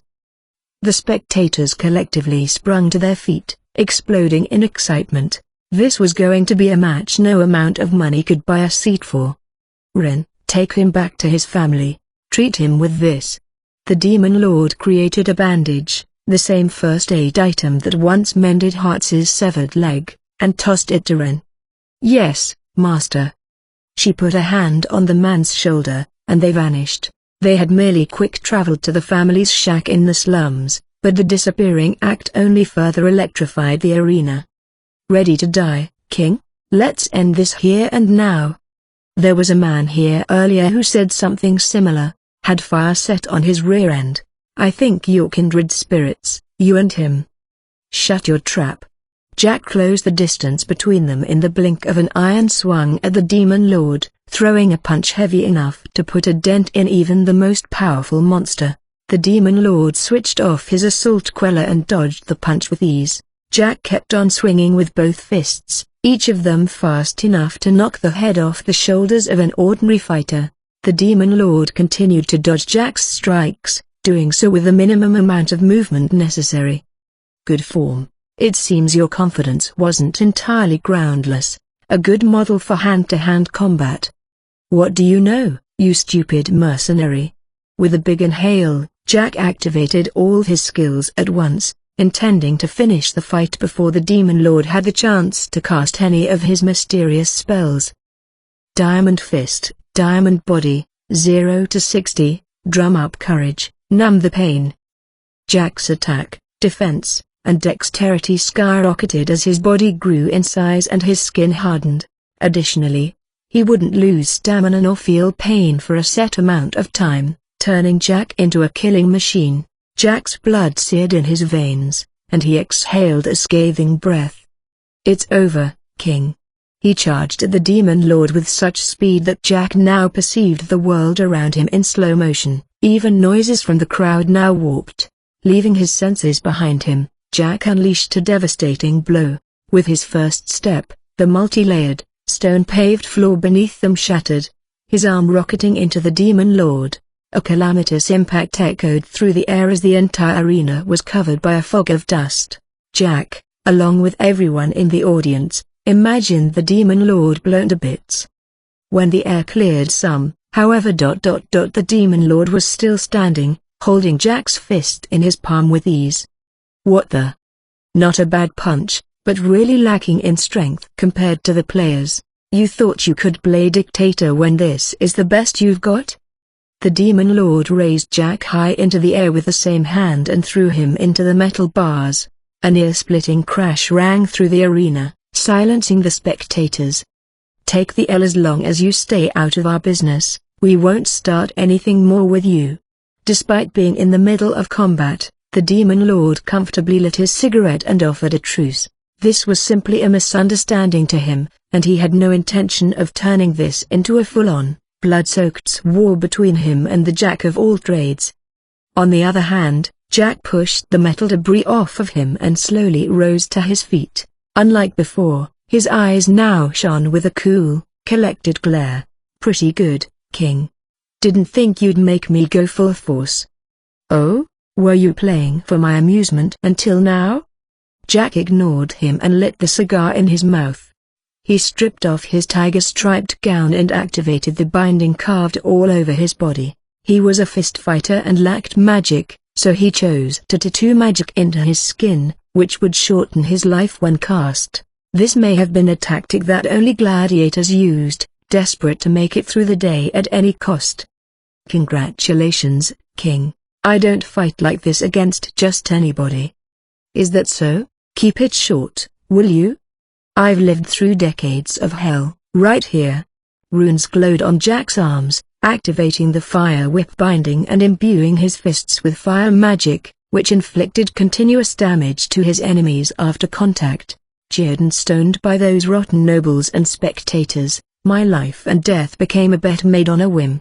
Another set of runes glowed on his legs, triggering high wings, the same ability that Azur once used, which drastically improved the user's dexterity. I've killed beasts and monsters, day in and day out, and made it by the skin of my teeth.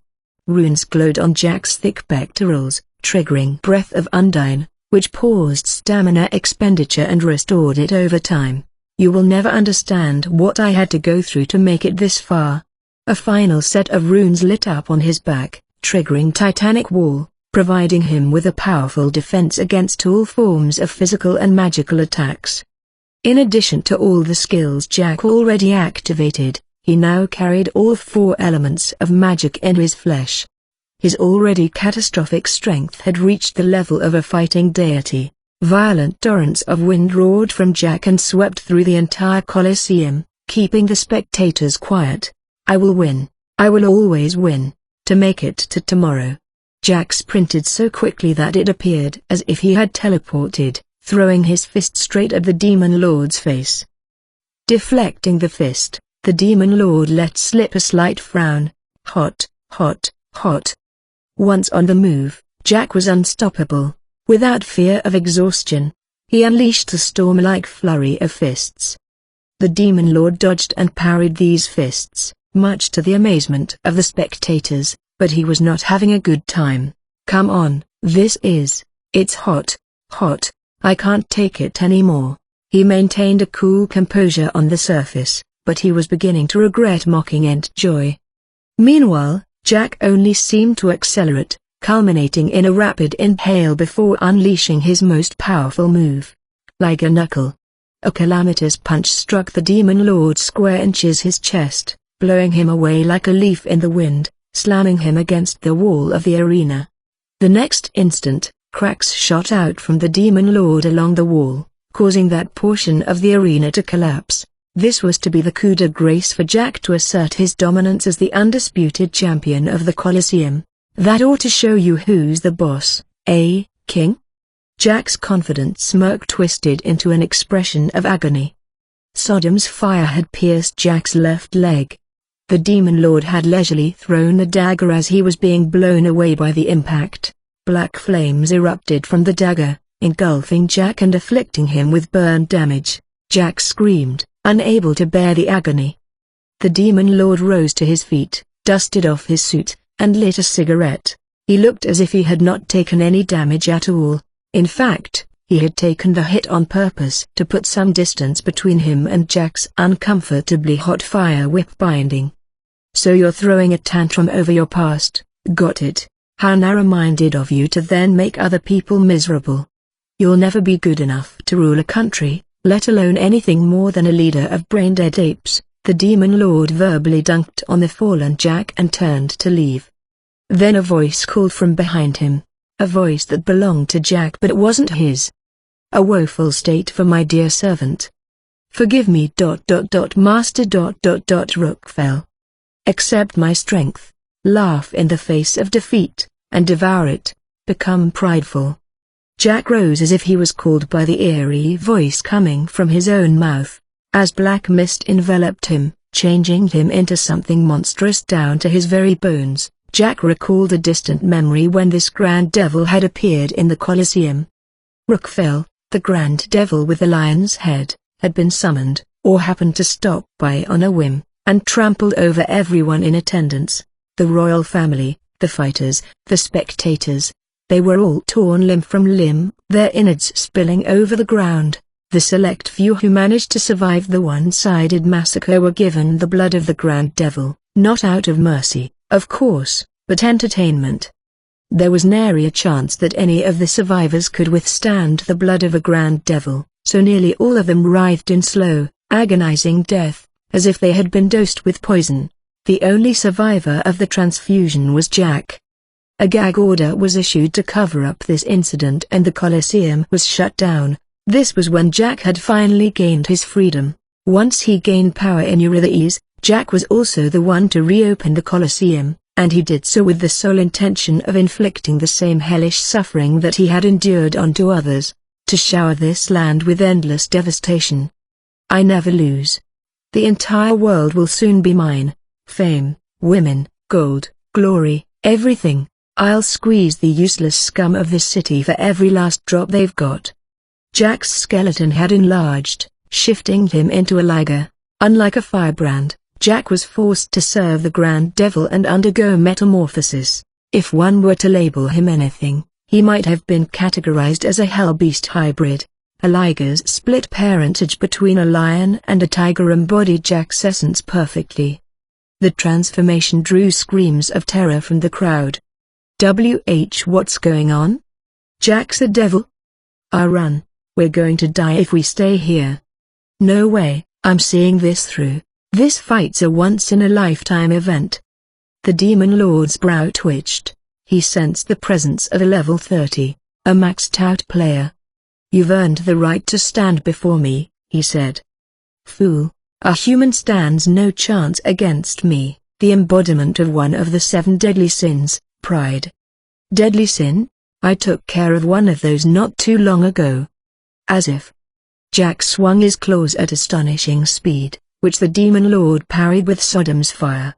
The pair maneuvered through the arena at great speed, clashing at times. All the spectators could see were sparks flying in the air. After dodging or blocking the liger's claws a few times, the Demon Lord wondered aloud, strange. You're much weaker than Olgin's dad. How does that work?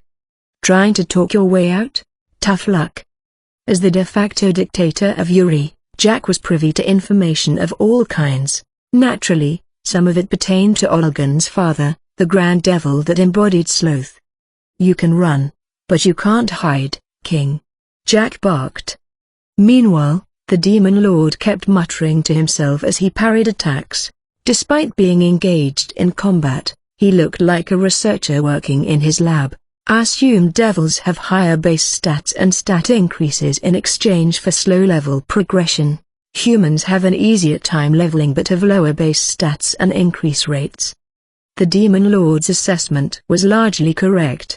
He and his advisors all required astronomically XP to level up, making it easier for him to understand this system. The strong required their own set of restrictions. Jack thrashed his claws as if he was burning out his life force in this battle, knocking the Demon Lord away. An average man would have been torn to shreds by one attack. From the day I was born, everyone has taken from me. Now it's my turn to take back what I'm owed from those scum. After I crush you, King, I'll take out the king of this country too. A world built on the misfortune of others won't last long. Sooner or later, it will be overturned. The Demon Lord didn't add the last phrase that was on his mind. Like the Empire, even if he had, Jack would have had no clue as to what he was talking about. Kill you, kill Gorgon, and the world is mine, Jack boasted. Everyone will feel the hell I suffered. You've barked enough. Don't smear your shit onto other people, you little bitch. Jack turned quadruped, storing up catastrophic strength. The audience seemed to pick up on the unprecedented power in the arena, as they ran for their lives in panic. The Demon Lord prepared to counter the attack by activating several of his skills at once. Fighting Spirit, Intimidate, Fake Out, equal to none. Explosive power exuded from the Demon Lord, clashing in the air with Jack's energy. This whole world is mine. Jack bellowed, no one can stop me. Don't you dare claim a world when all you want is cheap revenge. Jack charged, like a beast unchained. This attack would sunder even a powerful devil. The Demon Lord stared Jack down and declared, there is no room for you in my world. They collided in the center of the arena with a flash, followed by the roaring sound of their impact that seemed to tear the very air around them. How did I lose? Jack, of course, was the one to fall. His stature shrunk, reverting to his more human form. Having lost his balance, he collapsed onto the ground, sprawled out. He gazed up at the dome ceiling of the Colosseum for the first time in a long time. The sight of it signified his defeat. He had lost his tomorrow. I'm not done. If left alone, Jack would soon draw his last breath. The Demon Lord, a cigarette still in his mouth, calmly looked down at Jack. If you strove for power because you hated the world as it was or hated those who made your life miserable, you should have built a country filled with happiness. That would have been the best revenge. The Demon Lord produced a bottle of water, twisted the cap off, and dumped the contents onto Jack's face. Everyone who degraded you, mocked you, despised you, they would have all sung high praises of you and your rule. True revenge is making people like them beg for a place in your world. The Demon Lord turned and left without a second thought. The water had healed Jack just enough to keep him alive, which might have been worse than death at this point. Ren appeared beside the Demon Lord, walking with him. Are you not going to kill him, Master? The people of this country can clean up their own mess. This will bring an end to the dictatorship of the Jack of all trades. Every dictator is overthrown sooner or later. For him, it happened to be today, the Demon Lord said in a meaningful way, despite the fact that he had put no such thought into his actions. He had lashed out of pure frustration, and Jack happened to be there. Seeing him and Ren leave without another word, the audience began talking to each other. What just happened? King took out Jack. What's going to happen now? King's the new Don of the capital. This is crazy, we have to tell everybody. The power structure of the capital had been turned upside down in a single night. The Demon Lord's impulsive actions had culminated in a usurpation. Remaining SP, 640p. Diamond, diamond, diamond. The butterfly approaches. The Golden Casino, meeting room. The Demon Lord's advisors were hard at work, Tahara alone wearing a troubled expression, groaning and scratching his head at times, while Kondo was just playing video games under the table. Neither Tahara nor you expected any productivity from him anyway. Is something wrong? You asked. It's smooth sailing. But depending on which areas the boss sets up, we're going to be short on skilled and unskilled labor. The eastern wastelands of Hololite had a small population to begin with, and simply leveling the uninhabited desert land would require a great number of hands on deck. The man-hours required were compounded by Tahara's high expectations for quality and the lack of heavy machinery in this world.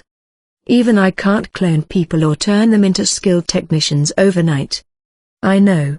You could eliminate any ailment and heal any injury, but she was not given the ability to create human beings from scratch nor the power to resurrect the dead. Of course, if we want to increase the population, I need to bear the secretary's offspring. Yep. Good luck with that. Really mean it. Tahara dismissed you, having expected the comment. He gazed up at the ceiling. Not even a super genius like him could just fix a population problem. However, while the Demon Lord was in a drunken slumber, Ren had sent a communication. Hello, Tahara. Is that Ren? Man, I've been waiting for you to come for ages. I propose we exchange information on our current situations. I second that. They relayed what they had each experienced in this world so far in a few words, with each of them filling in the gaps. In an infinity game, the advisors were given almost free rein when it came to anything regarding the arena. On other matters, however, they were in constant power struggles with the higher-ups of the Empire and its various factions. This was why Ren and Tahara relished the freedom and excitement of strategizing and constructing a political arc for the Demon Lord. While their communication was mostly a two-way update, they seemed to be enjoying the process nonetheless. There are nearly 2,000 residents starving in the slums here, Ren explained, not to go rogue, but to keep small matters off of the Demon Lord's plate, especially after he so sagely, or so she thought, illuminated her on the futility of saving only a handful of people in the short term. Bossman did mention pulling in labor from the outside. Send them all over, like, yesterday, tell them we got food that's finger-licking good or something. I don't think I can say that. Come on. Unlike Ren, Tahara had no delusion that the Demon Lord was doing any of this out of kindness, and believed it was merely a tactic to solve their labor shortage. Once Ren began retelling the Demon Lord's clash against the Jack of all trades, Tahara's shoulders began to quiver until he burst out laughing just as the communication concluded. Bah ha ha ha, our boss is stone cold. What was so funny that it made you look even more like an idiot? Just how cutthroat the chief is. As soon as he touched down, he pitted two bears against each other. Tahara relayed the story, which drew some uncharacteristic laughs from you, as the story seemed to appeal to her. She found pure delight in the idea of having lowly guinea pigs fight each other without their group lifting a finger. Pitting the filth against each other with a bronze coin. You finally broke, covering her mouth to hold in her own laughter, her shoulders now quivering. Kondo was shaking for another reason entirely, but decided not to go anywhere near what was going on and returned his eyes to his video game. All of that at zero cost too, Tahara added. I can't believe it. If we don't get a move on, he's going to finish clearing up the north. I agree. While the secretary's taking over Eurythais, I'll make sure they'll come together against Donia. You bet. Let's take anyone we can and get this over with. Both Tahara and Wu held a terrifying skill called propaganda.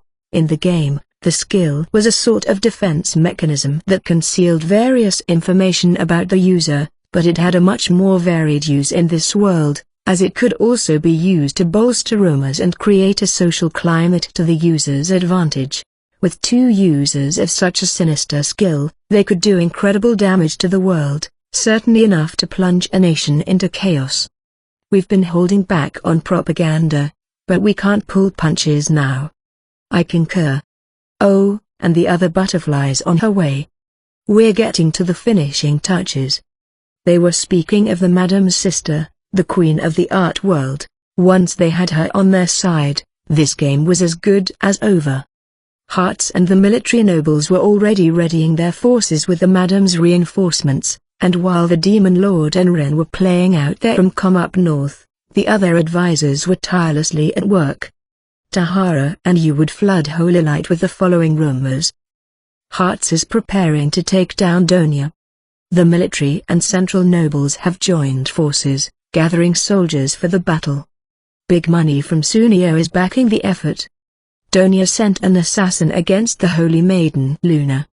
As the Madam leaked these rumors to the noble guests of the village, Tahara shared them with the laborers and you with her patients.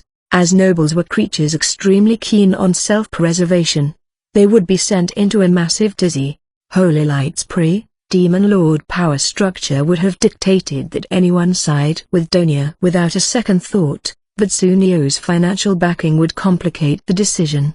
In a large-scale civil war like this, neutrality was not an option. Choose the wrong side, and one's entire clan would fall from grace. Bada bing, bada boom, we got ourselves a traitor to the nation. The process was as easy to them as cooking a one-pot recipe, while the effects of their scheming would prove catastrophic. As soon as Tahara and you set their eyes on Donia, his days were numbered. Now how will I play with this Donia? Maybe I'll feed him bite by bite to my starving fireflies, starting from his toes. And what are those, exactly? Some kind of bug? They glow beautifully when they're fed human meat. They even show different colors depending on the day of the week. Forgot about your wacky menagerie. Not that I ever wanted to. Tahara chuckled awkwardly and averted his gaze, but not out of pity for Donia. Tahara had a philosophy that all of his nemesis should be killed, and holding back against them in any way could be to his own detriment. The secretary's with Rin, right? You asked. Yeah. That goody two-shoes is playing teacher's pet, no doubt. Not so sure about that. Tahara remembered that the secretary only ever saw Ren as one of his pieces, without any emotions towards her one way or the other. He only ever sought out talent, not the individual. Tahara also knew that the same policy applied to him. While he had sensed a sort of amusement on Kunai's part towards Akane or Kondo's ridiculousness, it seemed more like a curious observation than any form of affection. Tahara assumed that the Demon Lord's attitude towards Luna followed the same principle. In any case, I think the chief's got a better chance as he is now. What do you mean? Yeah, he's still scary ... but he's gotten more relaxed, like he can sit back. I'm sure it helps to have the weight of the empire off of his shoulders. The Sleepless Castle was once home to the best from all corners of the empire, but they still comprised a minuscule force in comparison to the rest of the tumultuous nation. It was guarded by Hakuto Kunai and his 8 advisors, supported by 5,000 automatons and a decent fleet of battleships to intimidate the players, but that was no comparison to the entirety of the empire that spanned over 60% of the world. Now that the rest of the empire was no longer breathing down their necks, the advisors were overcome with a sense of freedom. If it wasn't for our gracious boss, we'd have all been hung at some point. You agreed with Tahara. The advisors were only able to maintain their status because of Kunai's unrelenting scheming that eliminated any political opponents. It was fun to watch him kick all of our adversaries off of their pedestals, even making them walk off themselves. Do you remember that Sando who kept coming after our seats? After his fall, he was made to join the fray among the players. The way he blubbered. Yeah, I remember. He was crying, all snot-nosed. Took about 20 shots from the players to blow him to smithereens. You chuckled again. A fitting end for that filth. Kondo, meanwhile, in an effort to avoid engaging in any part of the conversation, concentrated on his game of trying to help an old man escape from a garden. The sound of his video game was muted, possibly because he was reprimanded for it by another advisor. Hey, you, how much do you remember of the old days? Huh? Aren't you too young to have dementia? That's not what I'm saying. Tahara remembered massacring the unending stream of players, made up of everyone from criminals, capital citizens, and even volunteers. Otherwise, he had a few powerful memories of the happy days he spent with his sister in the distant past. His other memories, however, were blurry at times, as if they were encased in a white fog, where he couldn't even remember the timeline for some of them. He expressed this to you, and she had experienced a similar phenomenon. What do you think? Some kind of side effect of coming to this world? Considering that we really are in another world entirely. I can't deny the possibility. What about you, Kondo? Huh. I only remember playing video games. I should have known better than to ask you. The advisors talked of this and that as they finished up their work, but they would not find out for some time that even the Dawn of Eurythmius had fallen from grace. 8 Travel Road to Eastern Holy Light. My silly sister, how long is she going to chase that impossible dream of hers? A giant, high-end carriage rolled down the road surrounded by a copious number of guards, obviously protecting a person of great status. The flag waving above the carriage depicted a stark yellow butterfly that signified the presence of Buttersauce Butterfly, a noble among nobles. Considering the added influence of her sister, the crest carried significant weight in Holy Light. You think I'm a charity case? You'll see. Buttersauce chuckled menacingly, her hefty figure shaking. She held a paper in her hand, an invitation for a one-night stay at Rabbi's Hot Springs Resort. Her sister had sent her this invitation a long time ago, which Buttersauce had been ignoring. After she and her sister had had practically no contact for years, Buttersauce wanted to spit on this charity her sister had suddenly decided to spring on her. However, as the reputation of the Hot Springs Resort grew with time, Buttersauce had a change of heart. Traveling was an essential part of noble society, especially for the leader of a faction like Buttersauce. My foolish sister who never learned to grow up. I wonder what ridiculous mess she's causing to throw a pity party for herself. The sisters had parted ways for one reason, their pursuit of beauty. Because of an ancestral curse, both sisters were plagued with inexplicable weight gain since their formative years, which only compounded with age. Their weight had become the butt of many jokes in glamorous high society, leading Buttersauce to seclude herself from others, locking herself in. Meanwhile, Butterscotch bounced back, continuing to attend high society events despite the mockery and ridicule, pouring in an almost pathetic amount of energy into losing weight. Stupid sister, your efforts ultimately amounted to nothing. Buttersauce scoffed, almost wanting to degrade her sister for fruitlessly causing commotions at noble events. She, on the other hand, had found the world of fine art and delved deep into its expression of beauty. If she couldn't become beautiful herself, she was going to surround herself with beauty. Moreover, Buttersauce began creating her own art. Butterscotch had insulted Buttersauce's decision as cowardice, and Buttersauce retorted that her sister was wasting her life chasing an impossible dream. Years passed since their falling out, and even when they happened to attend the same functions, they never so much as met each other's eyes. "At least I've been feeling a little lighter lately." Buttersauce's sighs usually put a lot of wear on her bones and joints, giving her pains all over her body, combined with the pressure on her shoulders and back from sitting and painting for hours at a time. Her lifestyle was causing a lot of damage to her large body. "We're almost at the village of Robbie, madame," the coachman called. Through the carriage window, Buttersauce saw the dried earth of the eastern wasteland. It was almost inconceivable that her sister, with her affinity for glitz and glamour, chose to seclude herself out here for rehabilitation. And she even shook hands with those savage military nobles. Pity flickered in Buttersauce's eyes. She saw this as her sister's one last tantrum, involving the entire nation. As if she could hear her sister cry for help, Buttersauce twisted her face into a frown. "Stupid, stupid sister, when will you snap out of this delusion of yours?" Already exhausted, she looked out the carriage window and let out an "oh." As she spotted what appeared to be a forest, she immediately called for the coachman to halt. While she could barely see through the sandstorm, the silhouette of a forest was unmistakably there. "How is there a forest here? Wait, it's somehow different from any forest I know." Buttersauce hurriedly climbed out of the carriage and began rapidly drawing in the sketchbook she always carried with her. She thought she had seen a glimpse of something divine in those woods, some sort of pure magic she had never seen before. It was like Buttersauce, with her keen eye for beauty, was beholding a grand waterfall that emanated a kind of magnificence that reached one's soul. "Don't tell me, my sister built these woods just because there was nothing around here?" Buttersauce scoffed, imagining the astronomical cost to achieve such a thing. Of course, she was a huge spender in her own right when it came to art. When Buttersauce was finishing up her quick sketch, she heard a memorable voice in her ear. "That is the healing forest. It piqued your interest, I take it."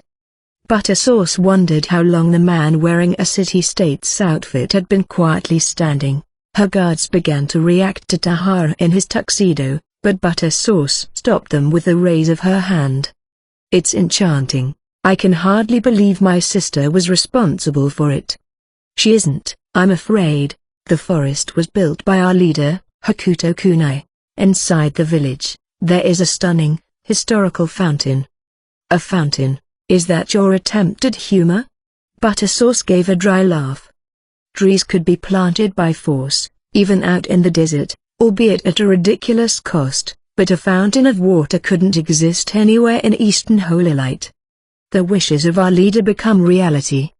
The man's eyes flashed blue for a moment, and Buttersauce's heart told loudly. She saw that he was a stunner when she first noticed him, but that look awakened a feminine beast within her that had long lain dormant.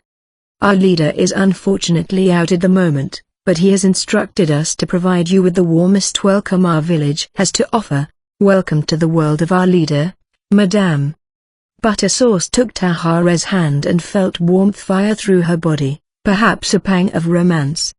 Where that hand would lead her awaited a world created by the Demon Lord, a world that no one else could have conceived of. The other butterfly now approached the precipice of that world. While misunderstandings only accelerated around the Demon Lord's antics, another battle was about to commence in the village of Robbie. With the ambitious nobles gathering their battalions to the west, turmoil in Holy Light was approaching a boiling point. Great chaos and destruction would finally pave the road to a miracle. Diamond, diamond, diamond. Memorial, the world in red. One day in the year 2007.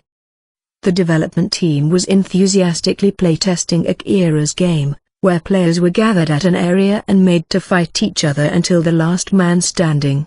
Unlike today, the Battle Royale was an unexplored genre of online gaming.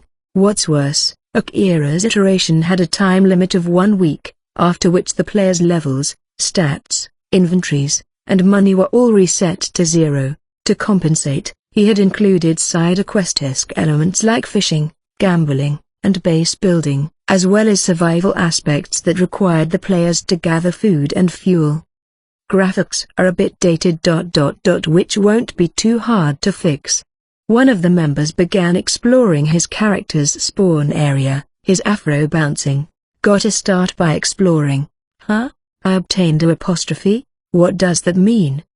The developer flipped through the documentation to discover that any found item had to be analyzed, and it cost SP to do so. Fuck, that's annoying. Huh? Rock, you couldn't have analyzed that by looking at it? Rock was added to Jace's database. The afro-haired developer stared at the system message, wide-eyed. He equipped his character with a randomly assigned weapon, an axe, and attacked a nearby tree with it. He picked up the item that was yet again labeled with a question mark. So that's how? Analyze item. Charcoal was added to Jace's database. After having been involved in so many game development cycles, he wised up to the root of the system. The numbers get reset, but your experience and knowledge are kept. The developer moved through the area and opened the in-game map. The screen was all black, save for the small area his character had just traversed. Forest area discovered -0.1%. Skills earned -1%. Items found -0.1%. Cash in -0%. The developer flipped through each screen to find these displays and knew that his assumption was correct. At the same time, he was impressed that Akira's game knew how to tickle the collector in the players. These numbers were begging to be brought up to 100%, and filling the database would become a race among players. Fighting and collecting, huh? This is pretty. Wait, what the hell is going on? His screen was flashing red and shaking. He made his character turn around to find a female avatar, in a bikini of all things, pointing a rifle at him. We're playtesting, Jenny. He shouted into his headset. From it returned an annoying laugh. The weak must die. It's the law of the jungle. Jungle justice. Knock it off. You're killing me, for real. He tried to run, but the shaking red screen made it difficult for him to control. Worse yet, his character was simply running in circles, an obviously bad move. Panic made people do stupid things, and that was also true in video games. For real, I gotta heal. You can run, but you can't hide. The wolf lives, Jaces and pigs will die. Stop. No. His screen turned black, accompanied by the following text. Game over. You have been shot dead by Jenny. X days, XX hours, and XX minutes until the next game begins. Here's a message from your killer. The afro-haired developer was quietly shaking at the matter-of-fact display, but leapt out of his seat as the message from Jenny faded in. You know, you look like this Japanese character called Bobo. Motherfucker, you're dead. You hear me? You're dead. The developer ran out of the room, starting an IRL scuffle. The team began to become deeply invested in the game, with enthusiasm at times and with savage competitiveness at others. While each member of the team was talented in their own right, many of them had personality quirks that foreshadowed troubles brewing in the future of the project. Are you in, Mickey? Aoki fiercely rapped the door of the director's office and barged in before there was an answer. This executive office was complete with a kitchenette and shower, which was provided to each higher-up of 42 OMG. A man sat at the desk, dressed like an English gentleman of the good old days. Hello, Aoki. I'm glad to see you doing well. Shut up. How long do you expect me to babysit that kid? Have you any grievances with your current assignment? No shit, I do. I don't even know why I'm stuck with that snot-nose. Our president has. Oh, there's no smoking in this room, I'm afraid. Fuck off, you're flying home any day now. You never use this room anyway. Aoki irritably lit his cigar and slumped down onto the couch. The juxtaposition of a dignified English gentleman against a savage bandit like Aoki was comical in and of itself. You asked how long. Well, until the project is completed, of course. Get the fuck out of here. I've got a shitload of other projects. Those have all been delegated, per the president's orders. God damn it, what the hell is? Aoki scoffed through his nose and leaned back onto the couch. He had no idea why Akira's project was being prioritized. Yeah, the kid's got talent and instinct. Maybe he's a genius. So what? There's plenty of talent lying around, all around the world. With their global reach, Aoki couldn't help but wonder why 42OMG seemed infatuated with Akira. Development of VR technology is our top priority. No shit again, Sherlock. Why use his game? I haven't a clue. These are all orders given by the president. Mickey wore a warm smile and sipped on his tea, performing even such a mundane action with refined elegance. Something about using it in medicine too. Is that going to bring us any dough? Oh, loads. Using VR, 42OMG wanted to virtually construct 3D models of the human anatomy, as well as simulate surgery, experience surgery from the path of the surgeon, treat PTSD, aid physical therapy, neurological therapy, and so on and so forth. All in all, they believed that VR technology would become a standard component of various industries outside of entertainment. We will be moving forward with various experiments and development. Please bear in mind that the project assigned to you is one of them. Aoki stood without answering and turned to leave. Mikimoto called from his seat. Depending on how this project fares, the president is considering promoting you to VP. Aoki turned around, astounded. It seemed more eerie than exciting, as chills ran down his spine. What are you and the president getting at? The success of this project, of course. What does this project mean? What does that kid? Nothing a figurehead like me would know. The president will be flying in soon, so your questions may be answered then. The English gentleman still wore his friendly smile. Aoki left the room, scowling. Any question he asked Mickey was like punching sand. Mikimoto soon flew back to England. A month flew by. Without so much as a knock, Aoki barged into Akira's office where numerous monitors lined the wall and his desk space, each of them displaying complex code, 3D renderings, or models of human body parts. Still haven't gone home, huh? Commuting's a waste of time. Without so much as turning to look at Aoki, Akira continued strumming multiple keyboards at a breakneck speed in such a hurry that it would have unsettled anyone watching. Aoki remarked with a sigh, "It's like a supervillain's lair in here, you know, like in those robot anime. I don't care about your nostalgia from, what? The turn of the century? I was born in the 20th century, you idiot. Can't this wait? What is it? I have to move the shading here." Akira was working on painstaking work, like animating the grass in the wind or calculating the shading based on the direction of the sun. Evidently, he couldn't stand not getting his hands on these minute details. "Oh no, we're going out to get dinner. Stop working for a bit. Later. And why don't you just eat in the cafeteria? It's quick. Just get ready, I'm hungry. See that tank over there? Eat as much turtle feed as you want." Ow! Aoki slugged Akira on the head without another word, forcing his work to a halt. He was a muscular man with experience in various martial arts. "It's on me. Just shut up and come with." "What's going on?" "I'm going to order the most expensive thing on the menu. Bird's nest soup, matsutake, body sushi, mostly body sushi." "Shut up. Let's just go." They descended to the parking lot and approached Aoki's Bentley, a luxury car from England that cost as much as a house in some regions. Akira stared at the car and scratched his head. "I knew it. You evade taxes, don't you? Just get in, already." The Bentley drove out into the city as pedestrians pointed and stared at the car.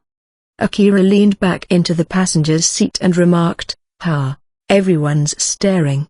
He felt a sense of exhilaration for garnering attention by just riding in a car. You do a good job, you can ride fast cars ... and hot chicks. What's that supposed to mean? Money talks. You got some growing up to do if you're still chasing some perfect vision. Akira scoffed and watched the cityscape glide past the window, realizing that he hadn't seen the outside in a while. Eventually, they came to a large intersection and pulled into a nearby parking lot. Let's go. I don't know what this place serves, but I'm ordering something worth my time. Knock yourself out. Aoki led Akira to a ramen stand set up on a wide stretch of sidewalk, with sets of tables and chairs arranged around it, many of them populated. Hey, Chief, give me the usual, Aoki called as he sat at the largest table there and lit his cigar. There was a reserved card on the table, apparently, he was a regular.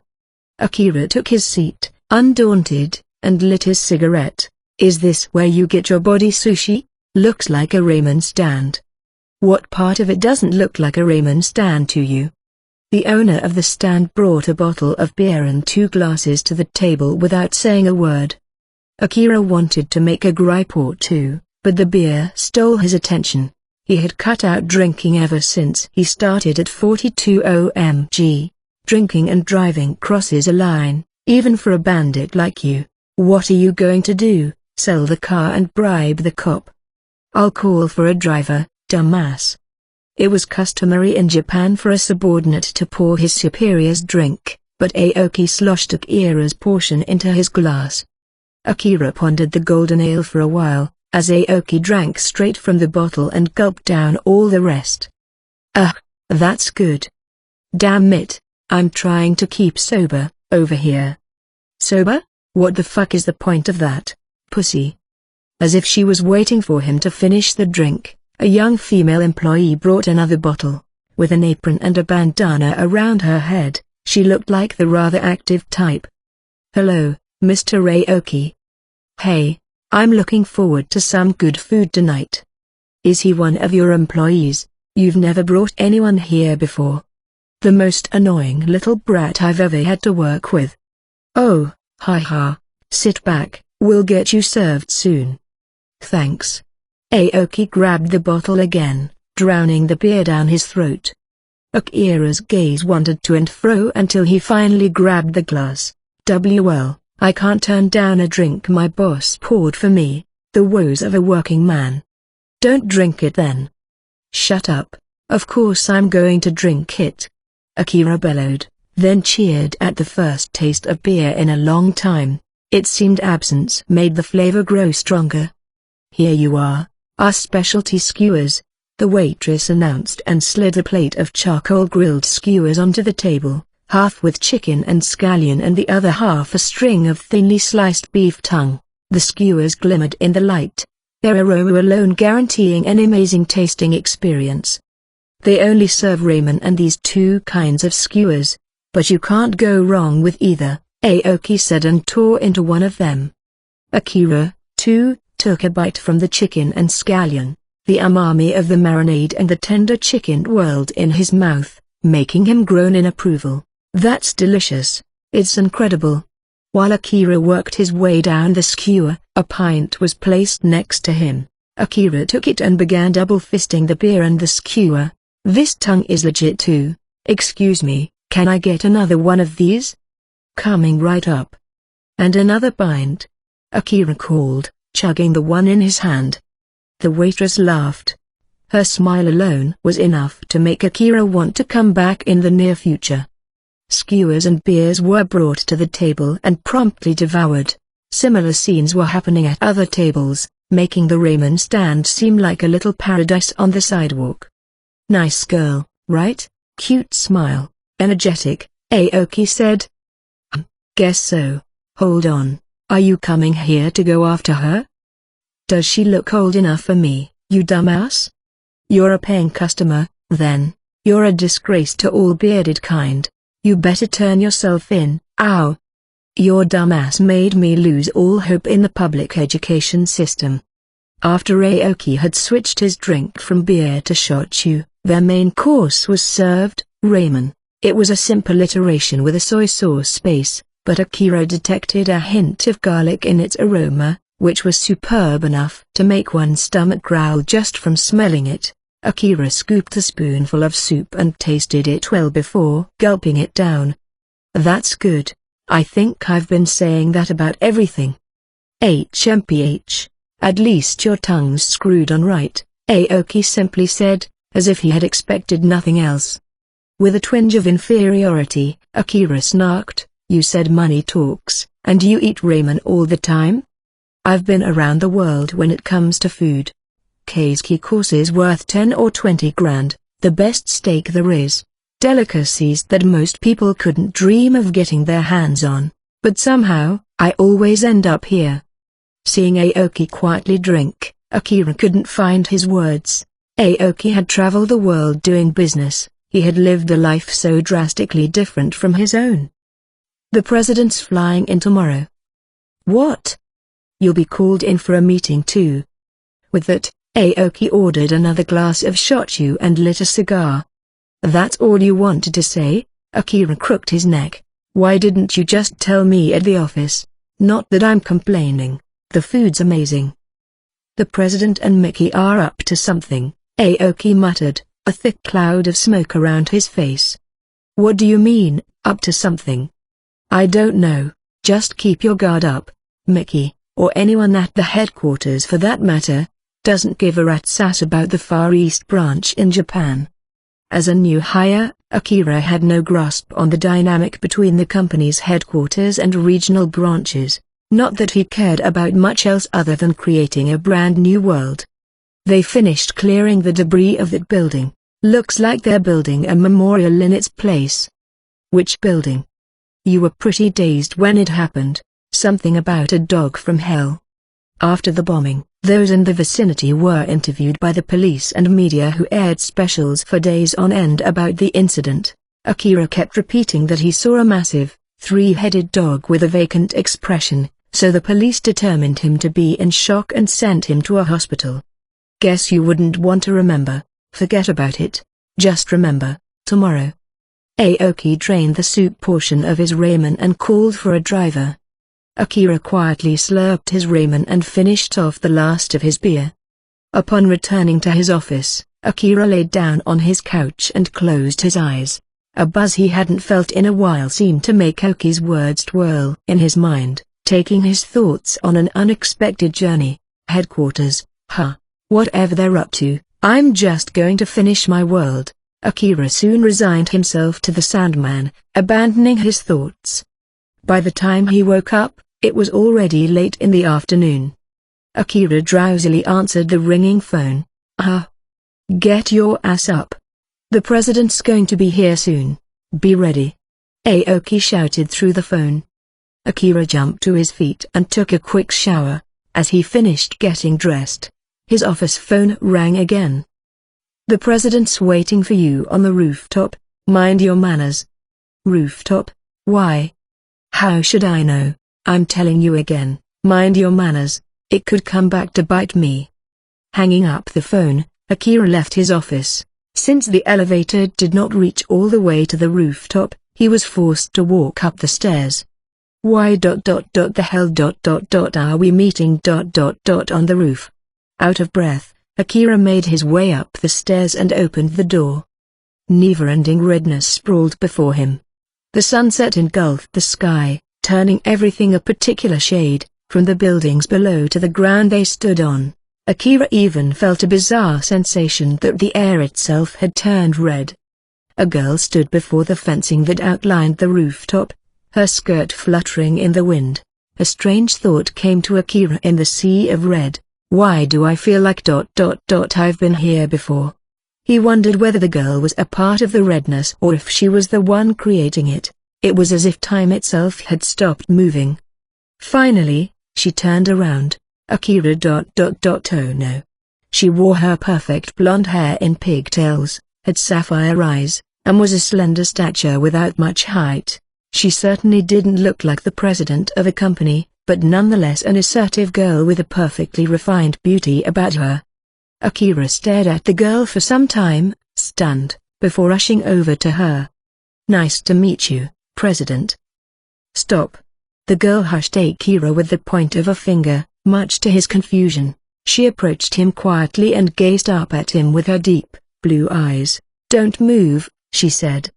"Oh, okay." The girl walked laps around Akira, observing him as if he was a newly discovered species of insect. Akira could only stand there, nonplussed. "Give me your hand." "Oh no." Like ... this? Good boy." The girl softly placed her hand on his, looking nostalgic for a moment before staring daggers at Akira, much to his dismay. He had never met anyone so bewildering. Is this a British greeting or something? Or can someone like the president of a major company see something in people's hands? Like palm reading? Am I even sure she's the president in the first place? The girl looked no older than a 9th grader, which was completely incongruent with Akira's expectation for the ruler of a global corporation. "Stretch your arm out." "Oh no." Yes. "A little higher, go to the right, a little bit back, stop there." "What the hell am I doing? My shoulder's getting tired." Akira moved his arm as if it was the arm of a claw machine. Before he knew it, his hand was placed on top of the girl's head. I'm terribly sorry. Excuse me." Akira ripped his hand away, bowing to show his mortification. The girl gave Akira murderous glares for a moment before letting out a sigh of resignation. "Crap, I already screwed up. Old Bluebeard Aoki might sock me in the face for that one, but if this girl made even a little bit of sense." Akira took a step back, awkwardly avoiding the girl's eyes. Knowing that touching someone's hair was more taboo in many foreign countries than it was in Japan, he nervously awaited his verdict. "You may go now. I'm counting on you," the girl said. Thank you." With one last bow, Akira left the rooftop. Once he was gone, the girl reached her hand out to the sky, as if to dissolve into the vast redness, whatever her blue eyes were beholding. The girl stood there without moving an inch before quietly uttering, "We finally meet again, after tens of thousands of years. I'm never letting you go, my dear Lucifer." Diamond, diamond, diamond. Thank you for listening. Please like, share and subscribe our YouTube channel. Also follow me on Instagram and Twitter to get future updates. And support me on Patreon. This is Dr. Anime signing out. Peace. Diamond, diamond, diamond.